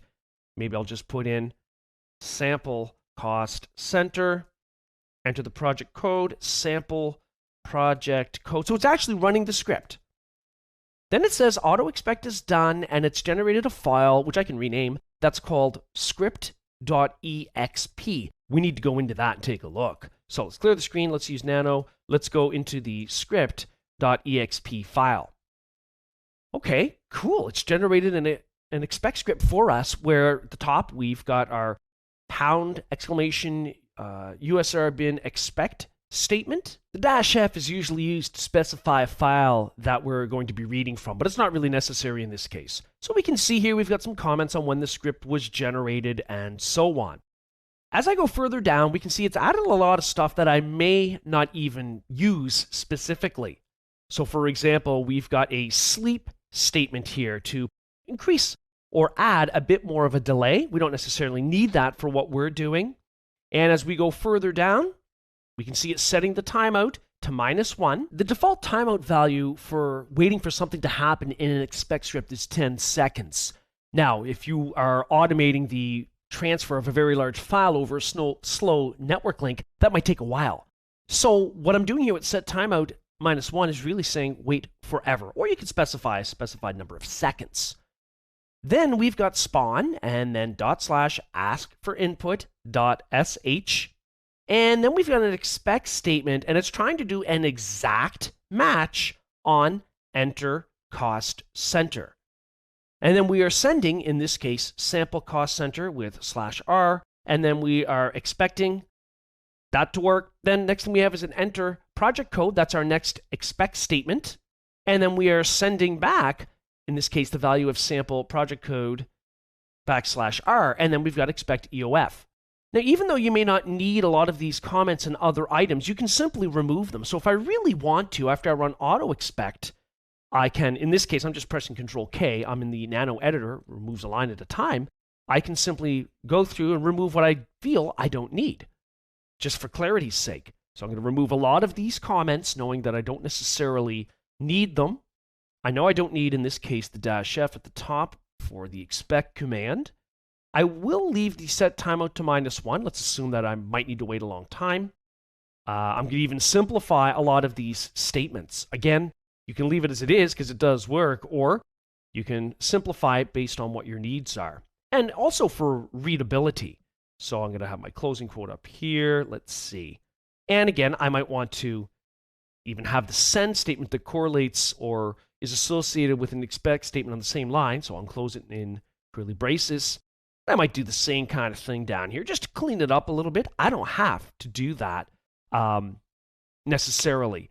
However, we can clean it up as we need to. All right, so let's just make sure that we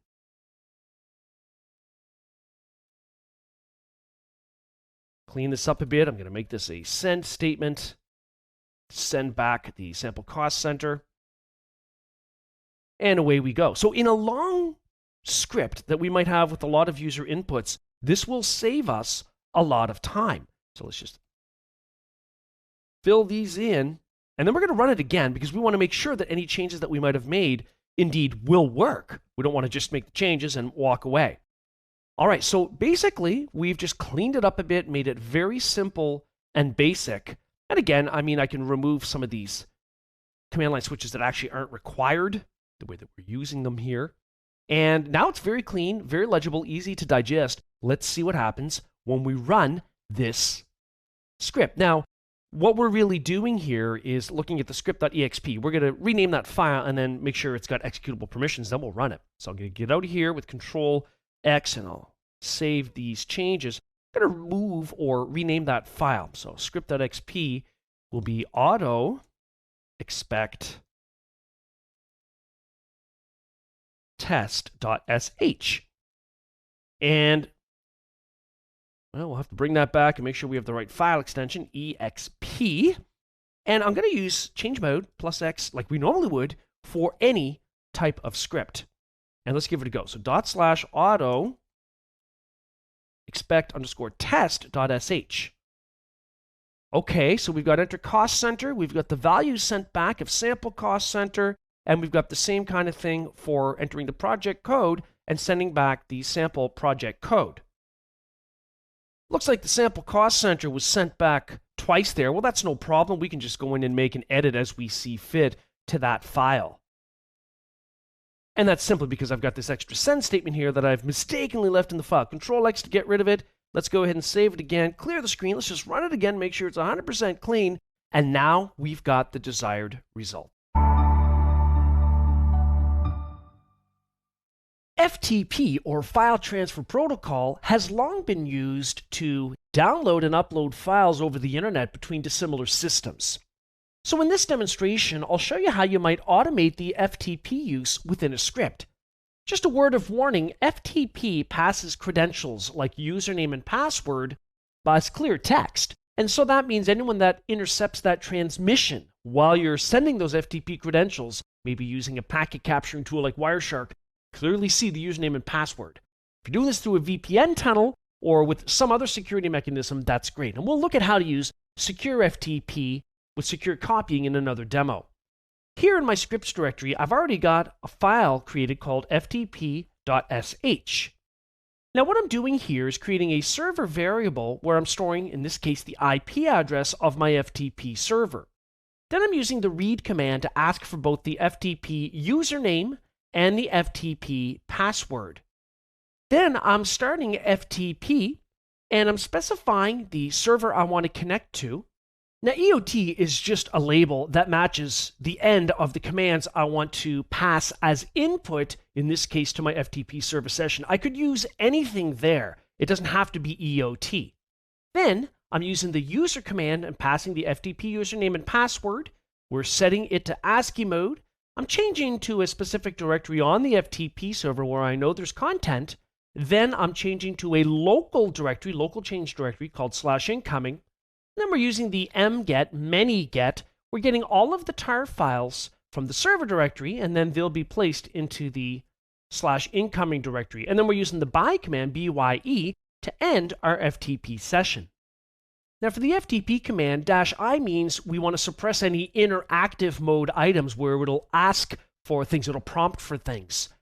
The -n means we don't want it to try an auto connection to the server, we'll supply credentials, and -v is verbose so we can see the result of our commands. We'll see the server response for our issued commands. So I'm going to go ahead and get out of this file, and what I'm going to do is do an ls of /incoming. And we get nothing back because there are no files there. However, if I look at the ls/srv/ftp directory, because this host is also the FTP server, certainly that does not have to be the case, but notice the FTP server has a number of tar files. So through FTP, we're going to copy those over to the /incoming directory through our script. So I'm going to run our script, ./ftp.sh. It says enter FTP username, so I'll put in Ubuntu. Then it's asking for a password, and the way that we're asking for this with the read command, do understand that the password will be visible. So you may want to go with the interactive mode of FTP, so it'll prompt you using its mechanisms, and there are many ways that we could mask it. But here we're just using the read command, so my password will be exposed, at least here, on the screen. I'm going to go ahead and put that in and press enter. And because we started the FTP session with -v for verbose, we can see the results of all of our commands. You might want to pipe that to a log file or not have it displayed. In this case, I chose to. And notice at the end, we're back at our regular Linux command prompt because our last command in our script was bye to get out of that FTP session. So let's clear the screen and do an ls of /incoming. And now we can see it's populated with those files that were brought down or downloaded from the FTP server. So clearly, it's not very difficult to work with FTP automation through shell scripting. Now, if you're looking at setting this up in terms of an FTP server, you could use apt get install, and the one I've used is vsftpd. There are plenty of FTP server daemons available out there. The FTP command on the client side is built into Linux. So it says I've already got the newest version because it's already running. I could also verify that with service, in this case vsftpd space status. So we can see we do have an active and running FTP server. In this video, I'll demonstrate how to automate secure file copies in a script.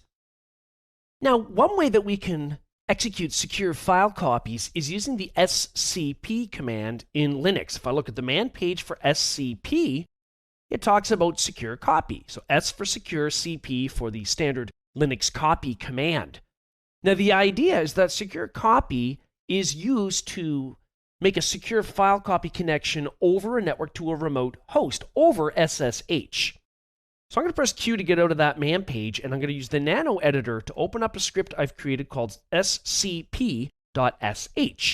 Now this is an expect script. So at the top, I've got !/usr/bin expect. I want to automate responses, things that might prompt the user for input. So I'm creating a couple of variables here using the set syntax for expect. So set username, set password, set SSH host. The username is going to be the first command line parameter or argument passed after the script name, so 0. And the password will be the next argument, so $argv 1. And then I'm just setting the value of SSH host to the name of our SSH server, Ubuntu 1. Then I'm using the spawn command to spawn SCP. Now you can spawn any command. It really doesn't matter.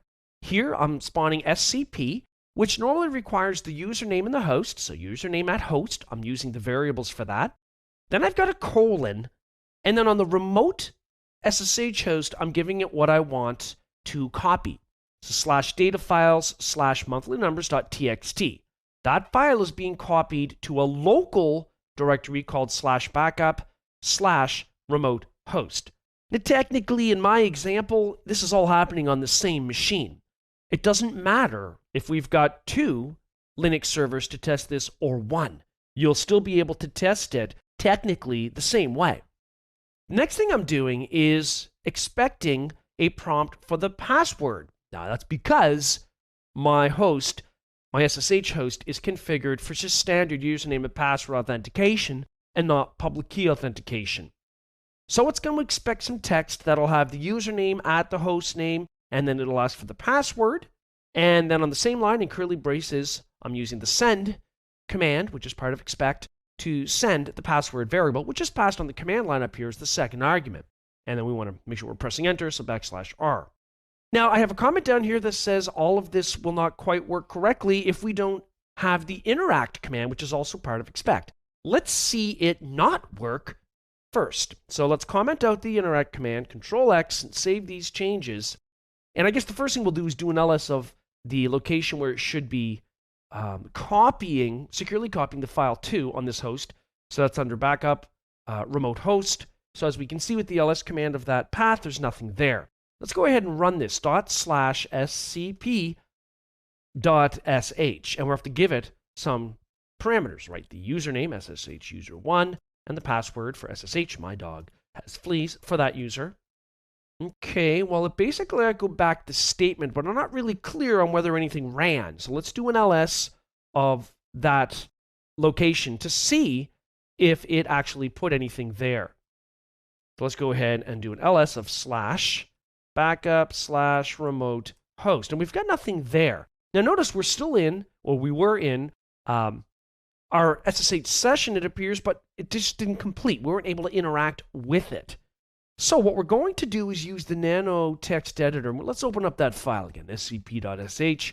Let's uncomment interact, because we've got some interaction here for this single command line expression to execute properly. We need that to happen. So I've uncommented interact. I didn't add any parameters to interact, just the word itself will make all the difference in the world. So Control X to save that change. And let's go ahead and run our script again. So we're running /scp.sh, giving it a username and then a password. Oh, it took a bit longer, and this looks like it did something this time. We can see that it brought down the monthly _numbers.txt file. Let's just verify this by doing an ls of /backup/remote host, and indeed there is the monthly numbers.txt file. So you don't have to automate SCP file transfers, but it makes a lot of sense in some cases maybe to do a recurring backup of something. And if you're doing it through an expect script, there's absolutely no user input required other than initially spawning the script and maybe providing the password from there.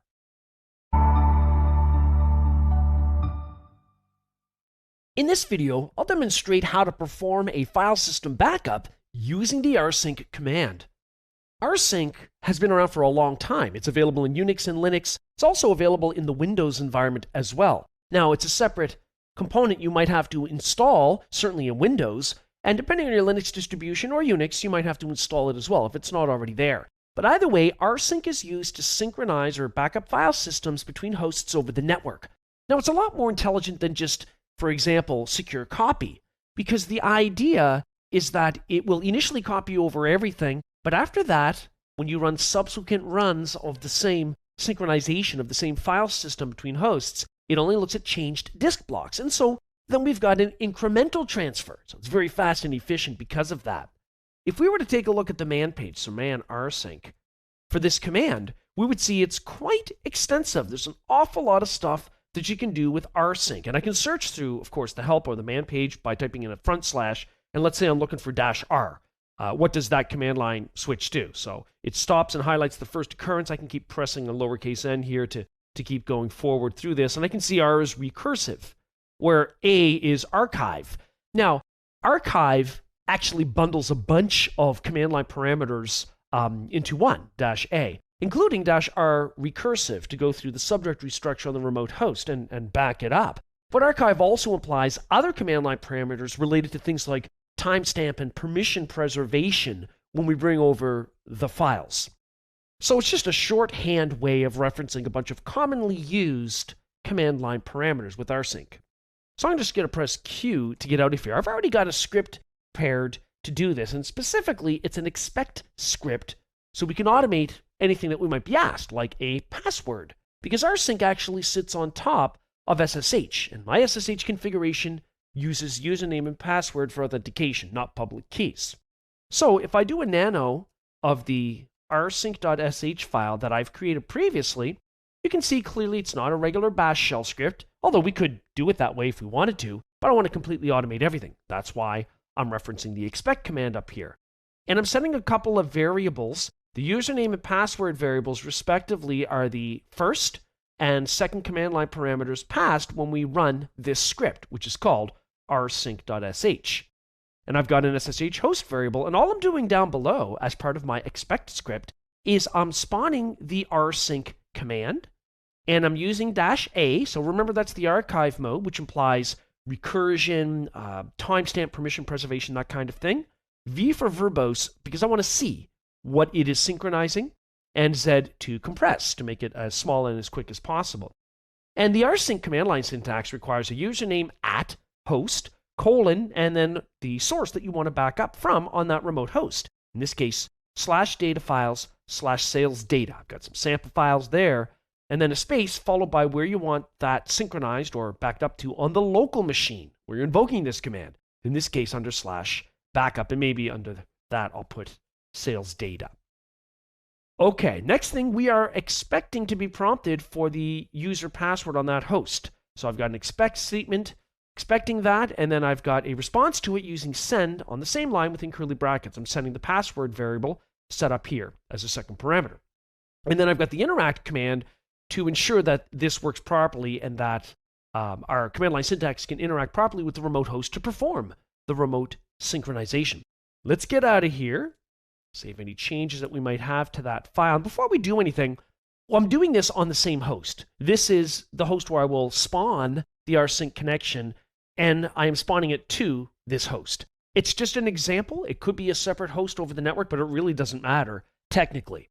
So if I do an ls of /data files sales data, we can see we've got a number of textual sales files. If I also do an ls, because in our example it's just the same host of what's under backup, we don't have anything related to sales data. So let's go ahead and run our script. So ./rsync.sh, we've got to pass it a username and password that has credentials. So maybe I'll use SSH user1 and put it in password of my dog has fleas. And it looks like it paused on asking for the password, but that's just timing. And then it was received from our expect script to the send statement. And we can see it's actually backed up or synchronized these files. And so if we do an ls now of /backup, notice that it created the sales data directory for us. Sweet. Let's take a look at that location specifically. Oh, it looks like it created it twice. Well, that's okay for what we're doing. And then if I take a look in there, there are our text files. Now, if I don't want those two levels of sales data directories, it's just a matter of making a change in our rsync.sh script. So for instance, what I could do is remove the sales data as part of that path if I really wanted to. So now we have a script that is completely automated, an expect script rather, that is completely automated for performing a remote synchronization over the network. And you might even schedule this, for example, in Unix or Linux as a cron job, or in Windows using the Windows Task Scheduler, if you wanted to treat this as a backup utility that you ran on a periodic basis. In this demonstration, I'll use an expect script to automate the synchronization of files between hosts using rsync, and I'm going to do it over SSH. Now, the secure copy command, or SCP, securely copies files between network hosts over the network through an SSH connection, which is already secured.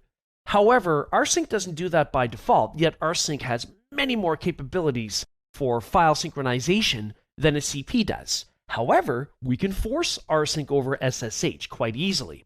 We're going to do that by modifying an existing rsync script that currently does not use SSH. Now, when you transfer files over a network, you want everything encrypted when possible. Now, you could do that in many ways, maybe through a VPN tunnel, using SCP, secure copy, but with rsync, it's incremental. It only brings over changes, unlike secure copy, so it's way more efficient as a backup utility. And we can tell rsync to use SSH. That means you have to have a functioning SSH configuration on the host that you want to reach out to over the network and back up data from. Now, I've already got that done. So let's take a look at an existing script here. I'm going to use Nano to open up a script called rsync.sh. Currently, it expects the username and password as command line parameters when we run this script, and it's an expect script, so it automates responses. We're spawning the rsync command with avz, so A for archive, V verbose, Z compress. But the thing that we also want to do here is specify -e space SSH. We want to tell it to use SSH connectivity to secure the connection. We don't want to send things over the network that aren't encrypted when we have an option to do otherwise. So then we're reaching out over the network then to our host. So username at SSH host, which is specified up above here, is a variable containing a value of Ubuntu 1. It could also be an IP address, depending on your environment. Then I'm telling it I want to connect to /data files /sales data on that remote host, backup stuff there. Now, because we've got -a in our command, it's going to be recursive for everything in and under sales data, and we want to dump it under /backup locally. Because it's an expect script, we expect to be prompted for the user's password on that host, and we're sending the password. And then we have interact to allow it to work, because we need to be able to interact with that remote session for the rsync command to work correctly.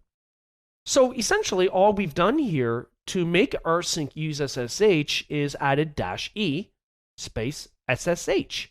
So I'm going to go ahead and get out of this script, and I'll save the changes, yes. And we're just going to make sure that our backup directory doesn't currently contain any sales data. So if I do an ls of /backup, indeed, there's no sales directories, there's no sales files, there's no nothing. Let's go ahead and run our script. rsync, and the way I've written the script, it requires a username, so let's say SSH user1, and a password. My dog has fleas, and then I'll go ahead and press enter. And after a moment, it ran the command. There are no errors. It's received an incremental file list because that's what rsync does, versus using SCP, which always copies everything. We can see the list of files, which is the result of our -v when we spawned the rsync command. And of course, it happened over SSH, so therefore, it was a secured connection. And if we do an ls of /backup, we can see it's created the sales data directory. And if I take a look inside that, there are the files that were securely transferred over SSH from the remote host to the local location.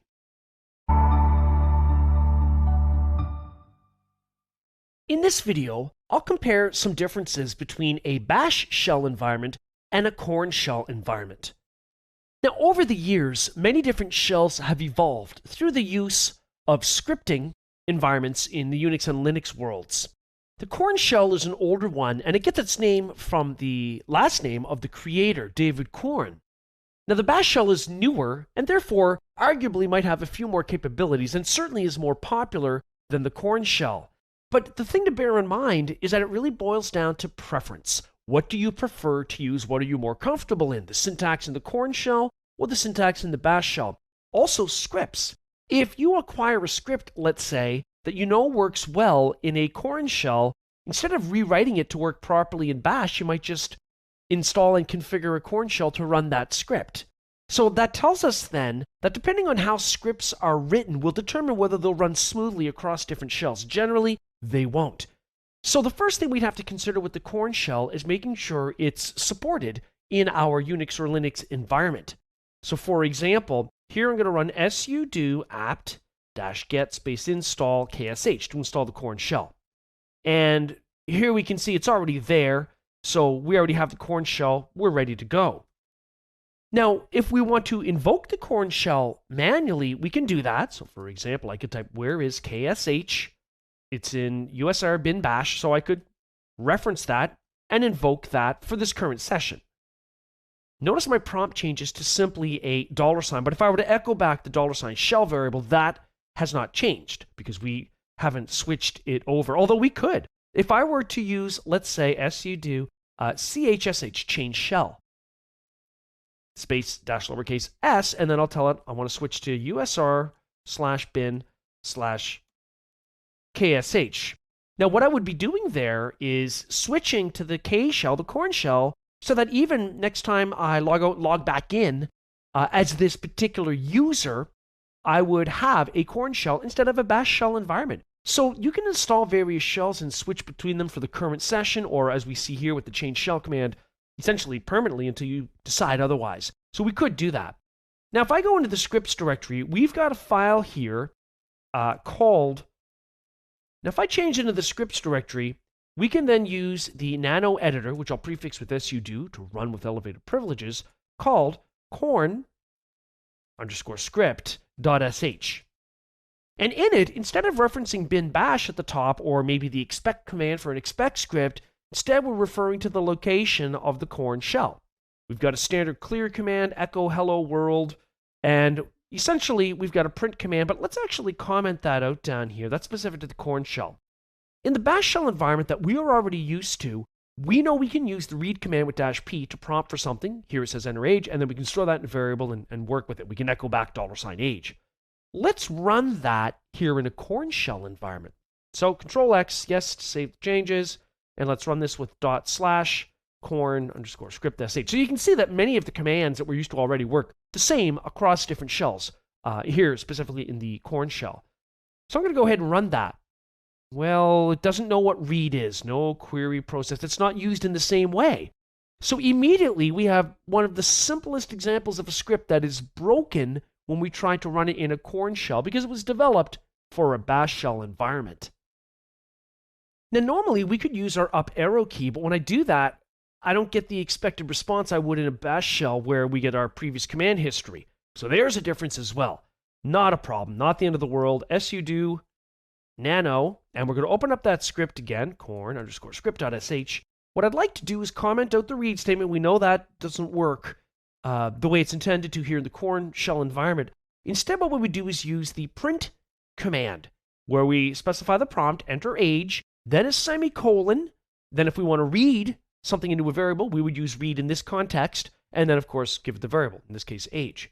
Let's see how this behaves. So syntactically, there is a difference. So /core_script.sh. No error this time when we're being prompted for an age. Well, I'm going to pretend I'm going back to 25 years old. 25. Press enter, and the echo statement echoes it back to the screen. So we know, in fact, that it actually is working.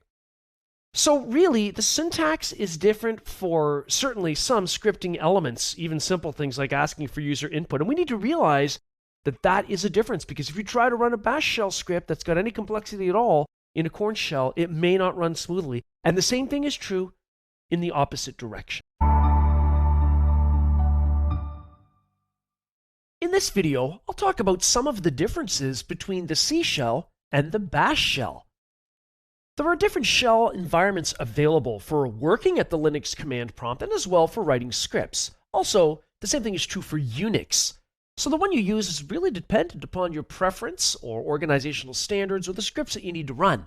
So you can't just take a complicated bash shell script and run it in a C shell environment without making a few changes. The same thing is true in the reverse direction.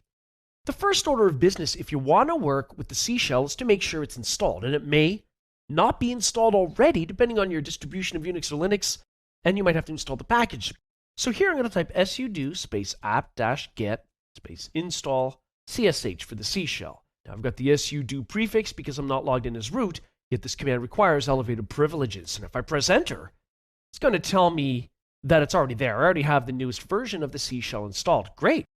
Then the next thing I would consider is switching my shell so that every time I log on, if I type who am I, it says I'm logged in as a user called Ubuntu. So whenever this user logs on to this host, if we want to make sure they have a C shell by default, because currently if we echo $shell variable, it's bash, then what we could do is change the shell using the chsh command, -s, and then I have to specify the location of the C shell, which I can learn by typing where is space csh.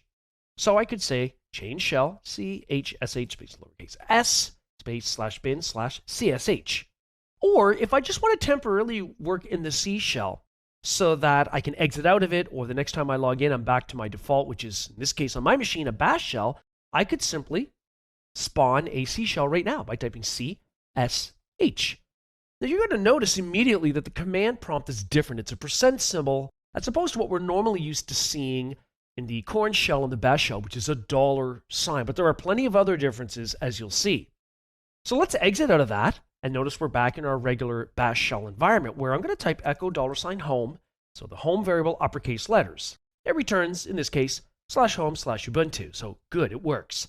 But if I echo back the home variable in lowercase letters, we get nothing. So it's very case sensitive, or rather, it's case sensitive.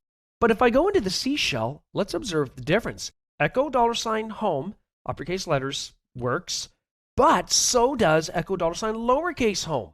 We get the same thing. And it's not specific to the home variable, because if I try something else, like let's say the user variable, and I do that in both, echoing it both in lowercase and uppercase, we get the same resultant output. So, okay, that's a little bit different. And you can see immediately already how if you've got a script written for the C shell, how it may fail if it's using lower versus uppercase variable names in the bash shell environment.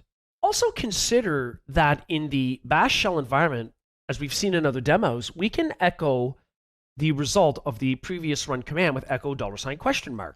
But here, it doesn't do that. It just gives us a message that says new line in variable name. So instead, what we would do in the C shell is echo back the $status built-in variable. Now we've got a value of 1. And if I do something that results in an error, like ls, let's say fake dir, we get an error. And notice if I try the up arrow key, just like with the corn shell, it doesn't go through our previous command history like the bash shell does, so bear that in mind too. So now if I echo the $status built-in variable, notice we have a value of 2. We have a non-1 value, so we know that we've got some kind of an error that has occurred. The other thing is reading input from the user. Normally in a bash shell, as we've seen many times over, we use the read command. That's not going to work here. So if I, for example, were to type read-p for prompt, enter name, and then maybe name var. Doesn't even know what I'm talking about. But instead, what we could do is the following. I would use set to set the value of a variable. Let's say I want to use the same name for that variable, name var. And I would say equals, and then $ less than symbol for input. And when I press enter, it's waiting for me to type something in. Let's say I'll put in a name such as Tammy. No errors, looks good. Let's echo back $name var. It returns Tammy, but that's in lowercase when we referenced the name of the variable. What if we echo back $uppercase name var? Well, interestingly, we get a message about an undefined variable because it's not a built-in variable. This is a little bit different than the handling of things like the $home and $user variables. So we need to be aware of this. So as we've seen also with other shells like the corn shell, the C shell is a little bit different in how the shell handles symbols, the syntax, variable handling, and so on. It is a little bit different. In this exercise, the first thing you'll do is create a simple bash shell script that asks for user input, specifically asking for a department. Then you'll create an expect script that supplies the required value for the department.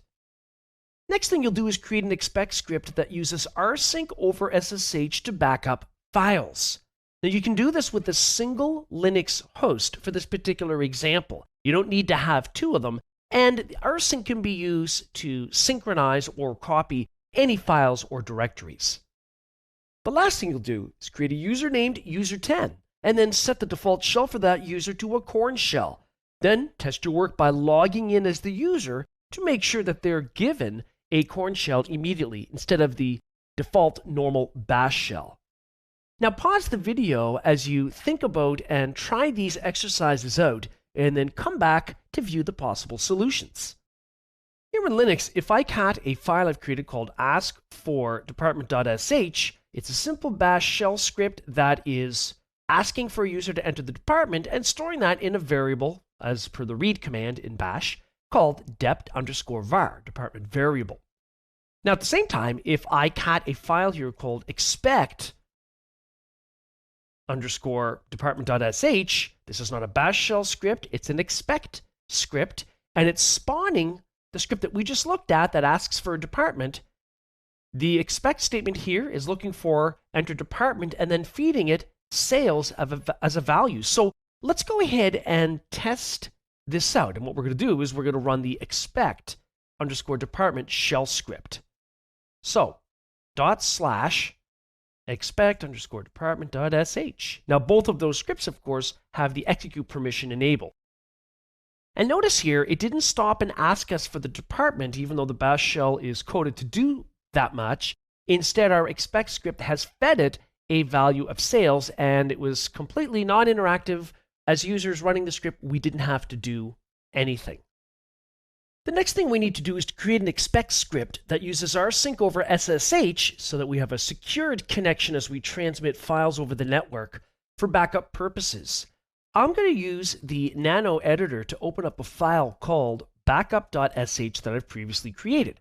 So this is an expect script that will expect on the command line the username and password parameters, and we are spawning rsync here in archive mode with A, V for verbose, and Z for compression. And then here with -E, I'm specifying that we want this to happen over SSH. And what I'm doing is reaching out over the network to that host and asking it for everything in and under data files, because -A for archive implies recursiveness. And I'm going to dump that under the local /backup directory on this host. And then we are expecting to be prompted for the user password, and we're going to send it the supplied password, which is the second command line argument. And finally, we have the interact command here to allow this to work in the remote session. Let's go ahead and test it. So I'm going to start by doing an ls of the backup directory, which appears to be empty.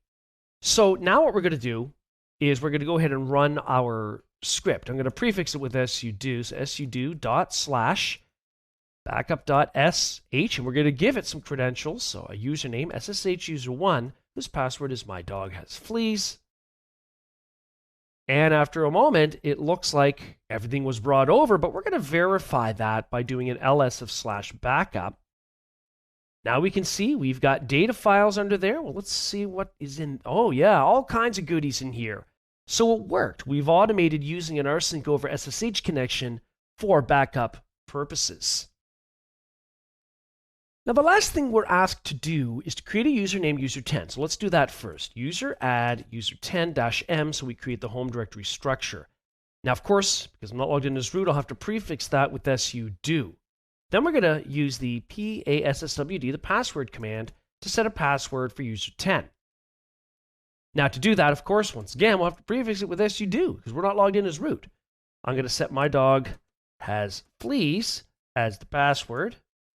So now we've got a user10, with a password of my dog has fleas. What we want to do is set the default shell for this user to a corn shell. So as always, we should probably make sure that we install that package. Now, in this case, it's already there, so we know that because it says we've already got the newest version. Great, now we can just use the change shell command. So sudo space chsh for change shell -lowercase s. And what I want to do is switch this to the corn shell. Now, we should probably verify exactly where that exists. usr bin ksh. Excellent. Well, sudo change shell usr bin corn shell. Then I'll go ahead and enter the password. Now take note that when I do that, I'm changing the shell for the currently logged in user. So here, for example, I might want to do an su space dash, a full login for user10. I'll put in the password, my dog has fleas. Now here, if I were to type in chsh change shell, it says you can't change the shell for user10 because you need to have the appropriate privileges. So I'm going to go ahead and put sudo in front of it. Of course, I've got to have password, so I'm going to go ahead and pop that in. Now, if the user doesn't have permissions, then it won't work when you're logged in as that user. So another option is to use the usermod command to modify the user account, such as usermod --shell, in this case, /usr /bin /corn shell ksh space, and for which user, in this case, user10. But that only changes the shell for the currently logged in user. So yet another option is to use the usermod command to modify a user account. We would say usermod space --shell, in this case space /usr /bin /ksh for the corn shell, but for which user? Space user10. Now we can verify our work by maybe using the tail command to show us the last few lines in /etc/password, PSASSWD, the user file. And indeed for user10, notice their default shell is now reflected as being a corn shell. So let's go ahead and log in as that user. So I'll just do an su space dash space user10. And the password is my dog has fleas. And now that we're in here, we actually have a corn shell. If I echo back the $shell variable in uppercase, because in the corn shell it matters, in the C shell it does not, notice that our shell environment is currently listed as being /usr /bin /ksh.